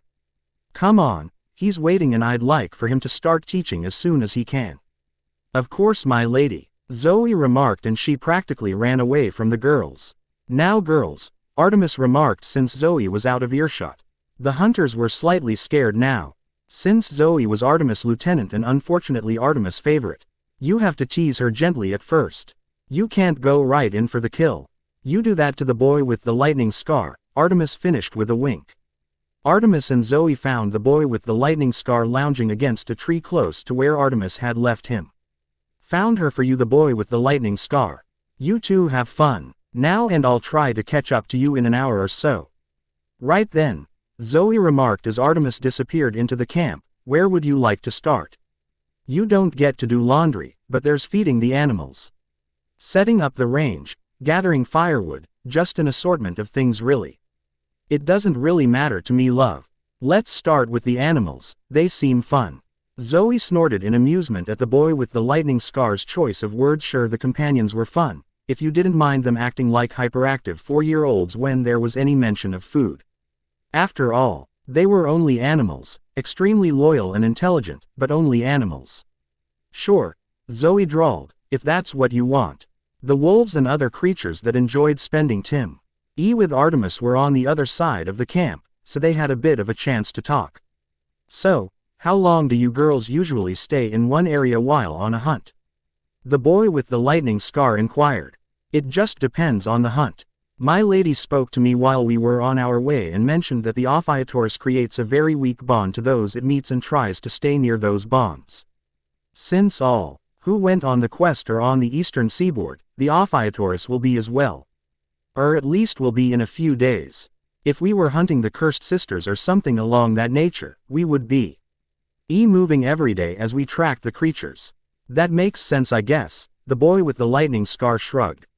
I don't know, I'm more of a doer, so I'll have to help on this hunt to fully understand.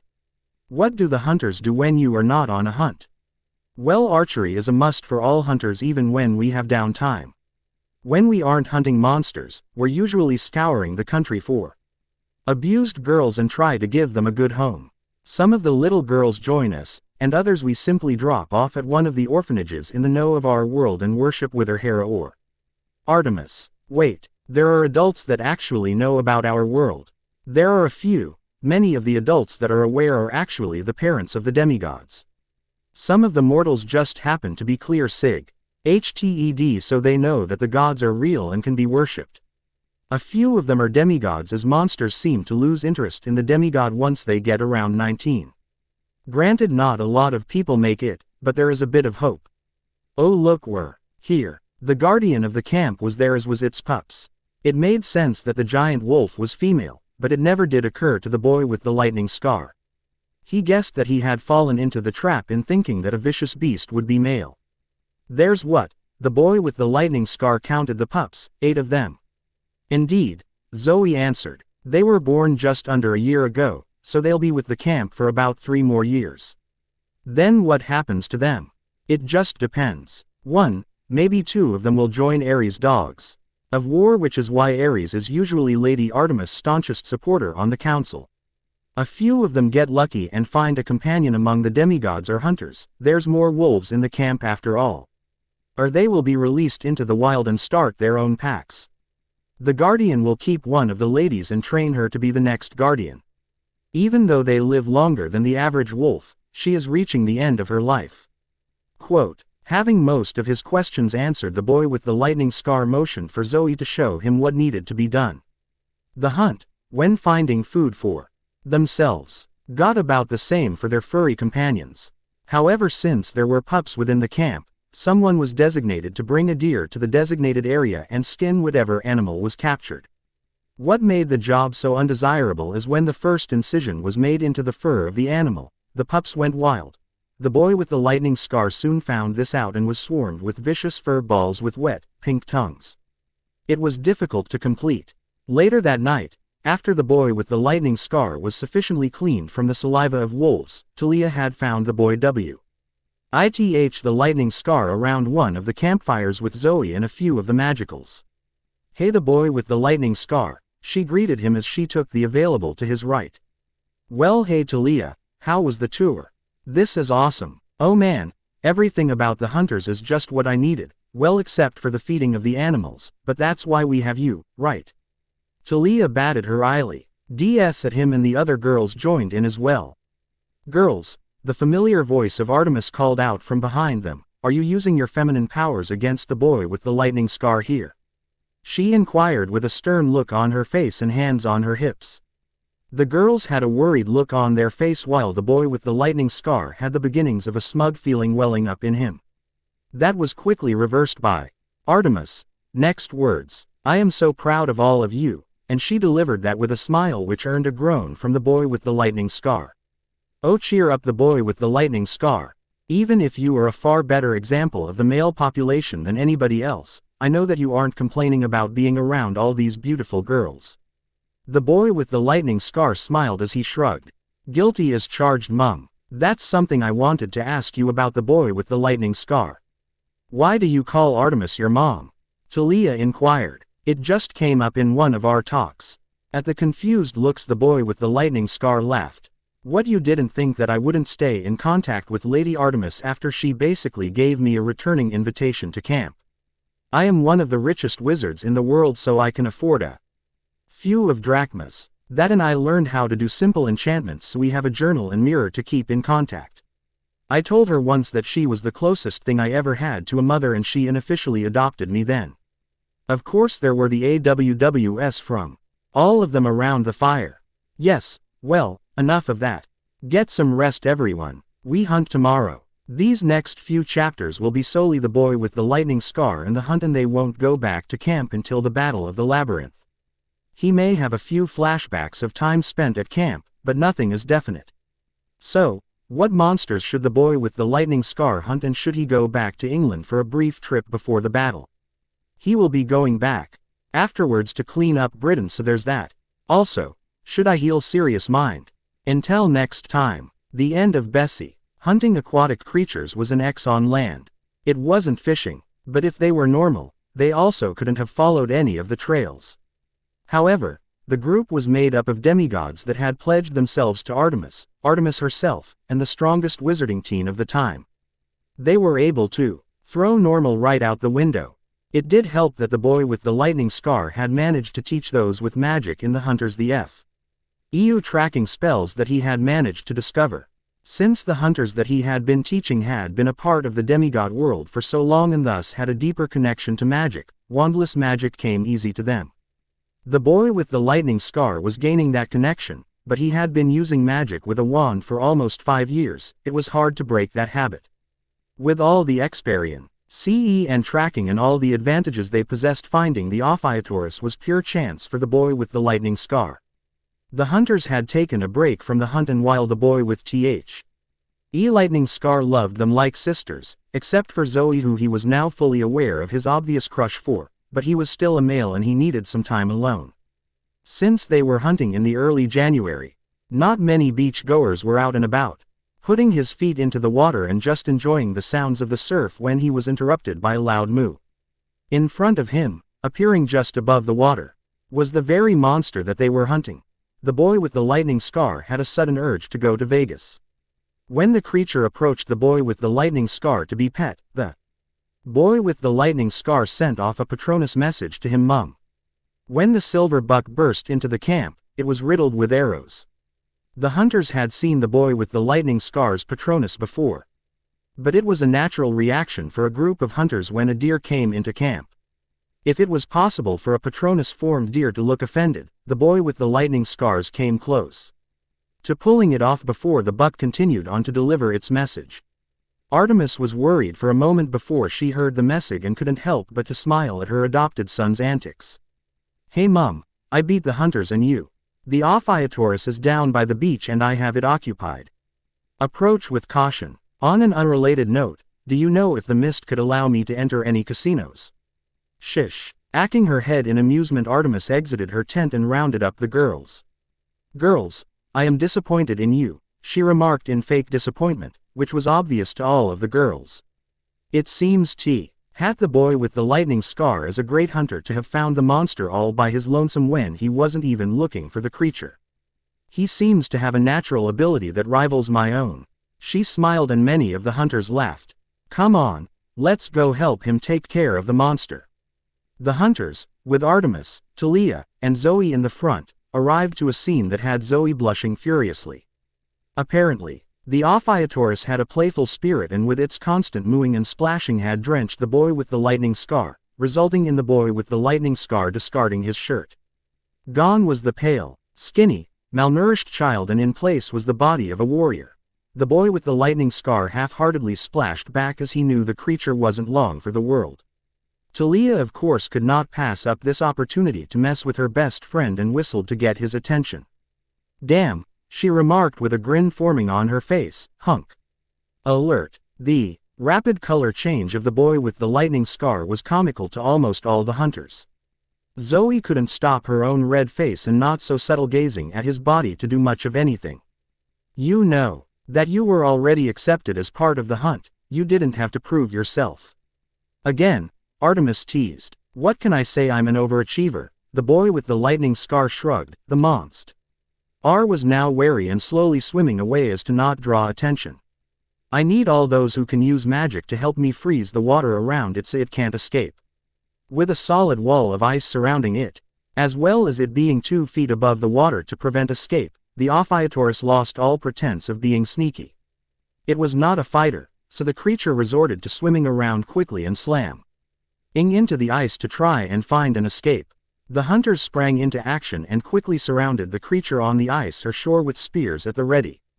A few of them also joined the boy with the lightning scar in the water and tried from that angle.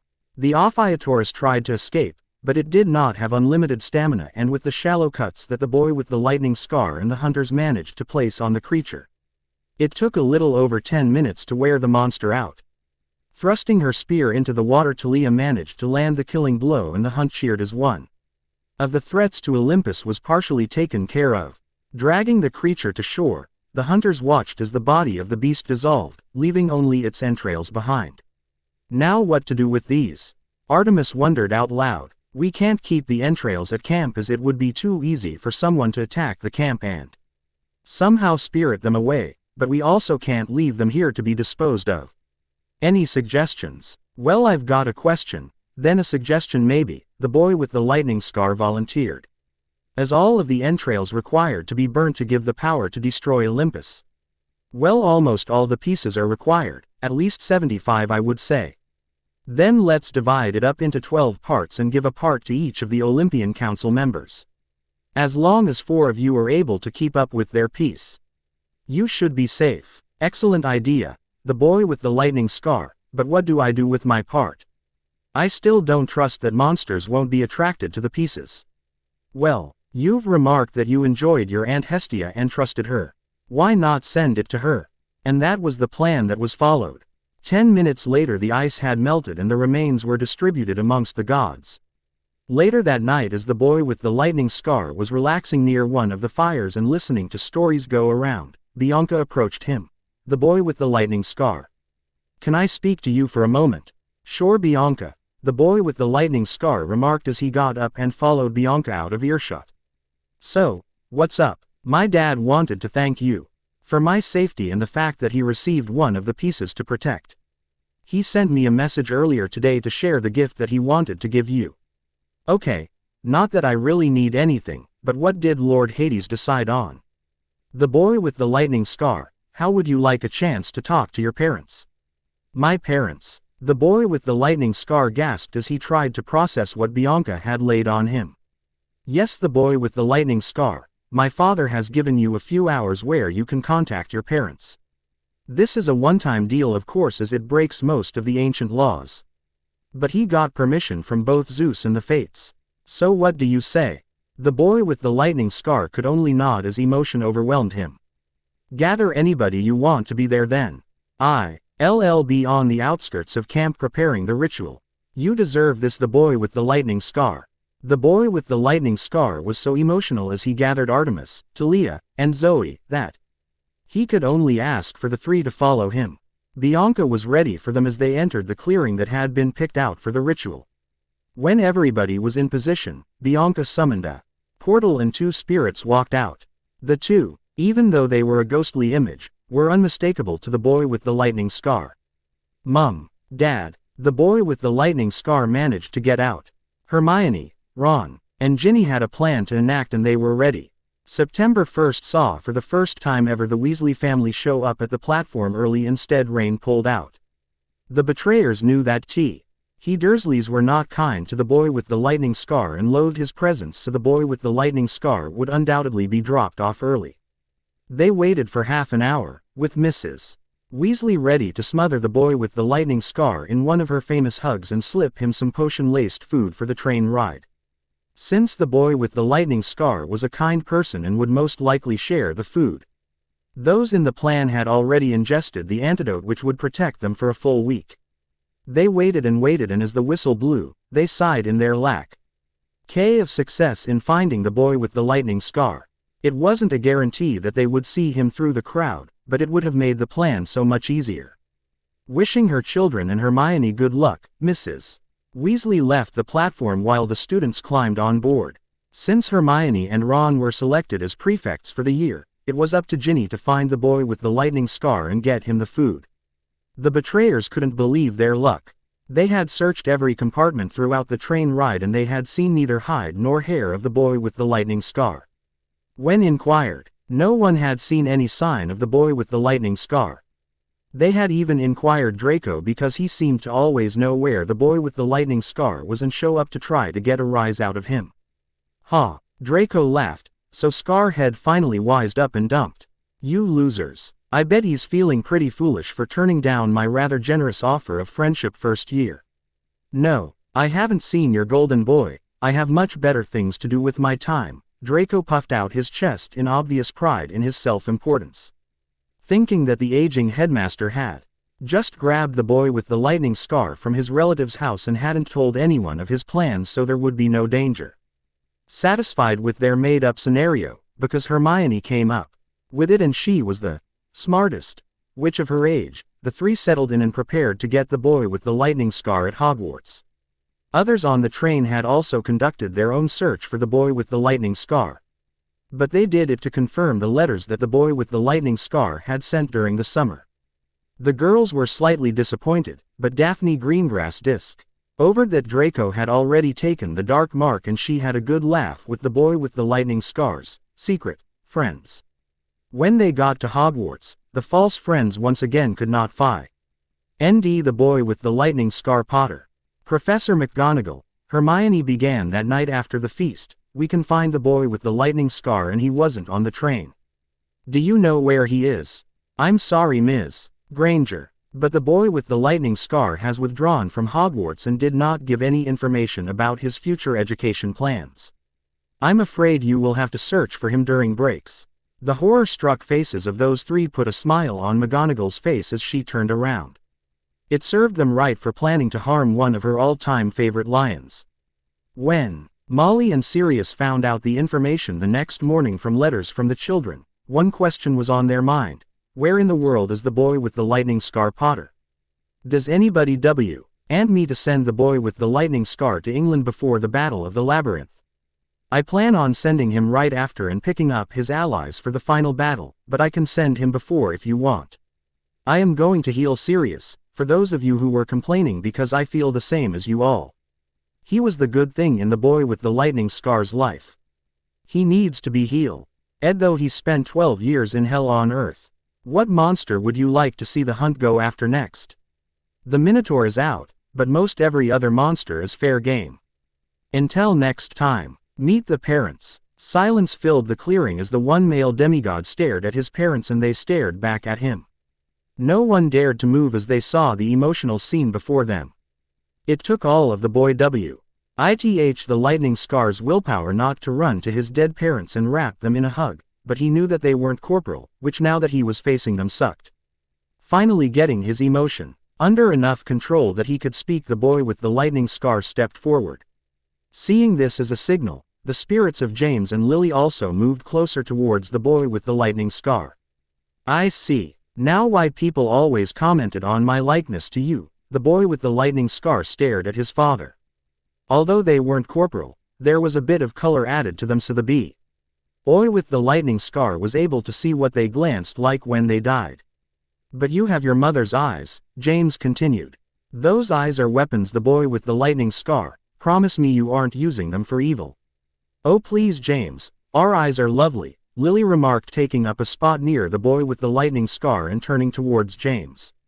You were just too much of a big softy to go against me. That and you didn't want to sleep on the couch. Just like that, the boy with the lightning scar had established a rapport with his parents. If he had gotten this chance a year ago, he probably would have been a bubbling mess for as long as he had a chance to speak, but after learning all about the mythological world, he was a bit desensitized to it. Tears still leaked out, but it was manageable and the girls watching would never say anything.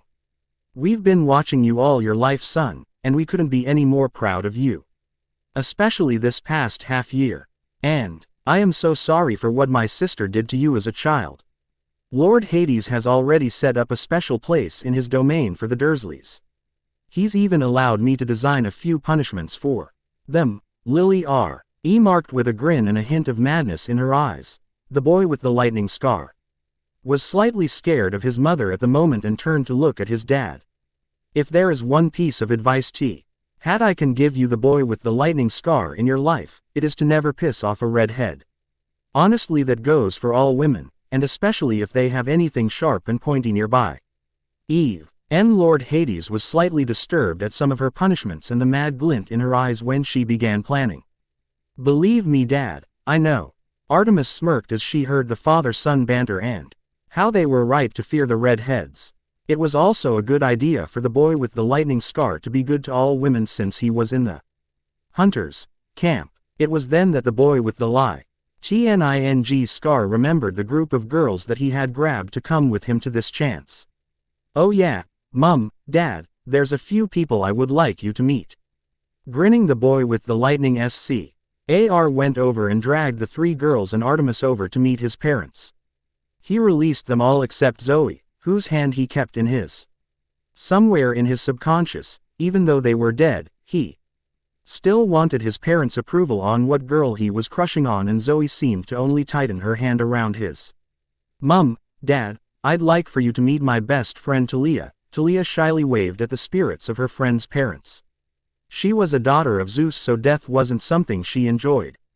Bianca, my surrogate little sister and the one who was responsible for tonight's Adventure. By Bianca was a lot more comfortable with spirits since it was her father's domain and smiled as the spirits smiled at her. Artemis, my adopted mother. At this the boy with the lightning scar and Artemis both glanced at Lily nervously. Artemis may have been a god, but she didn't want to impose on someone else's child even if that person was long dead. Thank you for taking care of him, my lady, Lily beamed with a wide smile. She was glad that the boy with the lightning scar found a motherly figure in a strong woman. She was so the lightning scar had been drifting to have Molly Weasley field a roll until she saw the boy with the lightning scar shudder after one of her hugs when no one was looking.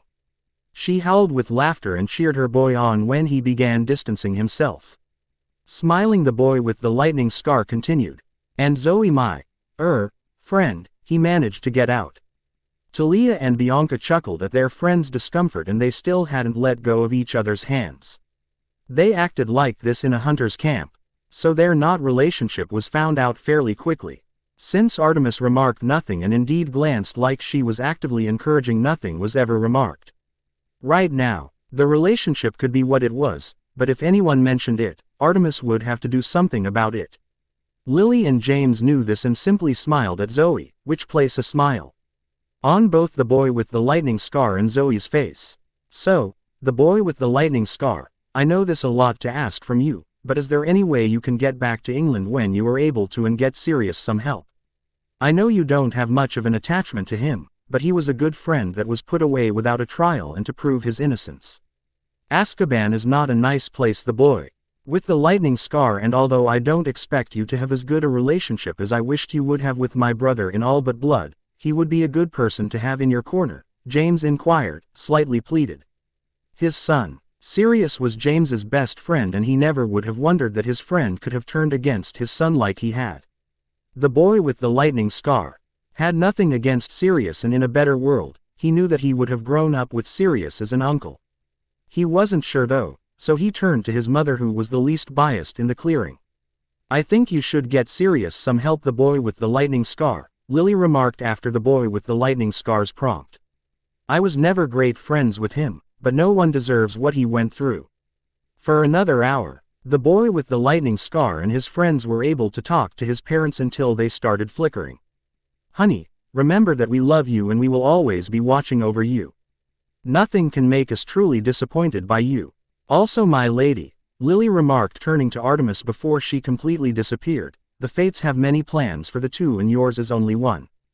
Do not worry too much, because it will happen and you will have some to spoil. Spoil them a little bit more for me, okay? The four teens stared confused as the ghost and the god talked. But nothing else was shown from the two other than a conspiratorial grin between the two women. James just had a calm expression on his face. His wife was smarter than him, he knew this, and he had known it since the first moment he had met her. James knew that if it was important, Lily would tell him when it was needed. James had an idea of what it was, but even so he was content to let Lily just gossip. The flickering of their forms became more frequent and notified all those in the clearing that it was almost time for the spirits to return to Elysium. The boy with the lightning scar, W.E. will always be watching over you and know that we will love you no matter what. You know that our love transcends the grave and we are always with you, Lily told the boy with the lightning scar as ghostly tears made their way down her cheeks. What your mum remarked, champ, James continued. You have made us prouder than you will ever know, and although we would love to be able to hug you, we do. NT want to see you on our side of the fence for years to come. The forms flickered out a few seconds later and the boy with the lightning scars, I love you, was carried off with the wind. He broke down in silent sobs as the four ladies with him wrapped him in a hug, trying to give him all of the love and support they could. When they returned to camp later, a stern look from the four were all it took for the rest of the hunters to back off with the questions as the tear tracks were still visible on his face. The boy with the lightning scar was so mentally exhausted that the girls had to lend him support all the way to his cot where he barely hit the pillow before he was out like a light. Smiling, Talia and Bianca tucked him in while Zoe and Artemis laid a gentle kiss on his brow. ASM. Eel made its way on to the boy with the lightning scar's face and he slept soundly throughout the night. When he woke up the next day, he He felt as if a weight that he never knew existed had been lifted. And it was noticed by all of the hunters. It was almost a week later before Artemis called all of the hunters in for a meeting. The past week had been a time for the girls of the hunt to unwind from the stresses of camp and for them to get used to magic in the camp as the boy with the lightning scar's lessons picked up. The boy with the lightning scar enjoyed teaching like nothing he had ever done before, and he greatly enjoyed the moments when the hunters' faces lit up in wonderment as they succeeded in a new spell. All of those that had enough magic to cast spells managed to cast a corporal patronus as well. All of the hunt had joined in on various potion lessons as well, since the boy with the lightning scar covered healing potions and the dreamless sleep potion. Ambrosia was great, of course, and much more effective than the simple healing potions, but ambrosia could only be taken in small quantities. Lord Zeus has given us the customary week off that is required after you stay at Camp Half-Blood. Now, it is time for us to do our job once again. The Titan's army is gathering more and more supporters every day, and we are tinquired with disrupting all groups that we come across. The few times the gods' supporters have managed to find one of these groups has seen that these monsters are looking for something. So, we will also be trying to figure out what these monsters are hunting. Is there any monster that we are specifically hunting, my lady? There's not a monster that we are hunting above all others, but we do need to keep an eye out for the Lamia. It appears that so. One in this camp killed a 1,000-year-old basilisk and she isn't happy. There was amusement dancing in her eyes as she stared directly at the boy with the lightning scar and all of the hunters UGHT and turned to the boy with the lightning scar as well. I'm sorry, the boy with the lightning scar mumbled. Next time I'll simply let the king of snakes kill me if that's what it takes. Of course, the amusement in his voice could be easily heard and the grin on his face helped as well. You do that, Artemis remarked haughtily, you stupid boy. Then she acted her age as she stuck out her tongue at him. The hunters enjoyed this byplay as many of the hunters began to see the boy with the lightning scar as a brother to them all, and Artemis had relaxed greatly since the boy with the lightning scar had shown up. Anyways, tomorrow we move out at dawn. There's a decent-sized gathering of monsters in Arkansas and we need to take care of it before the numbers grow too large. That night the hunters, Artemis, and the honorary hunter slept soundly as wonders of disintegrated monsters danced in their head. They were the hunt and tomorrow they would take up their jobs once more. They were ready, earlier than usual, as I don't know what the plans are for this weekend and if I would have time to publish it. For those of you that read The Eldest Potter Child, fear not, for I will update that when the new year rolls around. You all had some pretty cool ideas on what monsters the boy with the lightning scar was to face, and the only reason that I decided on not using magical creatures was because it doesn't feel right in this story, or at least not yet. They just learned about these new creatures filled with magic, so they would be horribly outclassed if they were to fight, say, a Nundu or dragon right now. Well, I hope you all enjoyed this chapter and leave a review if you complained, meaning a suggestion regarding something that happened in the story. I am the writer, guys. And I'll try to have another chapter up next weekend. Adventures in the Hunt. It had been a few months since the boy with the lightning scar had talked to the spirits of his parents, and his time was spent between the hunt and the camp. The campers and hunter had a strained relationship, and the recent visit had reawakened old wounds. Some of the campers saw the boy with the lightning scar betraying them and convinced others to think along the same lines. The boy with the lightning scar was no fool when he arrived at camp, and he knew he wasn't as accepted as he had been. The campers never went out of their way to point this out to the boy with the lightning scar, and to an outsider it would have glanced like the relationship was fine. The boy with the lightning scar was okay with this, though he had never had many friends growing up, and he now had a family in the hunt. While he was at the camp he spent most of his time with Nico, Annabeth, Chiron, and the Apollo cabin. The Apollo cabin he had bonded over archery tips and the fact that he was a favored male of Apollo's twin. They were the cabin that tended to stay out of the hunters' way, and the hunters returned the favor. It was just godly politics at work. The boy with the lightning scar's trouble, if he could call it that, came from Percy Jackson and the Ares cabin. Percy did not antagonize the boy with the lightning scar too much, especially after he realized that the camp wasn't as warm to the boy with the lightning scar as it once was. However, The boy with the lightning scar was far too close to Annabeth for his liking, and his male genes showed. The Ares cabin simply held themselves the wrong way. Being bullied until he had discovered magic had made a lasting impact on the boy with the lightning scar, and it showed. If the boy with the lightning scar saw bullying, he was quick to step in and put a stop to it, which unfortunately led to many encounters with the war god's children. The boy with the lightning scar knew that they would fight in the war with him, but other than that he was on his own in the camp.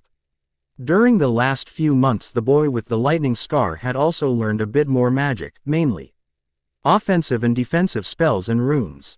Magic was still incredible, but having been in the demigod world for over half a year now pushed him more towards physical training with the sword and bow. Since he was constantly in the demigod world and one of the few that truly had talent for the sword other than just being able to swing it around, not many were able to match his abilities. It was speculated that Luke may have been able to handle him for a short while, but people really wanted to see the boy with the lightning scar and Percy duel when the boy with the lightning scar had a constant stream of water on him. Sadly for the campers, Percy wasn't a year-round camper, and since it wasn't summer, they weren't able to see the fight. The boy with the lightning scar had also spent some of his time with the hunt and had grown closer to almost all of the hunters. There were a few here and there that glanced at him with barely hidden disdain. These were usually the hunters that had almost been forced on multiple times, and the wounds were still fresh in their minds. The boy with the lightning scar didn't mind given the girls' situations and tried to stay away from them as much as he could to ease the suffering. He knew he couldn't please everybody and that not everybody would like him, so it didn't concern him too much. The boy with the lightning scar and Zoe had also grown closer to each other in the months from his parents' visit, and many times had stayed up late talking and debating about anything and everything that crossed their minds. Zoe often talked about the different civilizations that had risen as she traveled with Artemis and the few places she had never seen due to the gods moving with the heart of the West.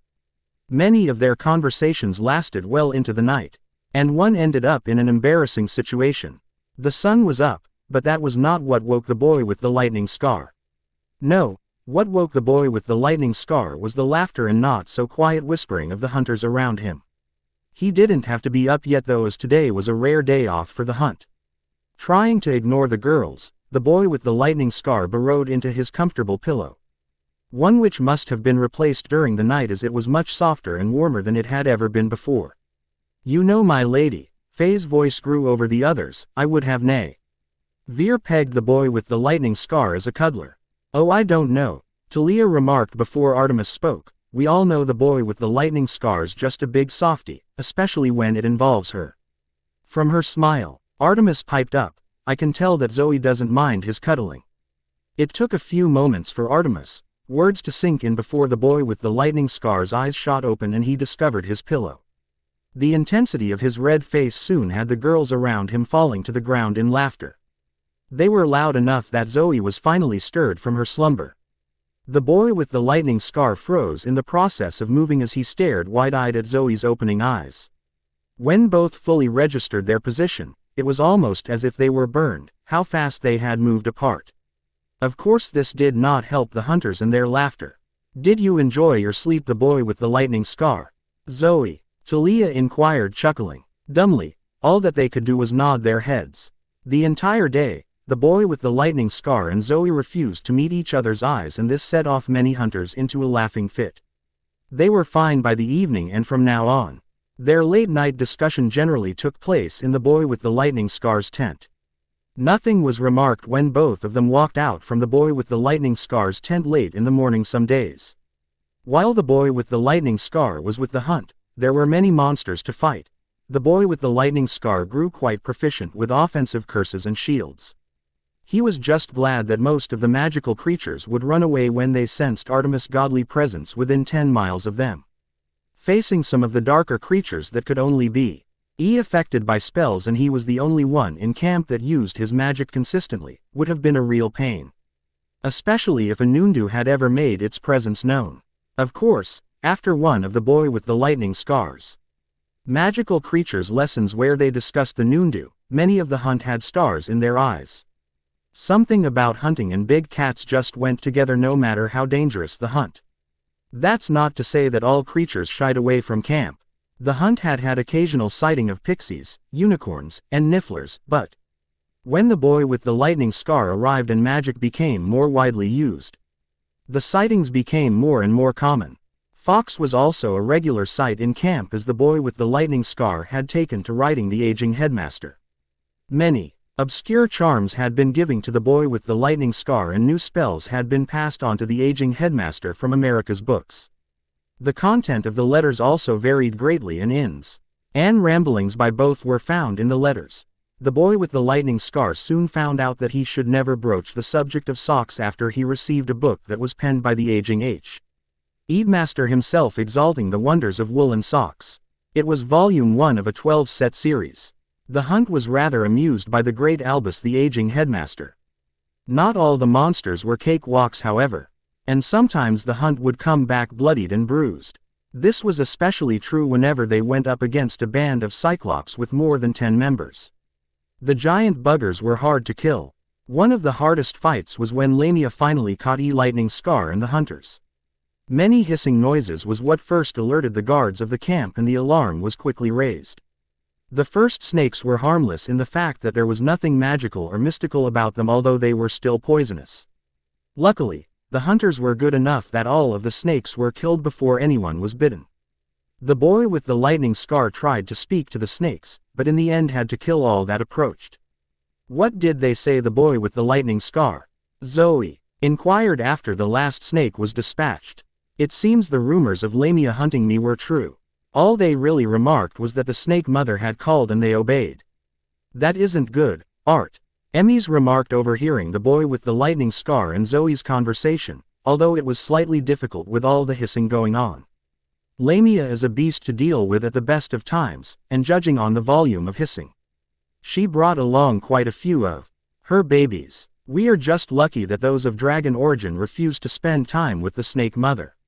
You flatter me, Huntress, a woman remarked from the tree line. Although it sounded more like hissing than anything.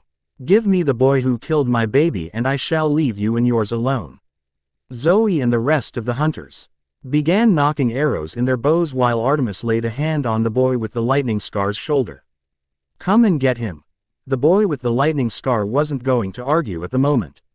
He was a Greek demigod, so he knew that being the hero in these types of situations was insanely stupid. After all, why be the hero when you have a crack squad of dangerous women behind you? He would Saint make sure none of them fell in this battle. Very well. Get them, my darlings. Indiana Jones' worst nightmare came slithering out of the forest as snakes of all shapes and sizes went after the hunters. There were so many of the snakes that the only ones left to deal with Lumia were Artemis, Zoe, and the boy with the lightning scar. The boy with the lightning scar tried to end it quickly so he old help out his sisters by sending a flame whip at the mother of snakes. Unfortunately, Lumia was too agile and dodged the flames before striking at Zoe.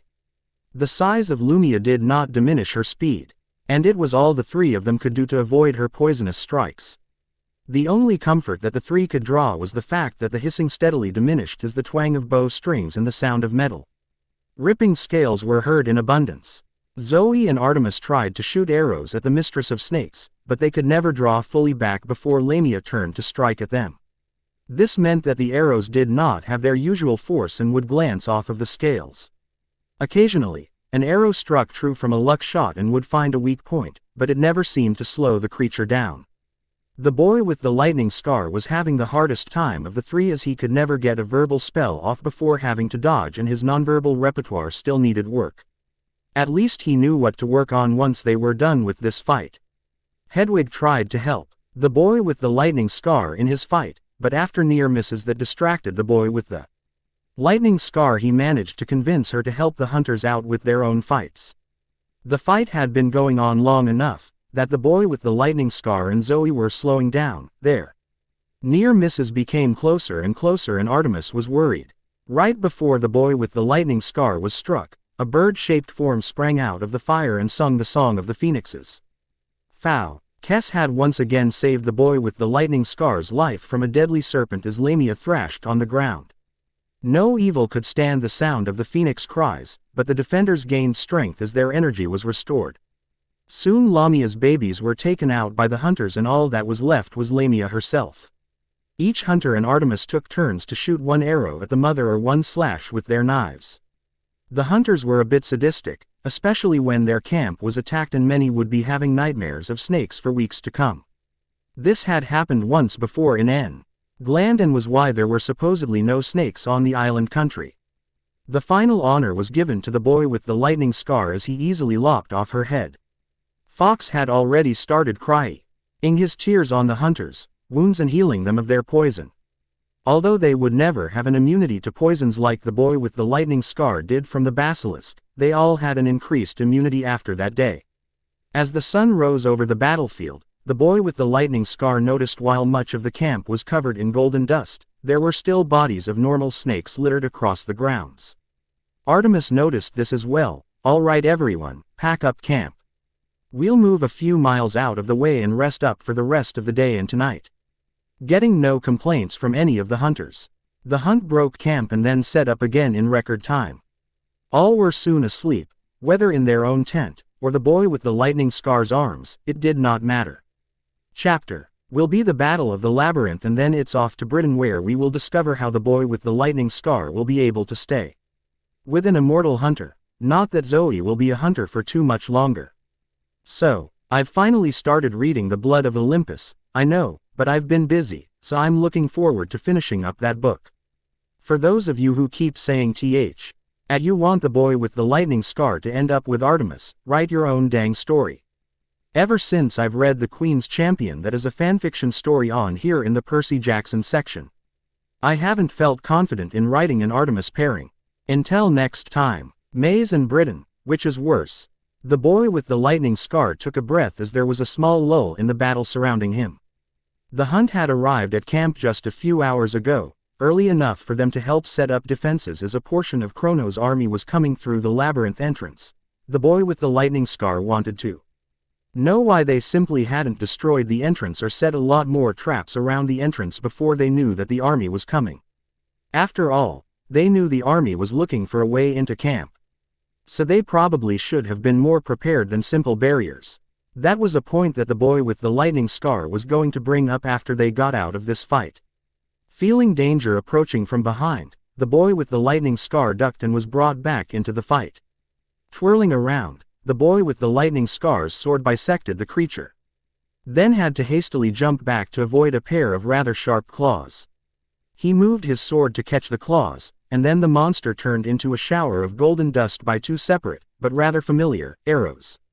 Sweeping his eyes across the battlefield, the boy with the lightning scar saw that the demigods and hunters were barely holding the tide back, and all the while monsters kept pouring out of the maze. He also caught sight of Percy, who was a force of nature to himself. The boy with the lightning scar may not have liked the kid that focused on the wrong things, but that didn't mean he couldn't appreciate his skill with the blade. Blasting an approaching horde away from those around him, he knew that something needed to happen before camp and those fighting to defend it were overrun and killed. Another lull in the battle, and he cast his eyes across the battlefield once again. The boy with the lightning scar bit back a few stray tears seeing some demigod bodies on the ground. Morning would come after. He could only think of how awful the war that was foreseen for the Wizarding War could have been. The brief glances of lifeless eyes chilled him to the core. As his eyes moved further on, he saw the figure of a man-talker see. The figure had a connection to the labyrinth that the boy with the lightning scar could see with the beginnings of his mage sight. Apparently, it was an inherited power, similar to snake speech or foresight, although it had to be unlocked by an extremely powerful ancestor first, so it was just as rare. The boy with the lightning scar couldn't tell why the M-like figure was connected to the labyrinth, but he knew that nothing good was coming from it. The boy with the lightning scar couldn't explain the other feeling that he had though. Somehow he knew that the figure was a mortal that had long escaped the underworld against the wishes of the gods. Filing the feeling away for later, the boy with the lightning scar began to cut a path towards the three. Later, when the war was over and the campers once again shared stories, many would say probably the funniest part of the war was as the boy with the lightning scar cut a path through the invading army at the Battle of the Labyrinth. Somehow, the boy with the lightning scar had infused his sword with his magic, more specifically a blasting curse. All you could see was a cloud of golden dust and When the boy with the lightning scar leapt out of the dust, some of it trailed behind him. Also, all precious metals tend to shine, and the blood and remains of the monsters were no exceptions. So, as the boy with the lightning scar leapt over a down monster, with golden streaks wrapped around him, he sparkled. Somewhere in the universe, a pedophilic vampire sneezed. By the time the boy with the lightning scar had made it to the group of three, he realized just what was wrong with the Elder One. The spirit was released from the robot body, and the boy with the lightning scar saw as it dispersed. And then all of the spirit was pulled into the ground. The boy with the lightning scar, as well as the rest of the demigods, saw the labyrinth collapse, and this bolstered the defenders. Although monsters still were a pain to put down, the demigods no longer had to worry about being overrun, and so were able to quickly dispatch all of the creatures. The battle of the labyrinth was over, and it was time to clean their wounds and pray for the departed. They all knew of the prophecy that revolved around the war in Percy, and Percy was not getting younger. Within the next year, everything would come to a head. Later that night, when everything was as clean as it would get for the time being, the boy with the lightning scar sat at the top of the stands that surrounded the sword arena. He was lost in wonder until another presence entered the stands. They noticed each other immediately, and Emerald stared into a darker sea green. For the first time, the boy with the lightning scar noticed how similar he and Percy glanced, and they could have been mistaken as brothers if they were a bit younger. There were subtle differences, but they did look like family, and the boy with the lightning scar wondered if it was a requirement for all of those the fates had chosen to have dark messy hair and green eyes with at least one parent absent in their life. Percy Jackson walked over to within 5 feet of the boy with the lightning scar and sat down. There was silence between them for a few minutes before Percy spoke. "I don't like you," he stated bluntly. The boy with the lightning scar snorted in amusement. "And the sun is yellow." This was fairly obvious, I wondered. "I don't like you," Percy continued, not paying attention to what the boy with the lightning scar had remarked. I admit that I messed up in dealing with you. I've been able to get along with Clarice after she tried to give me a swirly and left plenty of bruises on my body the first 2 years. You aren't even in camp for very long, so I'm sorry. Let's just stay out of each other's way." With his piece remarked, Percy was ready to leave, but the boy with the lightning scar's voice stopped him. "I don't like you either, Percy Jackson. You are brass and arrogant, but I can tell you have started to change. I will even admit that you are quite skilled with a sword for your age. When you unlock your full powers, you will be a force of nature. However, you need to realize that this is a war of mortal nightmares and terrors. You and Annabeth are prepared to sacrifice everything you have to save the demigods on the other side. But you don't seem to realize that this will cost our side. I am responsible for the deaths of at least 100 witches and wizards in Britain through a ritual. I didn't know what the ritual would do, but if I had the choice to do it again, I wouldn't hesitate in doing it again. Those 100 had to die because without their deaths, thousands of innocents would have most likely faced a fate far worse than death. I had the fate of the world lifted off of my shoulders when everything was remarked and done, and now you face similar choices. I will do as you inquired, and we'll stay out of each other's way when I visit camp, but remember that your actions have consequences, and if you fall, the world will be thrown into chaos. Think on it." The boy with the lightning scar glanced at Percy one last time and then walked off towards the cabins. Percy sat there for a moment, trying to adjust to the information he had just been given. The next morning saw the boy with the lightning scar approaching Artemis as she watched over the hunters at the archery station. "What's the matter, the boy with the lightning scar?" she inquired as she turned to face him and saw the contemplative look on his face. The boy with the lightning scar sighed. "I'm going to need to be back across the pond for a month or two as soon as possible. Professor the aging headmaster mailed me a few days ago, and many of our government wizards have finally fallen. No one can claim the seats that are now vacant, except me, and there are enough seats vacant that everything has ground to a halt in Britain. If I don't get over there soon, riots will start pretty soon. I need to at least claim my seats and then find some delegates for all of my votes." Artemis did not enjoy thinking about the boy with the lightning scar being gone for a month. Even when he spent time in camp and away from the hunters, there wasn't too much of a separation. After all, the boy with the lightning scar was close to Mount Olympus, and Artemis tended to keep to the east coast when he wasn't with them. Both for the boy with the lightning scar and to keep her stepmother's secret. Now, however, the boy with the lightning scar would be beyond her immediate reach, and it was a little disconcerting for the both of them. And you can't put it off until this time next year. No, Mum. The wizarding world may be slow to react, but even they would notice the government shutting down for that long. It would probably be best if I were to go now and be back by the time everything picks up around here. I have a feeling that the hunt will be rather busy in the coming months, the boy with the lightning scar answered her. Artemis sighed. Very well, but then she got a rather mischievous grin on her face that made the boy with the lightning scar terrified. But I am not letting you go alone to a place that holds so much misery for you. No, I think Zoe would be a great bodyguard for your month in Britain. But, oh, don't worry, sweetie, I won't be without a lieutenant. You've seen Talia take over or help a lot with Zoe's duties, and the hunt is growing. Yes, perhaps this would be a great time to see how Talia does in complete charge, to see if she is ready to be my second lieutenant. That may even help Zoe catch more sleep so she doesn't fall asleep during your late-night conversations, Artemis finished with a teasing grin. Her grin grew wider as the boy with the lightning scar grew red in embarrassment. Don't worry, the boy with the lightning scar, I'll tell the ladies for you. You just be prepared for your trip tomorrow. I'll take care of everything else.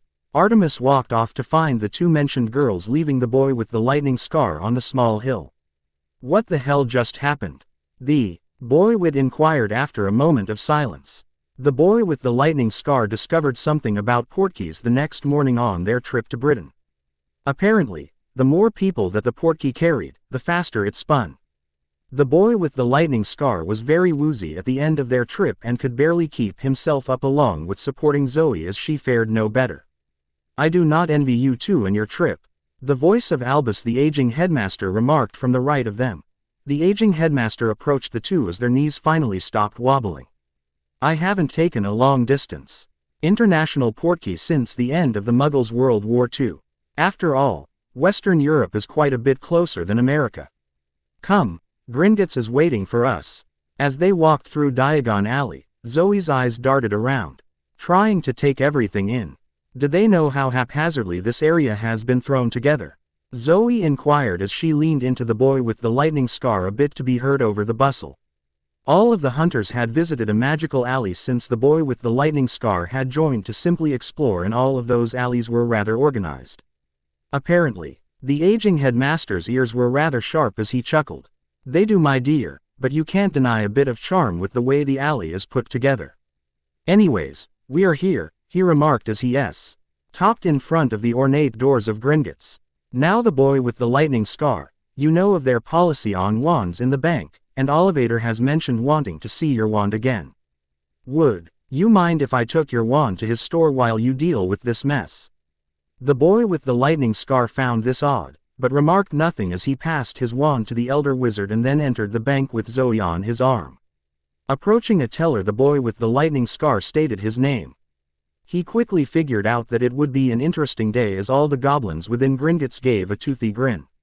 The aging headmaster's reasons. Wait right here, Mr. Potter, the goblin teller remarked before he rushed off into the catacombs of Gringotts.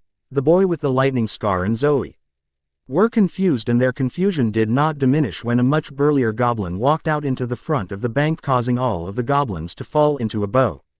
Not wanting to offend someone of high standing in a warrior race, the boy with the lightning scar bowed as the goblin approached, prompting Zoe to do the same. The leader smiled a goblin smile which made the boy with the lightning scar and Zoe shiver at the sight. They may have had experience with weapons and facing monsters, but they knew power when they came in contact with it, and they also knew they had no chance against this leader. Not to mention the rest of the goblins would probably not take too kindly to their actions. Well met, the boy with the lightning scar, son of James and vanquisher of the painful blight on magic. You have caused a great deal of upheaval within these ancient halls. That is without going into the various consequences in the rest of Wizarding Britain. Oh, sorry. The boy with the lightning scar offered. How were you supposed to react around a goblin leader that just told him that he had caused all sorts of problems? The goblin chuckled. No need for that, Mr. Potter. No need for that. I am Lord Ragnarok, king of the goblin nation of Europe, and we have much to discuss. Your mate is welcome to come as well. Before the two could argue with Ragnarok's statement, he had turned and was already halfway across the floor. Hurrying to catch up, the two were led deep into the catacombs, although the only reason they knew they were underground was caused by the lack of windows and the fact that the S.E. portion of the bank was not as large as they were walking. The halls were beautifully decorated, even though the art left the two semi-humans wanting. A few of the paintings were also rather vicious in nature. When they reached whatever room Ragnarok had been leading to, which the boy with the lightning scar and Zoe had wondered to be the throne room, the two were slightly disappointed. Instead of a grand throne like those the gods had, it was a simple banker's desk.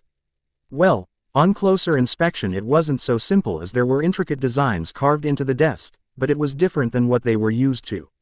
Ragnarok must have been used to this reaction and knew what the humans were thinking as he chuckled. Perhaps not up to the splendor of the gods, and once we had thrones like the ones on Olympus. Since the last Goblin War, though, we have let the puny wizards think they have defeated us, but in all honesty we constantly defeat them by controlling most of their money and using the greatest evil of all: paperwork. Across the multiverse, thousands of leaders all nodded their heads at the same time for various reasons. The boy with the lightning scar and Zoe glanced at each other with a bit of fear in their eyes as they realized they were in a room with a slightly insane being. The boy with the lightning scar bravely spoke up. Why are we here, Lord Ragnarok? Ah yes, Ran. OK remarked as he came back from his internal rant against the vile paperwork. You are the reason the Dark Lord Voldemort and his merry band of followers has been defeated. I assume you know about the right of conquest, in which you control the family. Yes sir, the boy with the lightning scar responded. I gained control of their family's votes and all that it entails since I defeated the one who branded them like cattle. Not just the family votes, young the boy with the lightning scar, but control of the family. Seeing the confusion on their faces, Ragnarok went a bit further. In effect, you are now the head of all the houses you have defeated and in charge of all finances the house controls. Here's a list of the amount of liquid assets you own now and what everything is worth. Ragnarok R.E. marked as he passed the rather large stack of papers towards the boy with the lightning scar. Slowly, the boy with the lightning scar went through the stack with Zoe looking over his shoulders, and her eyes grew wider and wider as they read. When they reached the end of the packet, the boy with the lightning scar remarked the only thing that could really be remarked, damn, that's a lot of zeros. Zoe nodded dumbly at his side. Indeed, it is needless to say that you and many generations after you will never want for money. Now, to make this official, and receive your seats, you need to place the head of house rings on your finger and have the house's magic accept you. There shouldn't be any problems there. A dozen boxes or so were brought in and placed on Ragnarok's ornate desk. These are the main branch rings and one or two lesser houses. We have removed all the nasty curses that people have placed on them, especially that Gaunt family ring, and all should be perfectly safe. If you just slip them onto your right ring finger, they will fuse together and you can be on your merry way with your mate. Once again not giving the two to contest what he remarked, he placed another packet of papers on the desk. This a bit smaller than the papers that Zoe had found in her hands. These are various suggestions of what to do with the money you now possess, with a few bonus ones throw. In since you are so fond of America these days, as well as being in contact with the gods. The boy with the lightning scar took a deep breath before grabbing the various rings out of their cases and placing them one at a time on his finger. As each one was placed, the ring would change shape and color, adding minute details of the various families' crests that he now possessed. He saved the Gaunt ring until last, not consciously. But there was probably an unconscious fear of the curses that it once possessed not being removed. When he placed the ring on his hand, the boy with the lightning scar felt a rush of wonderment and the small bit of power that he had experienced the first time he had touched the invisibility cloak. This time, though, he could sense that the PG in which was rather Nereus, and he filed in the back of his mind. Well, that's done and was all that was needed today. We expect you back in the bank within the next week. Now leave, he remarked calmly, but it was taken as an order, and the boy with the lightning scar and Zoe had too much on their minds to even think of arguing. They were guided out to the entrance by a pair of goblin troops where the aging headmaster sat patiently for them. His usual smile and twinkling eyes in place. "So you are done here?" he inquired as he got a look at the two of them. With their nods, his smile got a bit wider. "Good, now I'm not sure if you acquired a place of rest for the duration of your stay here in England, so I would offer you a place at my own home for as long as you need." He handed the boy with the lightning scar back his wand as well, and the boy with the lightning scar was still a bit distracted as a familiar feeling washed over him. The boy with the lightning scar glanced at Zoe as she glanced at him. He didn't have any plans as far as lodging was concerned, and the boy with the lightning scar's relationship with Albus was slowly healing and growing stronger than ever. Zoe could see the underlying hint of want in his eyes, but ultimately he was leaving it up to her, which touched Zoe deeply. Since she knew that the aging headmaster was one of the few truly great men in the world, she didn't have a problem with them staying with him for a month or two. That and the boy with the lightning scar's look had her molded into his hands. With a nod, the boy with the lightning scar's face lit up and he turned to the aging headmaster. "We would love to, Professor," he stated. The aging headmaster's smile grew that much brighter as there was genuine warmth behind it rather than the customary smile that he held. "Excellent," the aging headmaster stated. "Then would you like to leave now, or is there something that you would like to pick up before we go?" This time it was Zoe who answered, "We can always come back another day, Mr. The aging headmaster. "Very well, but I must insist that you two call me Albus while you reside in my home," Albus remarked as he led the two that glanced like teens rough the streets into the apparition point. "I apologize for the coming discomfort, but if you two would grab onto my arms I will take us there." The feeling of apparition was never a pleasant one. Even if the boy with the lightning scar had learned how to do it and had used it to transport Zoe a few times. It did allow them to stay on their feet though, and that was good. When the boy with the lightning scar glanced around, he saw the very familiar sight of Hogwarts Castle and smiled. "You and I have the same mindset when it comes to Hogwarts," the boy with the lightning scar. "There's no place quite like home, is there?" Albus smiled. Then his smile turned slightly dimmer and the boy with the lightning scar was on guard. "The boy with the lightning scar," Albus spoke softly, "I know that you are slowly forgiving me. But there is something that truly prevents full forgiveness. I have no reason to ask you of this, but would you listen to an old man's tale so that I may explain my actions?" "Ms. Nightshade, while I know the boy with the lightning scar trusts you a great deal, I ask this be a conversation left between me and him for the time being. He may tell you anything you ask about, but it is hard enough to tell the tale to just one person." Another silent conversation took place between the two before Zoe nodded. "Very well, Albus." Zoe took a seat near one of the oaks that surrounded the lake as the boy with the lightning scar and the aging headmaster began their journey around it.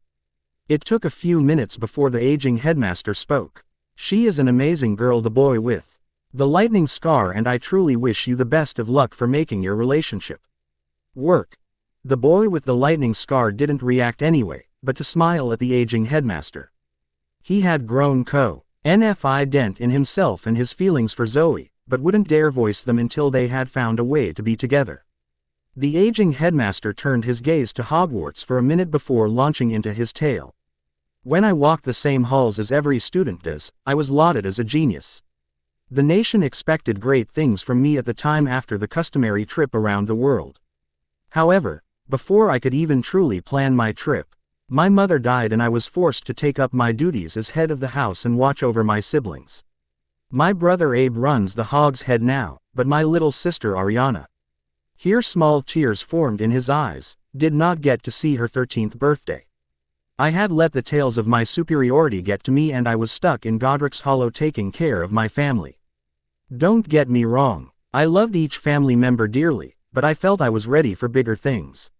That was when Grindelwald showed up in our little town and brought much needed companionship into my life. The same Grindelwald that I would face to end the vicious war 40 years later. Gellert and I quickly grew as thick as thieves and finally, I wondered to myself, there was someone that could match my intellect. We spent that summer together discussing all sorts of things, from theory to plans to push the wizarding world into the future. I did not know at this time that this would be the spark. that Gellert needed for his rise to power. I was so engrossed in the discussions with my new friend, that I soon began forgetting about my responsibilities to my family. It all came to a head a month before Abe returned to school. Abe confronted me during one of my sessions with Grindelwald and reminded me about the duty I had to my family. It was usual for him to do this as he only saw me as High's big brother and not the aging headmaster genius. However, Gellert did not like Abe and wands were drawn. I of course helped family, but somehow Ariana had managed to get out of the house and into the middle of outfight. I still do not know whose spell it was that ended her life. I was left to pick up the pieces of my shattered heart while Gellert fled, and I did not see him again until the end of the war he started. I tell you all this to explain that I too know the feeling of loss when it comes to losing family members, the aging headmaster remarked with a stray tear or two running down his cheeks. And to show how quickly I was thrust into the leadership positions that I hold for a few months longer. The boy with the lightning scar was silent as he processed what the aging headmaster had told him while Albus was trapped in his memories of so long ago. I taught Tom Riddle, the aging headmaster remarked as he began again. I was his transfiguration teacher while Professor Dippet was headmaster. I was the one that confirmed for him that he was a special boy and saw such potential in him. He was a charming that had much of the staff under his spell. I was perhaps the most cautious around him due to the follies of my youth, and I think Tom noticed this as well. When he disappeared off the map, I truly breathed a sigh of relief that the young man would at least be someone else's problem if he truly turned to the dark. It was a cowardly way of thinking, but to harm a former student of yours is nothing short of agonizing. The aging headmaster yelled the last word, which startled the boy with the lightning scar. I am sorry, the boy with the lightning scar, but my methods were always questioned in both wars, but for a teacher to put down a student that they were in charge of molding. It truly is a terrible thing. And so when Tom returned to England, I could see the darkness within him and prepared for a war that would be long and dangerous. Unfortunately, the darkness had spread to many families, and I could only watch as more and more joined Tom and the war grew longer and longer. Then I heard a prophecy that could end the darkness. I knew 2 young boys would fit the prophecy, and I tried to set it up to where Tom would mark one of you and I would be there to lend my strength to vanquish this riddle had died long ago. Sadly, plans never seem to come to fruition or are twisted a great deal. When I learned that Lily and James were killed and you had survived, I mourned the loss of a couple that I could call friends. I left you on the doorstep of your aunt, knowing that it would be a difficult road ahead since your true parents were no longer with us. You have to believe me, the boy with the lightning scar, Albus remarked, placing his hand on the boy and looking into his emerald eyes. I had no idea that you were being abused. I checked on you a few times, only for a few minutes while you were working in the garden, and simply assumed that you were wearing older clothes to keep your good ones clean and enjoyed gardening. If I had had any whisper that you were being abused, I would have whisked you away. You were never supposed to be treated unfairly and never supposed to be a part of any events that had transpired while you were here. The boy with the lightning scar could see the truth lying in the aging headmaster's crystal blue eyes and the emotion that he held within them. It was clear that the elder professor simply was looking for the boy with the lightning scar to understand that he wondered he was doing right, and not looking for complete forgiveness. Smiling slightly as they approached Zoe, the boy with the lightning scar spoke. Things could have been a lot better, the aging headmaster, and we both know that. To never know. If you were the one to kill a family member and then have to destroy someone you once considered a friend has to be tough. How different would this world be if something different happened when you were 17? But the blame never rested on you, Albus, not really. You did what was wondered to be the right thing when it was inquired of you and had no one to truly stand beside you and remind you of what you were doing. My life could have been better, but you have tried to be honest with me as much as possible. I'm glad my life turned out this way since I received a new mum and met Zoe. I can never forget, but I can always forgive. Tears swelled in the aging headmaster's eyes as the boy with the lightning scar spoke, and he gently pulled the boy with the lightning scar into a hug. Albus, surrogate grandson, forgave him of his foolish deeds, and that was truly the only thing that mattered to him. The rest of the boy with the lightning scar's visit would be great if the aging headmaster had anything to say about it. Question though, I'm making the boy with the lightning scar immortal more than likely, but I don't know if I want to make him just a mortal or a god. What do you guys think? If you want to see the boy with the lightning scar as a god, give me just one of his domains. Deals with the ministry. The boy with the lightning scar slowly woke up the next morning to a mess of black hair on his chest that he now wondered how he could sleep without it. For the past few months he and Zoe had shared late-night conversations that usually ended with the boy with the lightning scar inviting Zoe into his bed so that she would not have to travel to her own. There was always a token effort, but that was usually followed by a well-placed yawn that soon had Zoe caving into his offer. Nothing ever happened, other than innocent cuddling, but both were happy that they were allowed to get away with that much.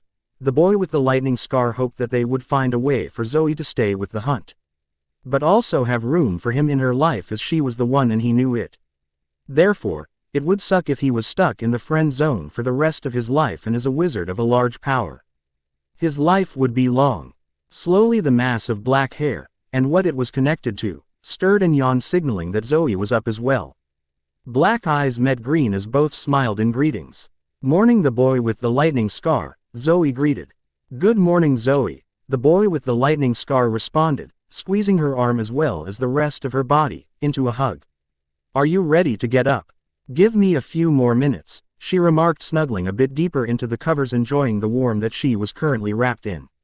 So what's on today's agenda? The boy with the lightning scar wondered for a moment and then groaned as he realized what today entailed. I have to go to the ministry today and at least start the process of changing the wizarding world. Zoe snorted in amusement as the boy with the lightning scar told his plans. You have to change the wizarding world today. No small order there, the boy with the lightning scar. Of course you've done it twice already, so what's once more?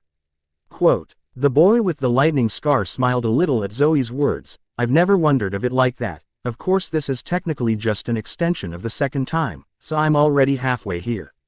Quote. True. So, do you know what you are going to say today? Even if you got rid of the supremacists, there will still be a lot of traditionalists on the ruling body. Yeah, the boy with the lightning scar remarked as he reached over to one of the drawers on the nightstand. A lot of the last few letters sent between myself and the aging headmaster, or Albus as he wants to be called, discussed the various things that I needed to say. I'm going to try to set up the government like their mundane counterpart, with a House of Lords and a House of Commons. I'm sure the House of Lords will have more power at first, but that's how England's houses started out. Anyways, sounds like a plan, the boy with the lightning scar, Zoe remarked as she enjoyed the peace she had at the moment. Sighing, Zoe broke the peace first and began to move. Come on, it appears that you have a lot on your plate, so we need to get ready for the day. Grumbling, but ultimately agreeing with Zoe, the boy with the lightning scar got up as well and claimed the bathroom first. Zoe may have been an immortal maiden that was born a few thousand years ago, but beneath it all she was still a girl and took a bit longer than the boy with the lightning scar in getting ready for the day. It was amusing to be with the hunt as they stopped in civilization and 2 days in a hotel about once every 3 months. During those 2 days, they became the teenage girls that they so resembled. When the two were ready to face the day, they left the guest room that the aging headmaster had provided them for the night and made their way to the kitchens. Albus had told them the previous night that the Great Hall was just a bit too large for 3 people plus whatever teacher decided they wanted to drop in. So during the summer those that visited Hogwarts were directed to the house elves' place of work. When they arrived at the kitchens, they witnessed the elves running around, and the boy with the lightning scar wondered if they ever took anything slow. They found Albus sitting at one of the tables calmly sipping his morning juice. Ah, there you are, the aging headmaster remarked as he noticed the newcomers pull up a chair. I trust you two had a good sleep. It was just fine, dumber Albus, Zoe answered when the aging headmaster sent a soft glare at her for using his last name. Well, that's good, Albus smiled. Okay, the boy with the lightning scar, we have about 2 hours before we need to be in the council chambers. Are you ready? It should be fine, Albus, the boy with the lightning scar remarked, taking a bite out of his eggs. We've prepared quite a bit for this the past few months and I get to change the world with you once more. The aging headmaster smiled as he boy with the lightning scar continued eating. To be that great of a young man spoke highly of just about everything in his life. The boy with the lightning scar was forged by trials in fire and some of the would-be greats found that they snapped under the heavy hammer of the forge. This young wizard had grown all the stronger for it. His eyes then glanced at the young woman by the boy with the lightning scar's side, and Albus was reminded of the old saying of behind every great man stood a great woman. The iron moved to the mundane with tales of the past year filled the air and eased the soul of this old man. After years of suffering from the ministry's pomposity, especially last year, the boy with the lightning scar wasn't at all surprised to see the grandeur of the atrium and the solid gold statue that sat in the middle of it all. The workers of the ministry seemed to be skittish, but after the boy with the lightning scar wondered about it, it was understandable since many of their co-workers had snuffed it. He was fairly sure that no one had made the connections between those who lost their lives and those that had claimed the imperious defense after the First War. The ministry was so paranoid that the guard that usually took the wands of those that entered simply waved them through. Who knew where the killer would strike again? While the boy with the lightning scar was mentally pointing out the various faults in almost everything he saw in the ministry, Zoe stuck close to him and wondered much of the same thing. All the ministry reminded her was that life was much better in the hunt and that the boy with the lightning scar was one of the few males in the world that was any decent. She knew she was beautiful, as many of the bards had spoken of her and her sister's beauty when she was still in the garden, but for the low-level employees and security guards to send her those stares, they quickly glanced away when they saw the hardened stare that the boy with lightning scar sent their ways and the possessive hand that had snuck around to claim her. Zoe wasn't one for romantic gestures or possessive feelings, but she had to admit it felt nice. The aging headmaster showed them to one of the various entrances to the bureaucratic chambers. I shall leave you two here while I go and introduce you the boy with the lightning scar to the council. You can allow into your speech as soon as someone questions why you are here. Ms. Nightshade, while normally you would not be allowed into the chambers without proper authorization, I wish to make an exception for you. However, there are a few die-hard traditionalists here, so you shall be the boy with the lightning scar's secretary if that is okay with you. Seeing nothing wrong with the aging headmaster's plan, Zoe agreed easily. Well then, good luck. When Albus left the two demigods, a silence descended on their waiting area. Luckily, their relationship, even though they could not define what they had just yet, was one where silences were comfortable and did not have to feel with awkward small talk. Finally, they were given the signal to enter. The chambers were just as magnificent as the rest of the ministry, meaning overly grand and tied up way too much money. Many of those inside the chambers were rather old, but surprisingly there were a few former classmates of his sitting by their guardians. From the look on their faces they were just as surprised to see the boy with the lightning scar having the floor. It was nice to know that there were a few that he could look at and be a bit more comfortable with his speech. Why is Mr. Potter here? A wizened old wizard inquired. I am here to share news, take up my spot amongst this esteemed body, and call for change in our world, the boy with the lightning scar spoke clearly. And what news do you have? And who is the girl besides you? Another inquired. The girl beside me is fulfilling the role of secretary for me today and thus is needed. As for the news, I am proud to announce that Lord Voldemort, here a collective gasp went up and the boy with the lightning scar resisted the urge to eye roll, but Zoe did not, and his followers have been completely wiped out. This got the reaction that the aging headmaster and the boy with the lightning scar had expected as an explosion of shouts washed over the chamber. The aging master let this continue for a few moments before banging his gavel and demanding attention. Now that we are all settled, perhaps we could ask Lord Potter what he means and just how this came about. With many nodding in agreement, Albus motioned for the boy with the lightning scar to continue his spill. The summer after my 4th year, through a ritual between myself and the goblins, Voldemort was stripped of his many otherworldly powers and would have died if he had not branded his followers with his mark. Because the mark had to be taken willingly, their souls, and more importantly their magical cores. Not that the boy with the lightning scar or Zoe believed the magical core was more important, they were drained unknowingly of their magic to sustain their master. However, magic can be drained forever and they lost either their ability to perform magic or their life entirely. So that's it. He's gone for good, as well as his mad followers. Lady Longbottom inquired with a bit of hope in her voice. Yes, Lady Longbottom, the darkness that has plagued this land is gone for now. This brings me to my next point, that darkness will never truly go away. Voldemort rose because there was enough corruption in the ministry that he easily swayed those that had the money to his side. For too long we have not given a voice to the Muggleborns and half-bloods. It is time to change how our world works. We will not just give up our traditions to satisfy those that do not understand our ways. I'm not saying to. The boy with the lightning scar responded calmly, keep this table body intact and allow some of the minor noble houses a chance to join. Then create another body that you can be elected into regardless of blood status. They can propose new laws that perhaps this body would have never wondered of. But that you all have to approve. And from now on hire because they can actually do the job, not based on their family. Why in the world is the head of the Muggle Artifact Office not a Muggleborn who knows how to work some of the cursed items? We need to make this world a better place, and all it takes are a few small changes. If you are so concerned with those not from this world ignoring your traditions, I suggest someone from here go and teach the young children at Hogwarts. They do not respect your traditions because they do not understand them or know them. The only reason I know half of them is because of a crash course that I have received in the past few months. These are all very good ideas and should be glanced into. All those in favor of researching Mr.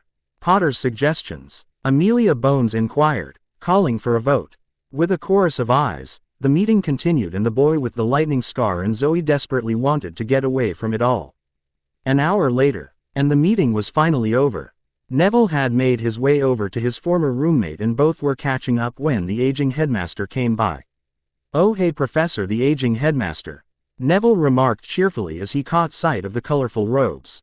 Hello Neville, the aging headmaster smiled at him. I'm sorry to break this reunion up, but it would be best if we continued the rest of our activities today. Or at least start them. The boy with the lightning scar sighed at the aging headmaster's truthful words. Very well Albus, turning to Neville, the boy with the lightning scar spoke. I'll be here at least until next council meeting, so we will catch up eventually.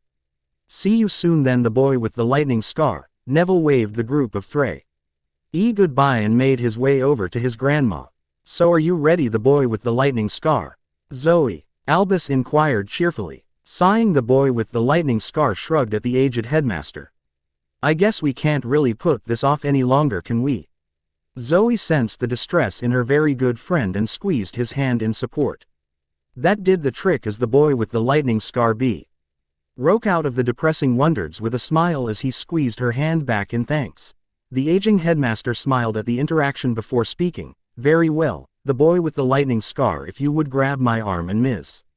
Nightshade. Zoe, he remarked with a grimace as she told if she was allowed to use his first name, he would use hers. He was reminded forcefully of his slightly young years when a young Minerva remarked much of the same to him as well as a young Lily. If you would tightly hold on to the boy with the lightning scar, we can leave. Experiencing the usual uncomfort table feeling of being squeezed through a tube, the group of three landed in a rather dreary room. Welcome to the ancestral black home. The boy with the lightning scar, James Potter.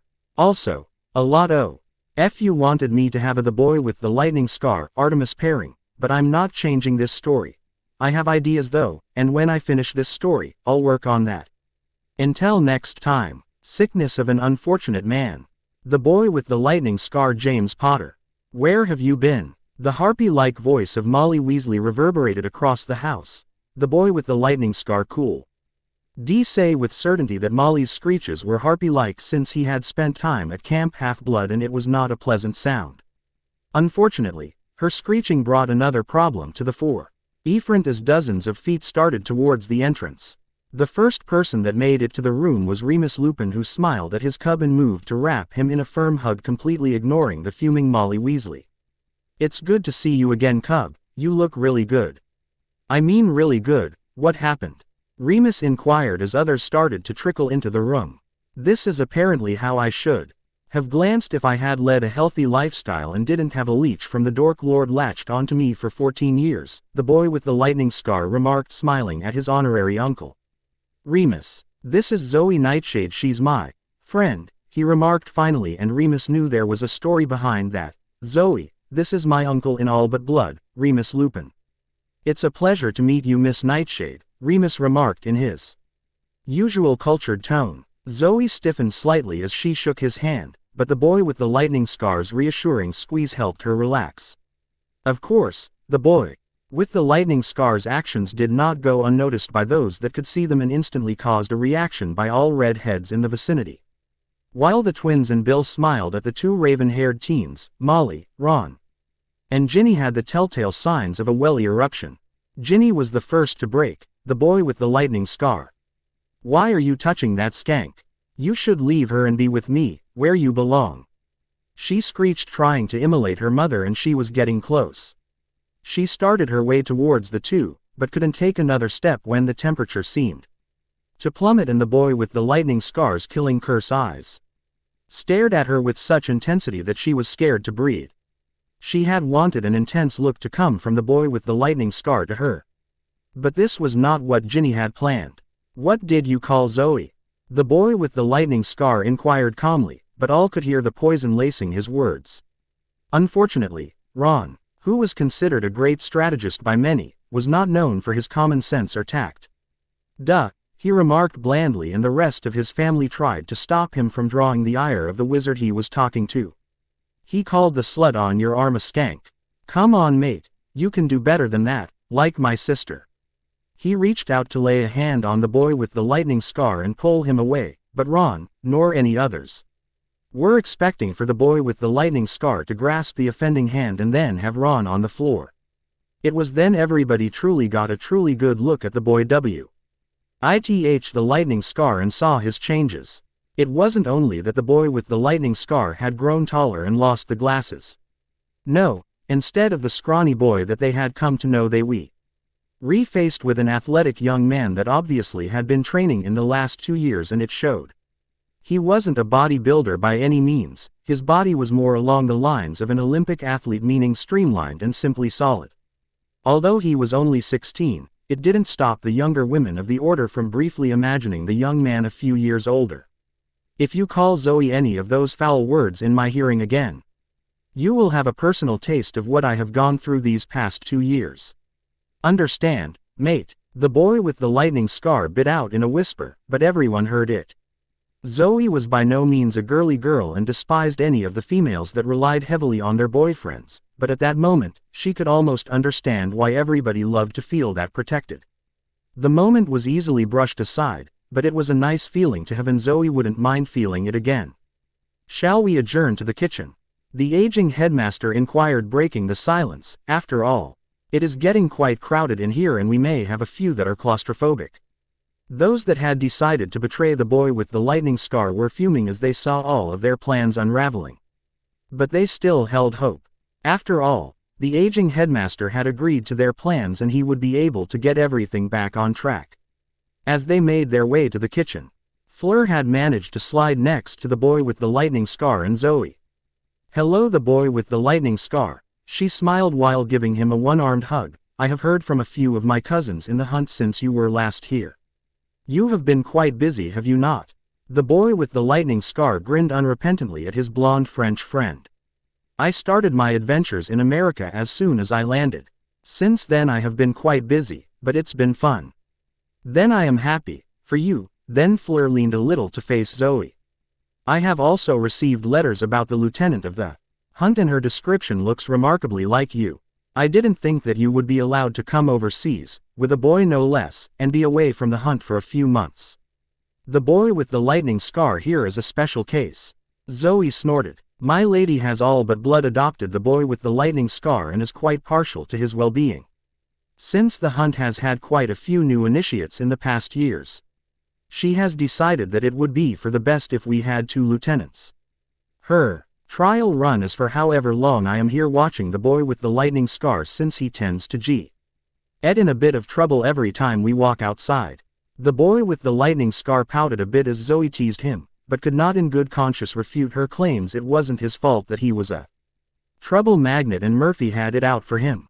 Besides, Teasing was an immature gesture, and when he stuck out his tongue at the two giggling young women he felt a lot better and had the higher ground in. Dee then turned to the Weasley twins following him. "Talk to me after this meeting, you two, unless you have given up your dream of owning a joke shop." He was met with empathetic nods. The rather large group of the Order of the Phoenix and the few non-members who had been staying at Grimmauld Place for the summer piled into the kitchen and took up various positions around the table. The aging headmaster, of course, took up the head of the table with Severus to his left and McGonagall to his right. Usually Mad Eye or Shaq would take up the spots next to McGonagall, but by some unspoken reason the boy with the lightning scar and Zoe sat there and no one remarked a word against it. The rest of those present took up their seats or made sure the house was structurally sound. "Ah, much better, aging headmaster remarked when everyone was situated. "Now, obviously the boy with the lightning scar Potter has returned to us and he brings great news. The boy with the lightning scar, if you would." The boy with the lightning scar decided to have a bit of fun and deliver the news bluntly. "Voldemort is dead." The group had almost missed the boy with the lightning scar's statement because of the gasps that came from hearing his name. But somehow news Liebing heard no matter what. There was a moment of silence before most of the Order lost their heads. It took a few minutes for order to be re-established. "What do you mean Voldemort is dead? Is he coming back?" "He did that before, you know," Tonks inquired. "Yes, I know he did," the boy with the lightning scar remarked and smirked a little at her sheepish expression. "I guess it is okay if I tell them most of it, Professor." With a nod from Albus, the boy with the lightning scar sighed before launching into a brief overview of the start of his summer almost 2 years ago. "The summer after the whole Triwizard fiasco, I made my way to Gringotts on the advice of Professor Flitwick to have my scar checked out and a few health issues fixed." "Why did you go to the goblins? You know you can't trust anything that they say." "Oh, you poor dear, that has to be why you ran off and got with this hussy," Molly cried. "She's right, you know," Hermione chimed in. "The goblins are very untrustworthy. I wouldn't be surprised if they had done something to you." The boy with the lightning scar and Zoe stared at the two and all those that agreed with them in disbelief. "The boy with the lightning scar," Zoe whispered, "does having magic make you lose all common sense? If so, tell me now so I know to slap you," repeatedly. "I knew they were a bit dense. But this is beyond anything I would have guessed," he whispered back. "Anyways," the boy with the lightning scar continued, completely ignoring Molly and Hermione, when they were casting their diagnostic spells.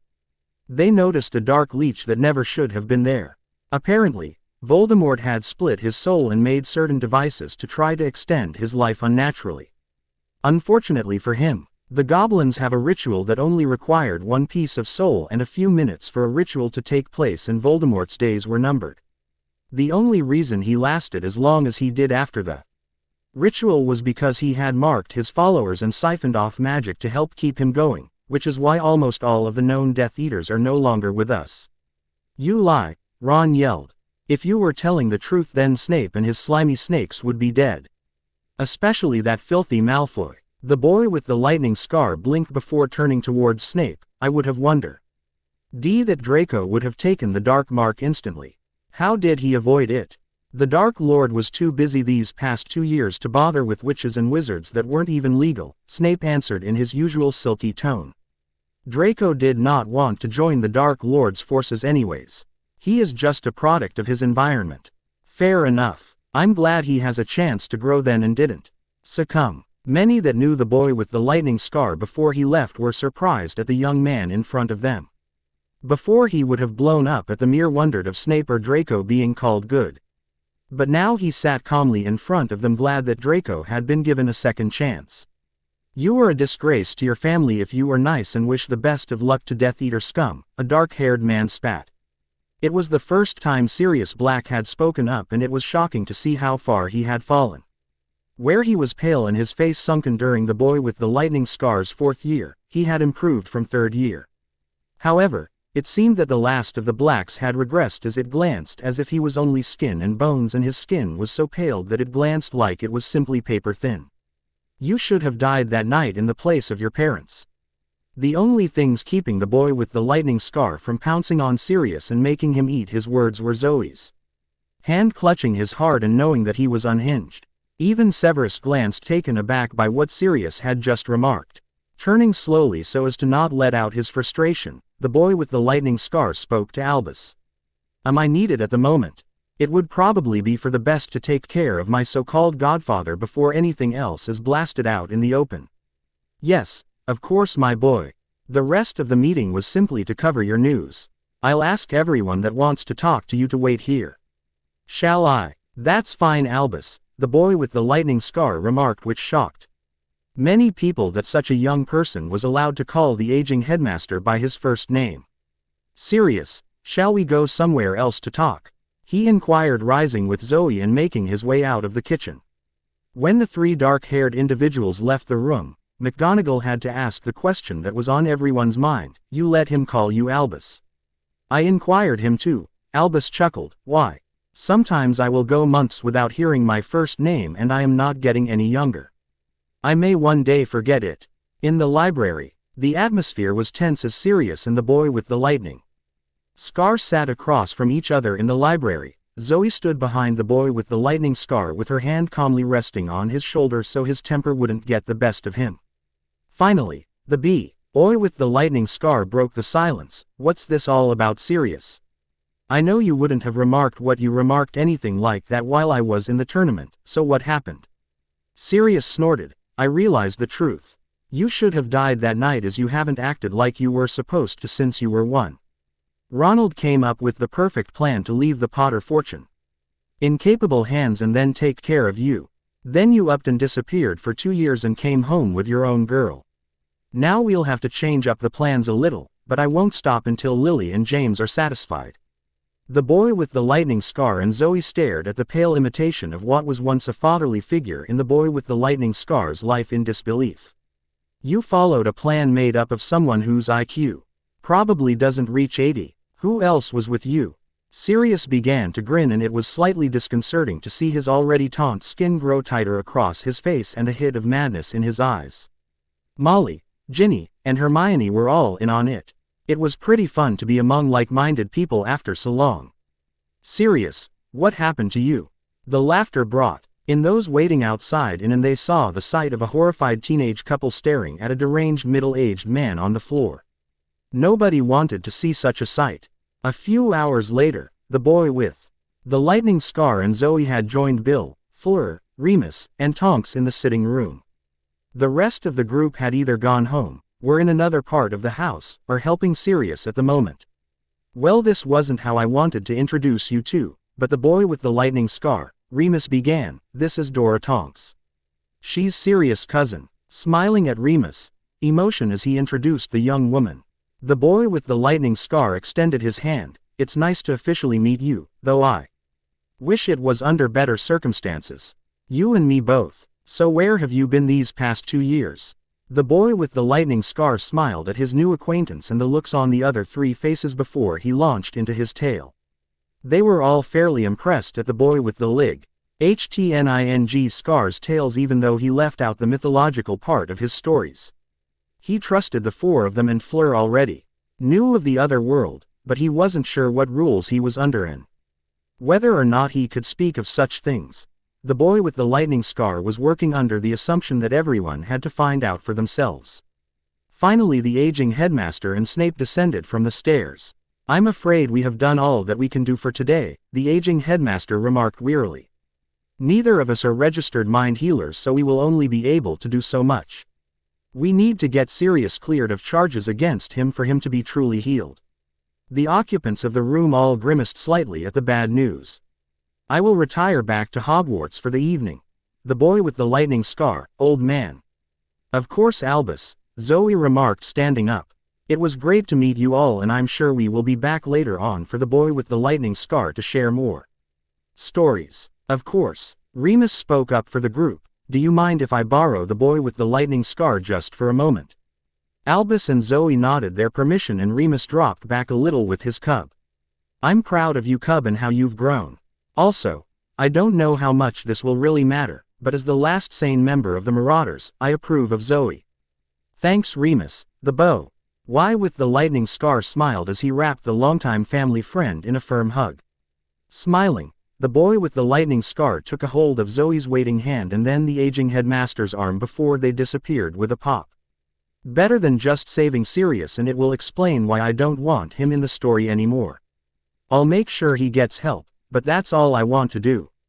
All deal Mo. With the betrayers next chapter most likely. I still am on the fence about whether to make the boy with the lightning scar a god or not, so we'll see. Until next time. Dealings with the unwanted. It was 3 days later that the situation with Sirius was finally taken care of. Since the aging headmaster was good friends with many of the country's magical leaders, he was able to arrange to get Sirius out of the country and into a true mind healer. While he was gone, the aging headmaster would be working on clearing Sirius' name in case he ever recovered from his dreadful ordeal. Now that the dreadful business of Sirius Black was taken care of, it seemed to the boy with the lightning scar that the fates liked pushing him on as he was left in the house with only Zoe and those he had once called friends. The stares that they were sending his way was actually disturbing in some cases. They finally decided to corner him when he and Zoe sat down for lunch at the kitchen table. The boy with the lightning scar was not letting Zoe out of his sight around these witches and wizards without someone he trusted around her. It was too bad for them that the boy with the lightning scar's trust was placed in rather powerful people. There was silence at the table as everyone ate. The boy with the lightning scar had made his and Zoe's food as they did not trust Mrs. Weasley in not putting a few potions in their meal. Hermione was the first to break the silence. "What have you been doing?" the boy with the lightning scar. Her tone was curious, but did not fool the boy with the lightning scar and Zoe. "I mean, you've been gone for so long that we just need to catch up. Hogwarts hasn't been the same without you, I'm sure," the boy with the lightning scar responded stiffly before going back to his meal. Zoe squeezed his hand in support and he squeezed back, which did not go unnoticed by the other 4 in the room. Seeing that Hermione made no headway in reconnecting with the boy with the lightning scar, the supposed best mate decided it was his time to shine. "So the boy with the lightning scar, does the skank have a sister? I mean, Hermione is great and all, but your girl is quite the beauty. Could you share?" Ron didn't think anything about what he remarked was wrong, and that was what was truly sad to the boy with the lightning scar. Not only had he insulted Zoe once again and he was taking all of their willpower not to snap the scrawny little boy's neck, but he had also insulted his cohorts in the Get the Boy with the Lightning Scar plan. But no, Ron didn't see anything wrong with what he had just remarked as he sat there grinning like a loon, and the boy with the lightning scar could practically feel the smugness rolling off of him, thinking that his plan was surely going to work now. "Ron, I truly don't know you anymore, if I ever did, so let me make one thing clear. If you insult Zoe one more time, I will kill you." The boy with the lightning scar remarked this with such certain authority that those in the room couldn't help but to shiver. It was from pleasure in Zoe's case. But the boy with the lightning scar, "Mate, I'm your best mate. You shouldn't have left behind like you did these past 2 years, Ron remarked, trying to guilt-trip the boy with the lightning scar. The boy with the lightning scar sighed as it appeared that he couldn't just avoid the situation anymore like he had hoped to. "Since it's obvious that you 4 won't let this go, now is the time to clear the air and list all your grievances with me, but let me make one thing clear. No ma, what you say. I will be going back to where I was before, and this will be one of the few times I ever return to England, and you'll probably never see me when I do return." The boy with the lightning scar, James Potter. "I did not raise you to act like this," Molly screeched. "You didn't raise me at all," the boy with the lightning scar responded, keeping his calm and even tone even though her loud voice pained both demigods. "I spent maybe 3 weeks under your care." The sarcasm was evident in his voice at the Burrow. 3 weeks of 16 years of my life. I had a mother and her name was Lily Potter. I have found another mother in the form of Artemis. You have never and will never even think of taking the role of a mother in my life. Watch it, Potter, Ron snapped. That's my mother you're talking about. I didn't put up with your shit for 4 years so you could leave us behind while you got more glory and gold. And books, Hermione chimed in. Ah, and now we hear the real reason you two were gracious enough to become my friends, the boy with the lightning scar drawled in a way that would make even Snape proud. Fame, money, and books. Tell me, is that how you Two and the little Weaselet measure friendship and potential love interest. I can see why your friendships are working out so well when neither of you are a drop in the ocean compared to me. Normally, the boy with the lightning scar wouldn't talk like this to anyone, but they were really starting to piss the boy with the lightning scar off and he wanted to put them in their place. He had the full backing of Zoe, who was itching to grab the bow and arrows off the charm bracelet that the boy with the lightning scar had made her and find out if magicals could be effected by celestial bronze. If that didn't work on them, she was sure that her lady would allow Zoe the use of imperial gold or Stygian iron. Truthfully, Ron, you lost all the benefits of being the boy with the lightning scar pot. Ours supposed best mate during the tournament. You know, the one that you betrayed me and incited with the rest of the school and then only offered a pitiful excuse to try and get back in my good graces. You were never going to get a single canute from me after that little episode. Ron grew red in anger as the boy with the lightning scar remarked the last sentence, as it was the only sentence that had anything relating to money in it.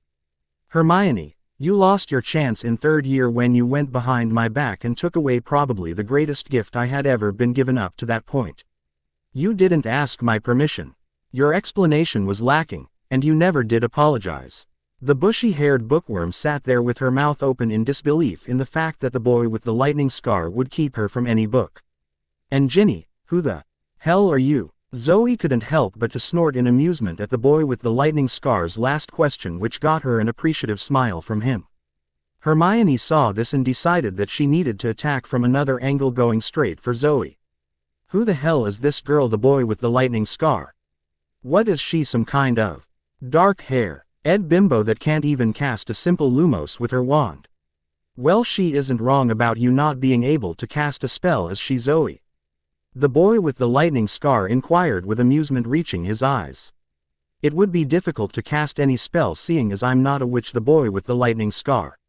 You know that. You broke the statute, the boy with the lightning scar. Hermione shrieked. Oh, shove it up sideways, Granger. The boy with the lightning scar snapped back at her, losing his cool for a moment. No one wants to hear the insufferable know-it-all, especially when she knows nothing. Zoe was aware of magic well before I arrived, as was her group. Besides, the country I'm in wasn't formed before the statute went into effect, so it mostly doesn't apply and I can get away with a lot. The boy with the lightning scar's purposeful stumble was caught by Hermione, and Zoe had to hide the grin that threatened her face. But why the bloody hell did you leave us? Ron inquired, but it came out as a demand. Let me answer that with another question. Why did you abandon me after the tournament? After I saw someone die in front of me in the return of the darkest wizard since Airpo the Foul, you left me to rot with the Dursleys. I know you were here for the summer. Professor the aging headmaster told me all about how you four and Sirius wanted to cut me off from everyone and then start feeding me love potions so I could be raped by the littlest welly over here. So, why the bloody hell would I have taken you with me when I got rid of Voldemort and started a new life? You were no friends of mine. The four betrayers sat silenced at the table, and that silence extended across the room before a gentle clapping interrupted it all, and 6 pairs of eyes were drawn to the corner of the room. Very good, Potter, Snape remarked in his usual silky drawl that no one could help but to listen to. It seems that 2 years without people worshipping the ground you walked on see me. To have finally improved your mental capabilities. Everybody out. I wish to speak to Mr. Potter here alone. Zoe was about to speak before Snape spoke and cut her off. Your companion may stay as well, Mr.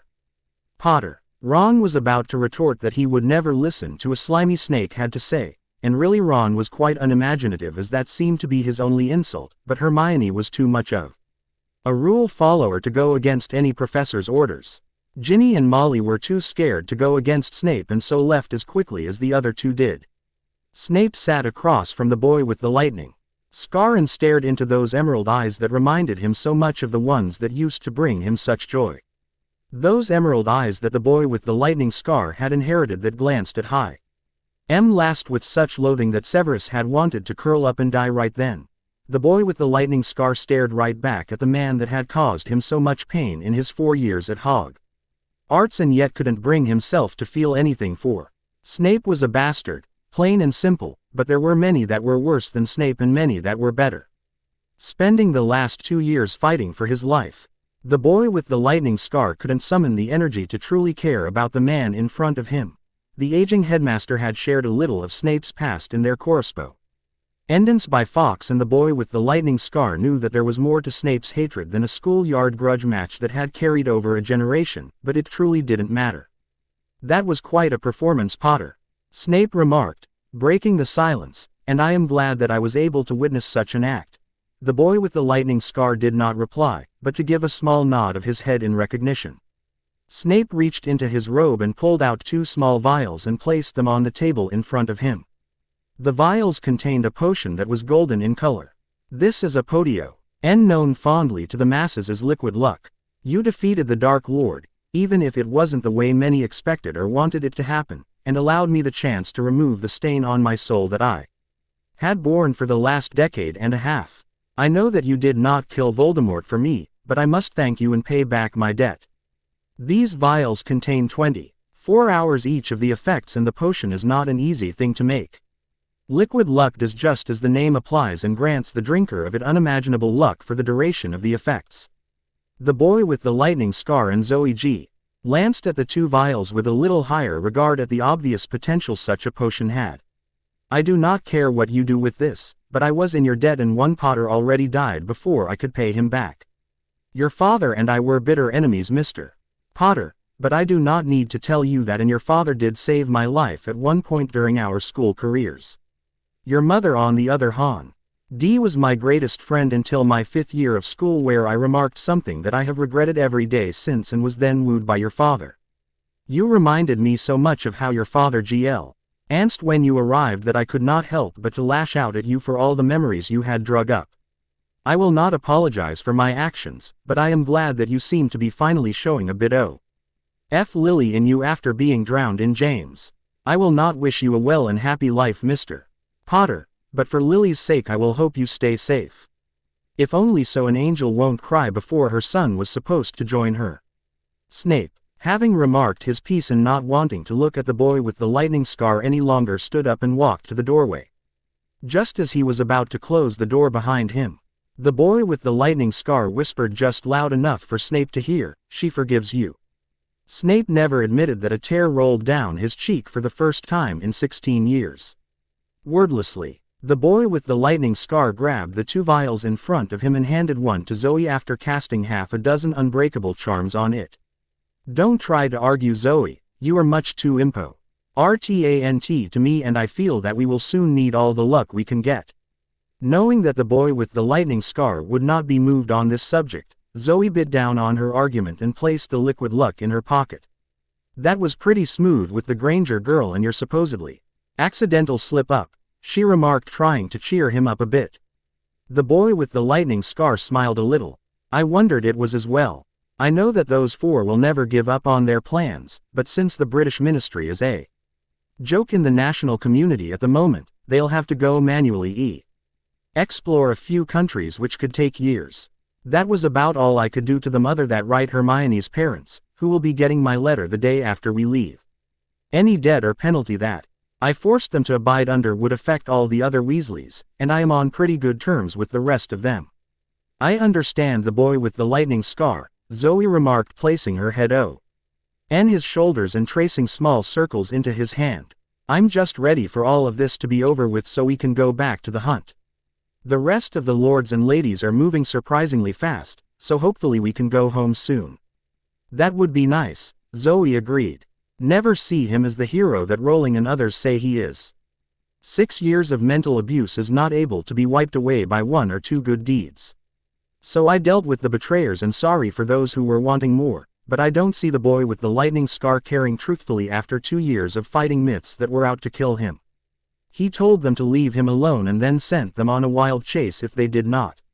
Personally, the boy with the lightning scar's question to Ginny deserves an amen, since she was simply a filler character.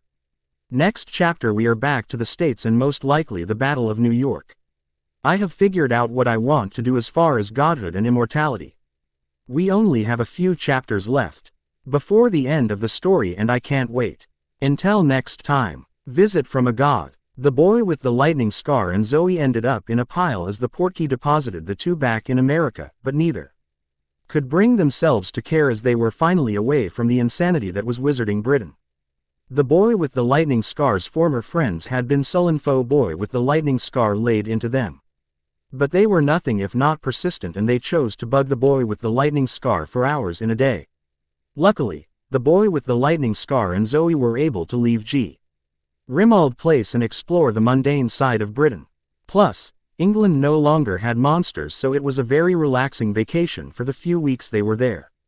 They didn't slack in their training, of course, it just wasn't in them. But at least they could unwind without having to deal with random monster hunts or the chores around the hunt.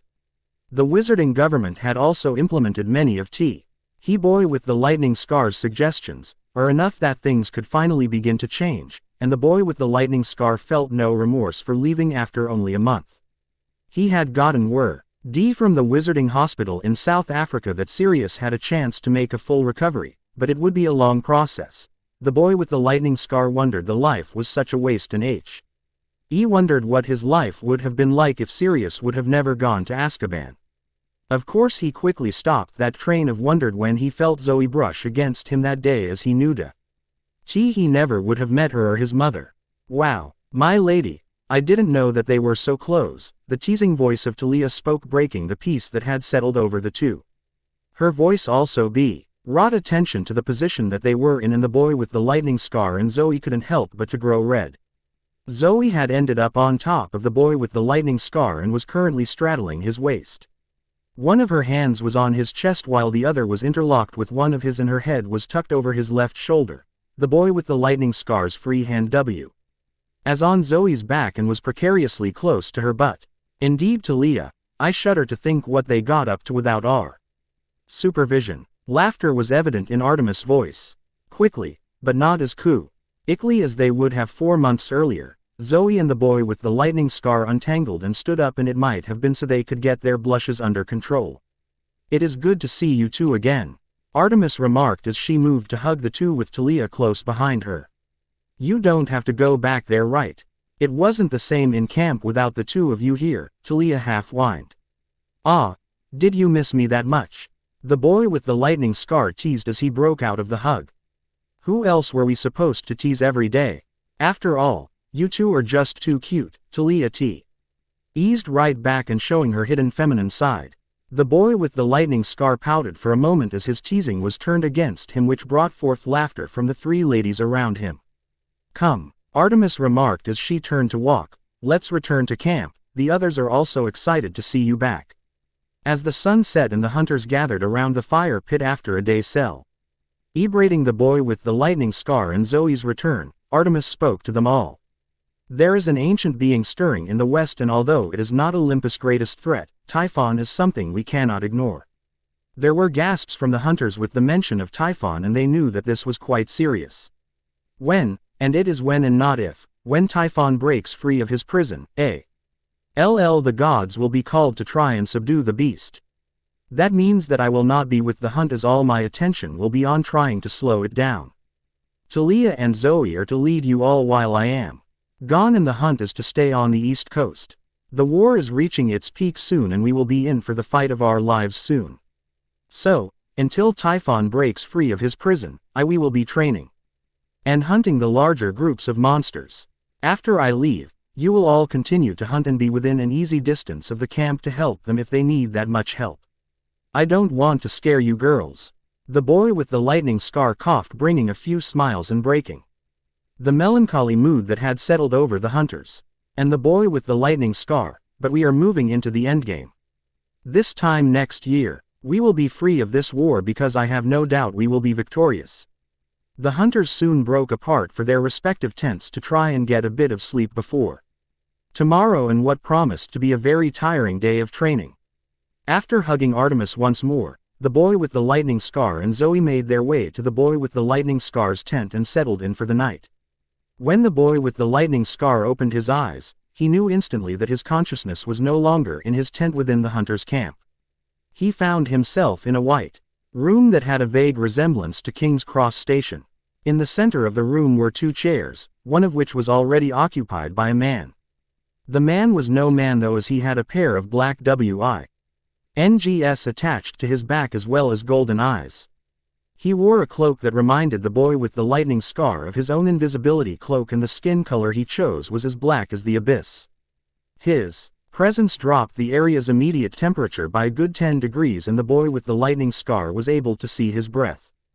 Greetings, the boy with the lightning scar. Potter, I have heard many things about you from the other gods. The man smiled, showing white teeth that greatly contrasted with his skin color. I am Lord Thanatos, and you have 3 objects of mine. I do. The boy with the lightning scar inquired, growing worried. Who exactly would want to meet the god of death and have remarked gods say that you had a few items of death? You do, young demigod, but you can relax and take a seat. I gave up those items to wizards long ago, but I never expected a wizard to gather the items without knowing what they were and knowing of our mythological world. You are an interesting young man. Thank you. The boy with the lightning scar remarked in confusion while taking the offered seat. He was not about to refuse death personified. So, Thanatos rubbed his hands together. I'm sure your main question is, what items do I have that were death's, and how can I give them back before I enter his domain? Am I correct? At the boy with the lightning scar's nod, Thanatos smiled, which slightly freaked the boy with the lightning scar out. Not to worry, you are not entering my domain anytime soon. Honestly, you probably will never enter my domain unless I invite you. You see, you possess what the wizards have taken to calling the Deathly Hallows. Pick up a copy of the Tales of Beetle the Bard if you want to know the legend they have about the items, but I'll give you a quick rundown. There are 3 items that make up the Hallows: the Wand of Destiny, the Resurrection Stone, and the Cloak of Invisibility that came from my very own cloak. You've had that same cloak I gave hundreds of years ago, since your first year of Hogwarts. The cloak appeared on the table between them, and the boy with the lightning scar recognized it as his instantly. After all the adventurish he had used it on, it was quite familiar. I admit that is my cloak, but I don't know anything about the Resurrection Stone or this so-called Wand of Destiny, unless my Phoenix Wand is the wand you spoke about. Now why would you think your Phoenix Wand is the Death Stick? After all, isn't it the brother wand to what was once Voldemort? Thank you for sending him onwards, by the way. I hate those who think they can escape me. No, the previous owner of the legendary wand was one Albus, the aging headmaster, who disguised his wand as yours and handed it to you. You were a bit overwhelmed after your meeting with the goblins, so you did not feel the rush that comes with possessing one of the hollows. Thanatos summoned the boy with the lightning scar's wand into whatever realm that the two were in at the moment, and then dispelled the illusion on the wand. The wood grew a bit longer and was also a tad darker, signifying the difference. Lightning scar was slightly confused. But why would the aging headmaster give up his wand if this is supposed to grant almost invincibility during a battle? Who knows what goes on in the mind of Albus, the aging headmaster?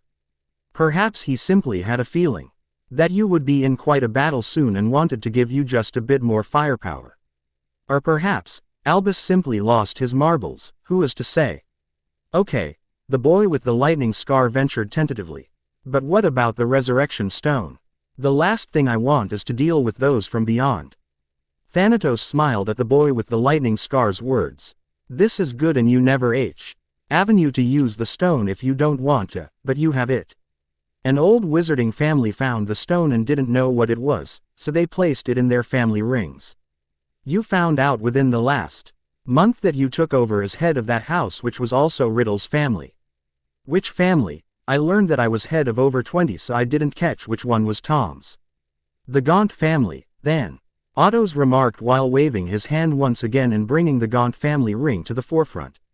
That symbol is actually the coat of arms for the Peverells, which was the last name for the 3BR. Others that were the original owners of the Hallows. Okay, well now what? I mean, what does the legend say that I will be able to do now that I have the 3 objects?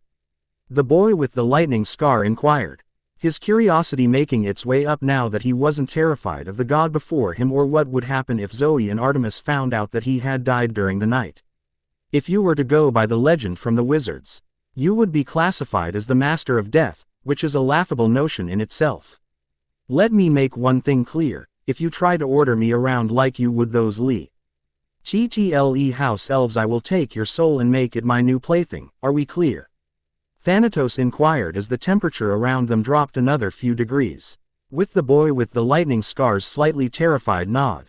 The temperature returned to its normal state around Thanatos. Well, you don't get any special powers other than a decent boost in your magical prowess. If you get the chance to become a god, you won't be bound by the ancient laws since you are now the extension of me. Now don't worry, he remarked at the boy with the lightning scar's panicked look. What I mean is, you'll be in charge of taking out those that think they are immortal or training those that have a prophecy to take care of one who is immortal. Once you hit 17, you'll gain the partial immortality that your hunter friends enjoy. Again, that is if you don't get the chance at godhood. What the boy with the lightning scar didn't know was that he had made quite the impression on many of the gods and goddesses on Olympus, and if he proved himself by some means, he wouldn't run into any real opposition to the idea. So, any other questions before you wake up? Not really. I have a feeling that here's a few things that will be left out simply because you want to mess with my head or you don't find it important like I would, so I'll just wake up now. Thanatos smiled at the demigod in front of him. You are an interesting kid. I honestly expected to see you as soon as you entered the hunters' camp, but instead you get adopted by Artemis and are in a semi-relationship with the oldest hunter. You seem to take all situations and make them turn out for the best, and I like that about you. I look forward to our partnership. With another wave, the boy with the lightning scar was thrust out of limbo and woke up to see the sun just breaking the plain. The boy with the lightning scar saw that Zoe was looking at him and he smiled. You will not believe what just happened to me. Zoe only raised an eyebrow in anticipation. Interesting just seemed to follow the boy with the lightning scar around. I will warn you now that it will be 2 weeks for my next update as it is finals week. I'm on the quarter system and I need my copy of Battle of Olympus for a few scenes that I want to mess with. Until next time. Battle of New York PT1. Zoe stood with the boy with the lightning scar and Talia in front of the hunters. All were silent. Artemis had left them a few weeks ago and the gods were barely holding on as they attempted to slow down Typhon. The boy with the lightning scar wondered just how much the mist could hide as the gigantic monster was simply passed off as a storm system, granted a deadly storm system, but it was still interesting and the boy with the lightning scar Old probably study it after all was remarked and done. Now however, what seemed to be the final battle against Kronos was upon them. They had just received an iris message from one of the campers telling the hunters that New York had just gone dark and they were currently moving into the city to prepare defenses. The hunters would be joining them shortly after Talia and Zoe gave a few words. You all know what we are facing, and although we have greatly brought down the numbers of Kronos' army, there are still many monsters that we will face in the coming hours. Our Lady is currently with the Thayer Council members fighting Typhon, as you already know, so it is our duty to work with those from Camp Half-Blood in protecting her seat of power along with the other members. Zoe started being the eldest of lieutenants. Kronos' army marches on Olympus and we shall be there to stop them. We have our bows and knives. Talia took over before she was interrupted. And magic. Yes, thank you, the boy with the lightning scar. We have magic as well, Talia continued, sounding a little petulant, which drew a scattering of laughs and a bit of tension left some of the hunt.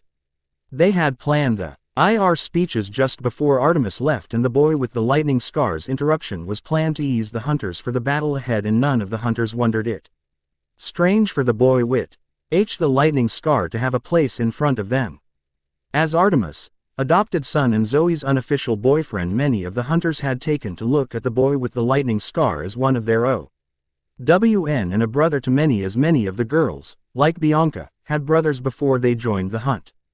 We were trained for this and Our Lady trusts us to handle these monsters and have cookies waiting for her after she is done.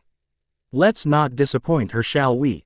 The hunters all smiled at Talia's words and prepared for their trip to New York City.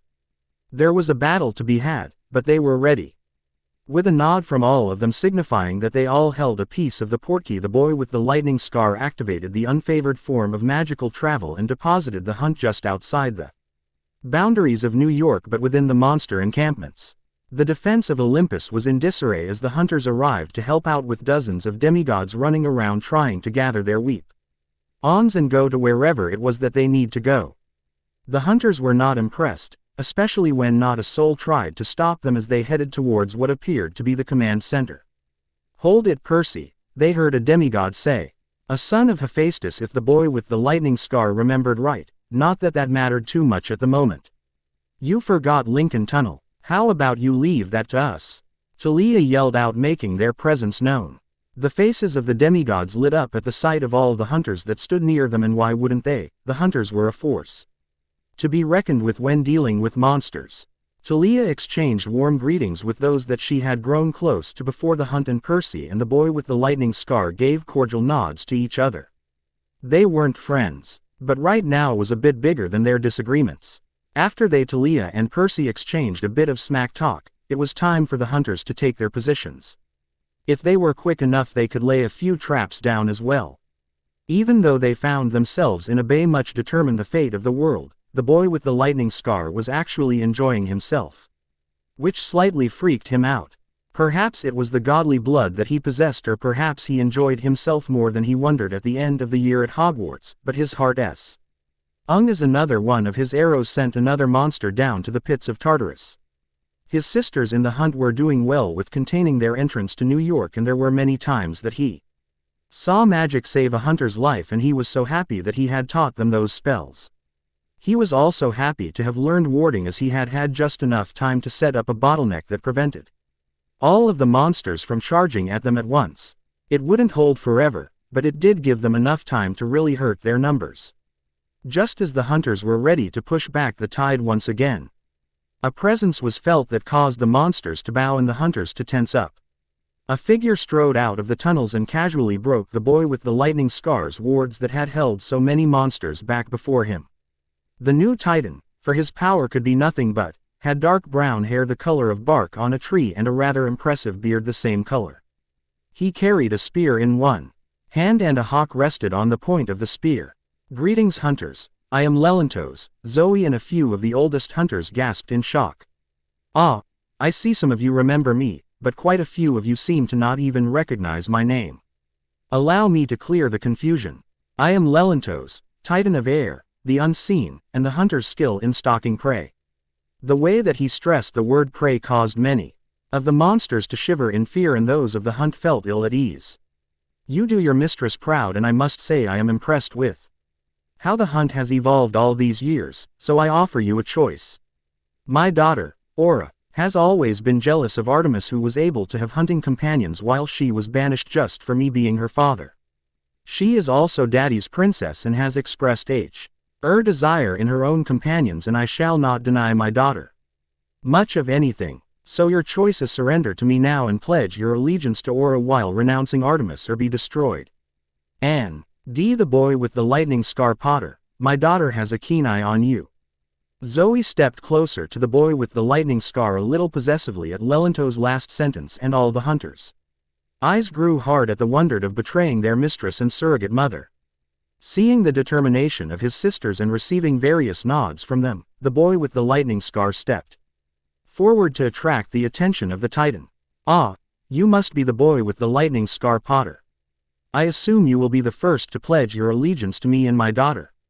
"Actually, as going to tell you exactly what you could do with your offer. Personally, I would think you could take the offer, polish it up real nice, and then shove it up sideways, because none of us are interested." The boy with the lightning scar's comment brought grins to the faces of many of the hunters and brought out an exasperated sigh from Lelantos. The heroes always talk big when they are faced with impossible odds. "Very well, as I have not fought in millenniums, I shall grant you the honor of dying by my hand." He waved his arm and a barely visible barrier sprung up. "I shall give you every chance to land a hit on me, and none shall interfere with our battle. After all, I enjoy the kill as much as I enjoy the hunt." For a 12-foot being, Lelantos moved deceptively fast, and the boy with lightning scar was just able to dodge being impaled by his spear. Many of the hunters began firing arrows to help their brother, while Talia, Zoe, and Phoebe joined in helping him in melee. While Ir hack and slash plan had worked against Atlas, Lelantos did not give them a chance, as he was able to dodge and deflect almost all of their blows and the arrows that were flying at him. A few hits were made on him, but their blows must have been shallow, for none of the usual golden ichor flowed from the wounds. Lelantos laughed as there was a brief pause in the fight as the four stopped to see. Watch their breath and the rest of the hunters paused to conserve their limited amount of arrows. Oh, this is fun, to be in the thrill of the fight once again. It gets boring to hunt the same monsters. Down in Tartarus as I know all of the best hiding places, but sadly I think it's time to end this. Once more he leapt into the fray and the boy with the lightning scar met his spear with his swords. The boy with the lightning scar was not arrogant or stupid enough to think he could simply block the strike, but instead deflected it just enough for the spear to be thrust in the concrete and have Lelantos pull it out. Normally this would be the perfect time to strike at the occupied titan, but the blow caused the boy with the lightning scar's arms to deaden and it was all he could do to block the next blow and recover in time. While the boy with the lightning scar blocked one blow, his eyes caught the sight of an arrow flying towards the titan, but going wide of its mark and instead heading towards the overly large hawk that had stayed in the vicinity. Lelantos reached up his hand without a wonder, but he was not as quick as he wondered apparently as the arrow was able to just scratch the bird, but that wasn't the end of it. As the bird was scratched, all of the wounds that Lelantos had received let out a trace amount of ichor and the boy with the lightning scar could see a thin trail coming from his nose. The boy with the lightning scar's eyes widened, but his momentary distraction did cost him as the butt of the spear came crashing at his side and sent the young man flying. He boy with the lightning scar quickly discovered that he did not enjoy all forms of flying and had a particular distaste for crashing that was compounded by the fact that he heard a few ribs cracking. He knew that he would be covered in a bruise in a few hours. Are you all right? The boy with the lightning scar, the concerned face of Faye inquired. Target the bird, the boy with the lightning scar told her as he gritted his teeth and stood up. When whoever it was shot the arrow and grazed that hawk, Lelantos started bleeding. Target the bird so we can bring both it and the titan down. Taking a deep breath and wincing slightly, the boy with the lightning scar charged back into the fray. Now that one of the hunt knew what to aim for, she would be sure to tell the rest of them what to attack. Kay and they were one step closer to banishing the titan back to Tartarus. The boy with the lightning scar wound up next to Zoe and Talia as they each tried to catch their breath while Phoebe took her turn at trying to harm the titan of air. Any plans yet? The boy with the lightning scar, Talia panted. The bird, hawk thing. I don't know if you two have noticed it, but there is a bit of dried ick or around the various cuts he has, and that was caused by an arrow grazing his companion. Perhaps if we distract him enough we can give the rest of them a chance to kill that flying pigeon and have a chance at winning this fight. With their enhanced senses from joining the hunt, Zoe and Talia easily verified the truth of the boy with the lightning scar's words now that they knew to look. With the wondered of having this battle ending soon, a second wind came to the girls and the three of them soon joined Phoebe in the fight. Before, when all four attacked him together and didn't draw the blue of the immortals, they had been disheartened and had gone to attacking him in turns until they solved the mystery. Now, even though Phoebe did not know why they were trying again, they attacked with the same viciousness that they had begun the day with. The boy with the lightning scar and Talia were the two that took up most of Lelantos' attention as they had weapons that could defend against a rather large spear. Plus, in the boy with the lightning scar's case at least, the OTND a bit more athletic, meaning they could reach more places as they attacked. What the titan didn't see was the few missiles that were directed solely to his bird, as his attention was mainly focused on the four demigods in front of him, and the other hunters weren't without their own wonders and still attacked the titan. Unnoticed to Lelantos, his wood started flowing freely and he was getting slower and slower in his movements. That was not to say his attacks were any less painful, but now when Zoe and Phoebe managed to cut him, the wound would pour his life force rather than appear as just a scratch. He finally noticed that he was bleeding when he overextended his hands on one blow, and both Talia and boy with the lightning scar were able to land a blow on them. Lelantos glanced confused as he watched his ichor seep out of the wounds, but the cry of his familiar brought him out of his trance. He turned to see his hawk, riddled with arrows and a very angry Hedwig with blood on her talons flying above him. When the hawk hit the ground it exploded in a small shower of ichor. No, I will have my revenge, you huntresses. I will have my. Lelantos was cut off as he disintegrated into a cloud of dust. The hunters had wide smiles on their faces as the titan was vanquished and were about to start elaborating before the snarls and hisses of the monsters that had been contained by the barrier reached their ears. The hunters were tired and facing a force like what was in front of them was suicide. Yet none of them ran and abandoned their calling. Each one of them grabbed their weapon and prepared to fight for their lives. Just as the monsters prepared to charge, a war horn that made the hunter's hair stand on end was sounded, and grudgingly the monster force turned around. As they watched the monsters disappear into the tunnel and away from them, many, read all, of the hunters collapsed in relief and a few had tears streaming down their face. Zoe was the first to recover and glanced over everyone. "Come on, let us return to Olympus. This point has been lost and we need to regroup. We're nearing the end, and I just want to thank all the readers for staying patient and not giving up. Until next time." Battle of New York PT2. The boy with the lightning scar and Zoe leaned against each other as they sat on rather comfy couch taking a brief rest as they watched the other demigods go to and fro, healing their comrades and preparing for what was to come.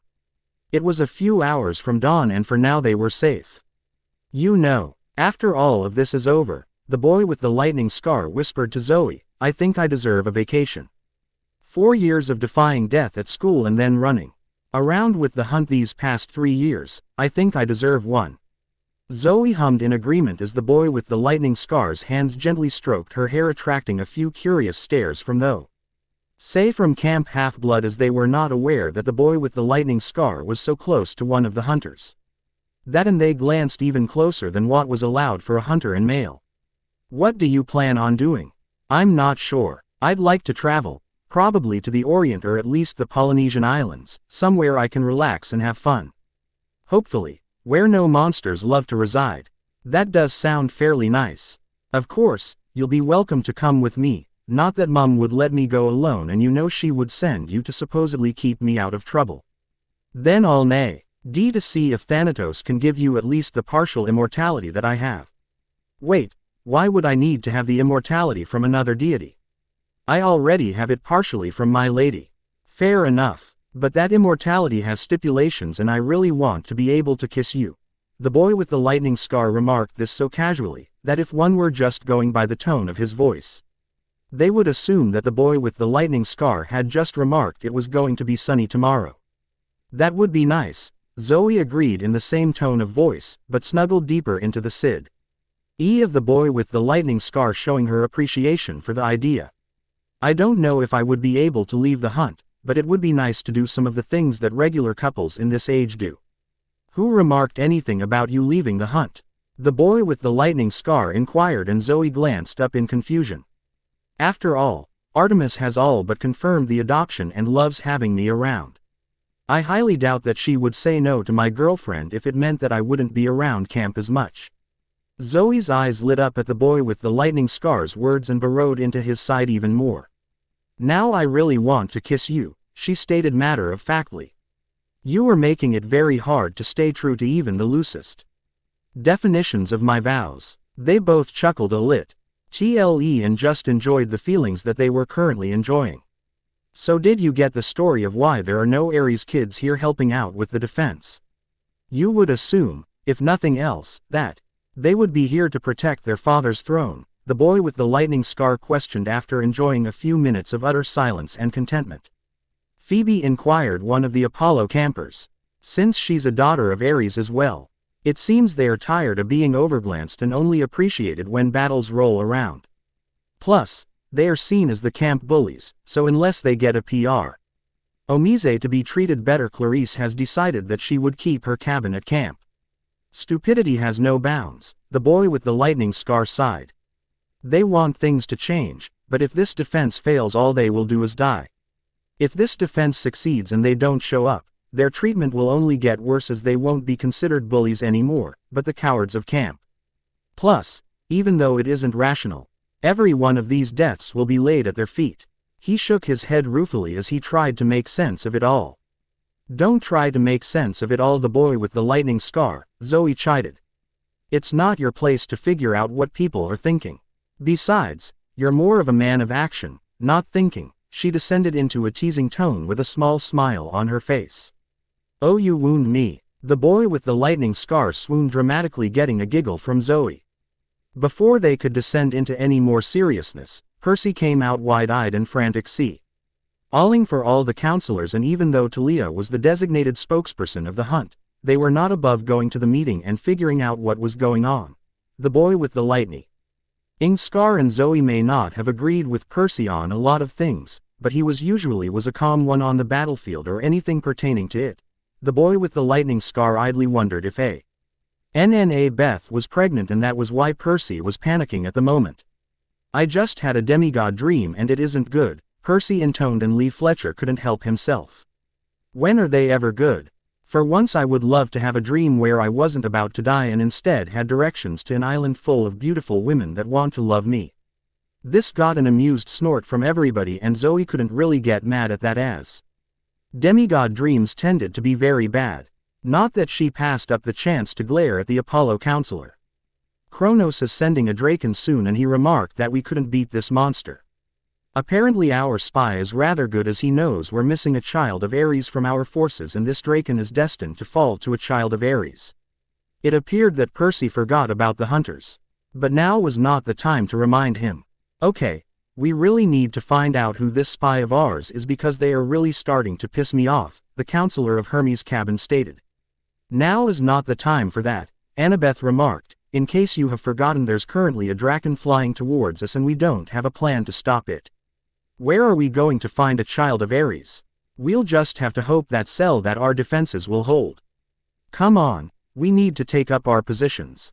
The monster will be on us at any moment." As the campers scrambled to prepare their defenses, the boy with the lightning scar glanced around, and if it wasn't such a desperate situation. "Now, this is why we should be the ones pitching the hissy fit and not the Ares cabin," he told Zoe and Talia. "What do you mean, the boy with the lightning scar?" Talia inquired, while Zoe knew exactly what he was talking about.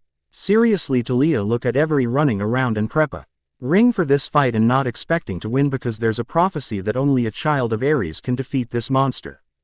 "Yes, and we don't have a child of Ares here. They are all at camp in Selene. A's trying to convince them to come and help us defend Olympus." "Talia, think about what you just remarked and then about your sisters," Zoe counter-argued. "Phoebe is one of Ares' daughters, and I'm fairly sure we have another 5 sisters that share the same godly parent." "But," Talia started, and then she paused as Zoe's words sunk in. "Oh yeah, that makes sense, and now I feel stupid. It's understandable, especially when you get caught up in the campers' panic, but you must remember that we may be hunters first, but we all have our parents. Then why didn't you or the boy with the lightning scar stop them? They are out there panicking because a monster that is supposedly unbeatable is winging its way towards us." Talia half inquired, half yelled at the two. "I simply let the boy with the lightning scar lead, as he was the one that pointed this out to me," Zoe answered slightly sheepishly. "I fell into the same trap as you did, unfortunately. It seems we both kind of panicked." "Well then why didn't you say anything?" Talia stared at the boy with the lightning scar expectantly. The boy with the lightning scar shrugged and had a bit of rueful smile. "Although I don't like the panic they are in right now. They do need to learn to not take everything so literal. I mean, look at me, I was subject to a prophecy the same as Percy, and it ruined my life because of a literal interpretation and what one man wondered it meant. Supposedly I was supposed to fight a glorious battle to finally end the Dark Lord's existence after what basically amounted to a scavenger hunt and absolutely no training. Instead, I skipped all of those deaths and that time wasted just by asking a few simple questions with the right people. Now, I'm standing here with you all in a world that I was ably never meant to meet, with sisters that would have had a much different reaction to all males. Prophecies are real, there is no question to that after all we have been through, but the translations aren't literal. We'll be there able to save their sorry butts, so it doesn't matter too much. I don't think this is right, and I don't think you make sense at the moment," Talia stated, "but you haven't steered us wrong before. So I'll trust you this time. Hopefully, this won't happen again, but if it does, you need to promise me that you will tell whoever we're fighting with." "That's fine, now come on." The boy with the lightning scar agreed while pushing himself off the wall. "We need to prepare for this baddie and tell the rest of the hunters of our thinking." The hunters were very happy with their leader's interpretation of the prophecy for this monster, After all, telling the hunt that they couldn't defeat this monster had put a few arrows in the campers that were brave enough to tell them that. They hadn't ended up in anywhere life-threatening, but having an arrow even lightly graze you hurt like Hades. There were actually 6 girls that were the daughters of Ares that were looking forward to bringing down a draken. It was only a few minutes after word had spread and everybody had taken their positions when a terrifying roar reverberated across the streets of New York City. The boy with the lightning scar had to admit that if he would have had to face that creature in the first task of that blasted tournament, he probably wouldn't be here at the moment. This draken dwarfed the Horntail, and although it made the Horntail look like him when he was a firstie next to Hagrid, it moved with a grace that was rarely seen in the air. If it was another time and the boy with the lightning scar knew that the beast wouldn't kill him, he would have loved to fly with something that glanced that amazing in the air. The boy with the lightning scar, Zoe hissed, "You're drooling about flying with that monster, aren't you?" She knew of his love for flying, although he hadn't flown much since he arrived in America. However, he had flown almost every day when they were in Angle, and had taken her up with him a few times. She hadn't seen such a pure expression on someone's face in quite a while. Yes, the boy with the lightning scar grinned, not repentant in the slightest and freaking out those around him. "Whatever," Zoe huffed before shaking her head fondly at the raven-haired boy. "Archers prepare to draw, you know the plan." Many of the campers stopped and stared for a moment as the hunters smoothly launched wave after wave of arrows, and many finding the few vulnerable spots of the monster. The Apollo cabin had their share of skilled archers, of course, but the Y only practiced an hour or so a day and then had other duties to attend to. The hunters, however, were always practicing with the bow or using it against the monsters that they hunted. The arrows flew in concert, and if the campers would have paid attention, they would have noticed that while all arrows were flying on a path to hurt the draken, only 6 were going for vital areas and hitting as all others turned by some other force. "What is that idiot doing?" the boy with the lightning scar yelled as Percy stepped forward to face the monster with nothing but his sword. "I don't know whether to applaud his bravery or kill him so he can't procreate and pass on his stupidity." Talia wanted to defend her friend, but she couldn't completely disagree with the boy with the lightning scar's word. So she settled with a noncommittal grunt. While the campers stopped their onslaught on the monster, the hunters did not. Just as the beast roared at the tiny human in front of it, Phoebe let loose an arrow that soared through the open maw of the monster in an overly used cliché, not that anyone would complain, as it soon crashed to the ground dead to the surprise of the campers. Before anyone questioned just how the beast had been defeated, a war cry that could only come from that of humans carried to the defenders, and a small group on Pegasus's approached. "Are we late?" the newly arrived Clarice inquired as she and the rest of the Ares cabin landed, with Selena leading the charge and sending her spear through the head of the draken and starting the disintegration. Now, everybody was really confused, especially when Zoe caught the glint of silver around Selena's neck and exposed the scythe. The boy with the lightning scar knew the following conversation would be a doozy. "This is the end." With the brief pause in the battle that followed the explosion of golden dust from Olympus, the boy with the lightning scar sat down heavily. He saw a few of the monsters escape from the army of the undead, and he knew that the hunt would be tinquired with their eradication, but the boy with the lightning scar couldn't bring himself to care. He was tired, with his core being stretched to IGHTS that he didn't know he could reach today. He watched as the demigods and hunters alike cheered from his vantage point on the 6th floor of the building. The boy with the lightning scar had been tinquired with watching Selena through the final battle, and since he could shoot past his army, he was able to lay vast destruction. Granted, there was now going to be quite a few months of shovel babying. But that was beside the point, and the boy with the lightning scar was happy to discover that almost no monsters that he would be dealing with was magically resistant. "It's done," Selena breathed. Ed from the nearby couch he battled just as easily as the boy with the lightning scar could. "I can't believe this stupid war is finally over. You know you're going to be punished, right?" the boy with the lightning scar inquired, making sure the girl wasn't deluding herself. She may have shown up at the right time to save the day, but she was also a spy for the enemy, and there was no way she could cover up her betrayal.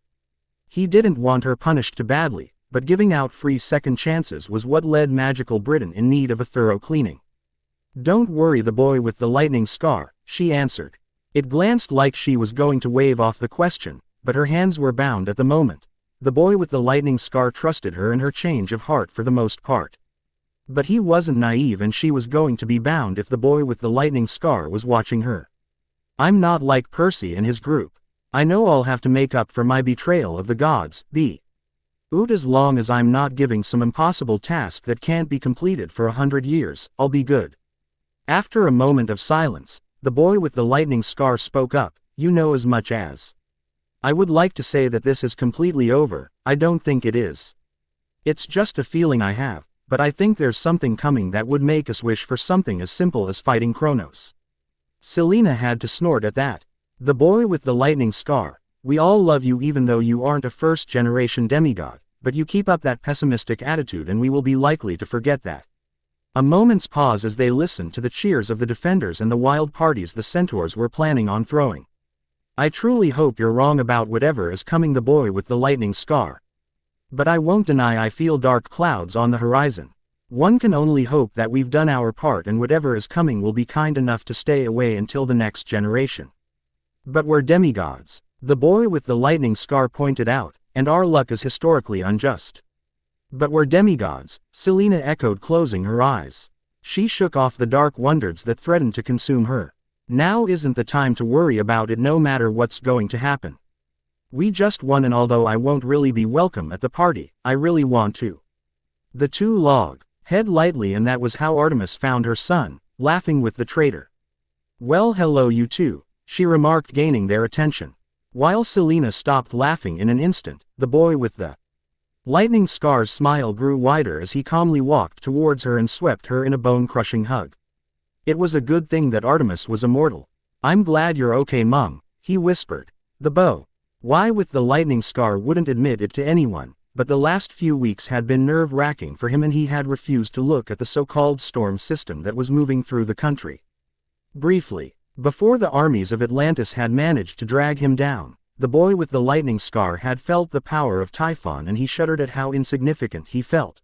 The boy with the Ghtning scar knew that if he had faced the Titan when they had recovered he would have felt like an ant against a boot, but it was in the back of his mind, hidden under layers. He was forced to feel the power of Typhon and he couldn't believe it. It was no wonder that it took the Olympic Council to even attempt to slow him down. I am too, the boy with the lightning scar, I am too, Artemis remarked as she returned the hug. Now, there's a meeting planned for a few minutes on Olympus, and you and your prisoner are needed to be there. All right, but can you vote for an easier punishment for her? I know how Lord Zeus is, and although she did betray us, I'd be willing to fight with her again in a few years at least. Artemis stared at her adopted son hard for a few moments, but the boy with the lightning scar did not flinch. He told the truth that after a few years he would fight with Selena, as she was just someone that you could trust, present situation notwithstanding. The fact that she had been influenced by the king of the Titans actually kind of helped her, as she was not the only one to ever fall for his manipulations. Very well, I don't know why you are asking me for this, but I will vote for a more lenient punishment. Selena let out a breath that she didn't realize she was holding as Lady Artemis agreed to give her a chance. She would have to do something for the boy with lightning scar because he was now her most favorite demigod sibling. Artemis took a hold of both of their shoulders and flashed them into the throne room where the rest of the gods were already seated. Artemis left the two in the middle next to the rest of the demigods. Demigods, Zeus' voice boomed out, catching all of their attention. You have done us a great service in defending Olympus and thus you need to be rewarded. But, before that we must deal with the traitor that you discovered amongst your own. Selena Beauregard stepped forward. Wait a minute, why are you wanting to deal with Selena? She saved us, Percy yelled. The gods were about to weigh in on Percy's outburst when the girl in question snorted. Good one, Percy. I didn't save you, as the Draken was already taken care of. Plus, I was a spy. I need to be punished. Although I really hope that they don't decide to kill me. Oh, and what do you wish to have done to you, child of Aphrodite? Athena inquired while Aphrodite was near tears herself. To think one of her children could betray family, although if she really wondered about it, it may be her fault. After all, she had rarely remained faithful. I am not sure, my lords and ladies. But I asked for leniency as I did not affect the final battle much and I realized my mistakes. I would have fought in the final battle once we arrived as well, but the other demigod's bow. Me in what was perhaps a smart decision. Percy had of course argued that Selena should have fought, but he was almost unanimously overruled in a rare show of unity. While Percy's fatal flaw was High-S loyalty, that was simply the fatal flaw of Poseidon's children and not one of Aphrodite's children. Right before another wave in the battle was not the time to allow the young woman a chance to prove herself. Zeus hummed for a moment, before looking towards the other demigods in a rare show of humility for him and inquired, "You have fought with her and more importantly, the betrayal hit closer to you than us. What do you think should happen?" Percy opened his mouth, but Zeus beat him to the punch. "Someone speak that isn't related to my brothers directly." Casting a subtle glance to the Rs and seeing that no one else really wanted to speak up, the boy with the lightning scar took the initiative. "My lord, although Selena did betray us, she originally fell to Kronos and his servant's silver tongues. She also proved herself as she broke through their machinations and came to fight as one of the few Aphrodite's campers that do. I asked for leniency and perhaps she could help out the satyrs for a handful of years until their numbers return to what they once were." "Yes," Athena remarked wonderedly, "she can prove herself to us once again while bolstering the camp's numbers. Of course, she will have to be told exactly where they are, but it is possible. I am in agreement with this punishment." "Very well, is there anybody that thinks this punishment is unjust?" "Aphrodite," Zeus inquired, giving the girl's mother a chance to argue. "Very well, if we are all in agreement, Selena Beauregard, you are sentenced to no more than 5 years of collecting and protecting those demi-gods that have not been informed of their heritage." Selena let out a sigh of relief as her sentence was passed. Even though she had been guaranteed of support from at least Artemis and most likely her mother, there was still a chance that she could have just been tossed into Tartarus. Perhaps Zeus was in a good mood today. "Thank you, my lords and ladies," she remarked as she bowed low and tied the boy with the lightning scar who had Zoe and Talia around him now. Sending a silent thank you towards the emerald-eyed boy, she let herself relax for the first time in hours. "Now that is taken care of," Zeus remarked, "it is now time for the rewards." The boy with the lightning scar honestly tuned Zeus out at that point as he wasn't really interested in the rewards and he doubted the hunters would be rewarded too much. It wasn't like they really needed anything anyways, as the hunters had come out of the defense of Olympus relatively unscathed. Magic was a wonderful thing.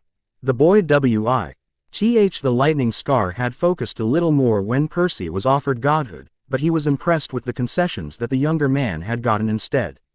He couldn't blame Percy's reasoning either, as leaving Zoe would have been unbearable.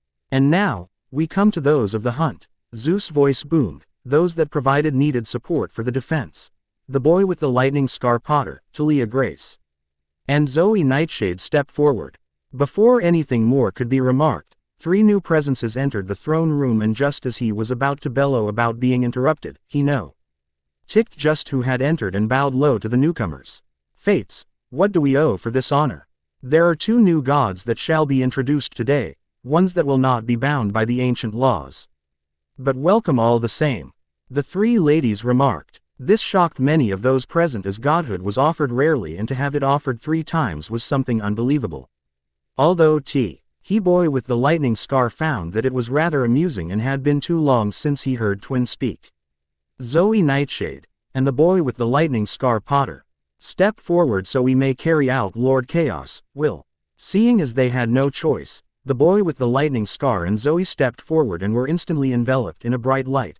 The boy with the lightning scar gasped at the rush of power and knowledge that entered him, and he was dimly aware of Zoe doing the same. Zoe was the first for the light to leave, and the fates launched into their introduction.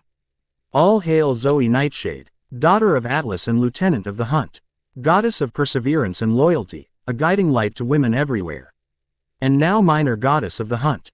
May she serve Lady Artemis well." Artemis had a blinding smile on her face that was mirrored by Talia. Now, Zoe would forever be a permanent fixture in the hunt, and they would have their best friend with them always. Artemis also wondered of how Zoe was now free from her vows and had immortality still. Perhaps she could get grandkids in a few years. Just as Artemis wondered this, the boy with the lightning scar's bright light disappeared. All hail Lord Potter, adopted son of Artemis. God of fate's chosen ones and charisma, death's right hand and his extension. Minor god of magic, so basically, I'm in charge of your playthings. The boy with the lightning scar inquired with a raised eyebrow as he got used to the power now coursing through him. Many of the gods and demigods had flinched slightly when he had been introduced as Death's right hand. The fates simply smiled and vanished before any other questions could be inquired, and the next thing anyone knew, Artemis was out of her seat and crushing the TW. Oh, that she saw as her own in a massive hug. I am so happy. Apollo's jaw dropped at seeing his sister actually act like a female before smiling softly. He was happy that his sister was so happy, and he wouldn't hold this against her for a few years at least. This sounds like a good time for a party. Hermes yelled and everybody cheered, as the mass of gods and demigods made their way out of the throne room. The four that were hugging held back. So, the boy with the lightning scar remarked as he was released from the hug, does this mean that we're both immortal and you are no longer bound by your oath? With a nod, the boy with the lightning scar smiled. Good, then that means I can finally do something that I've been wanting to do for years now. As he remarked that, his face grew closer and closer to Zoe's, and although her eyes grew wider, she made no move to avoid what was coming. As their lips connected, the boy with the lightning scars only wondered was that this was well worth the wait. Chapter was a pain in the butt and I really don't like endings. Is there a sequel in the works? Well, not yet at least, and I will let you all know if I start writing one or if someone asks their permission for it. I'm okay with how this story came out, especially as I think it improved as time went on, but I'll leave it up to you all to decide on how you like it. Thanks for reading these past 7 months and check out my other stories.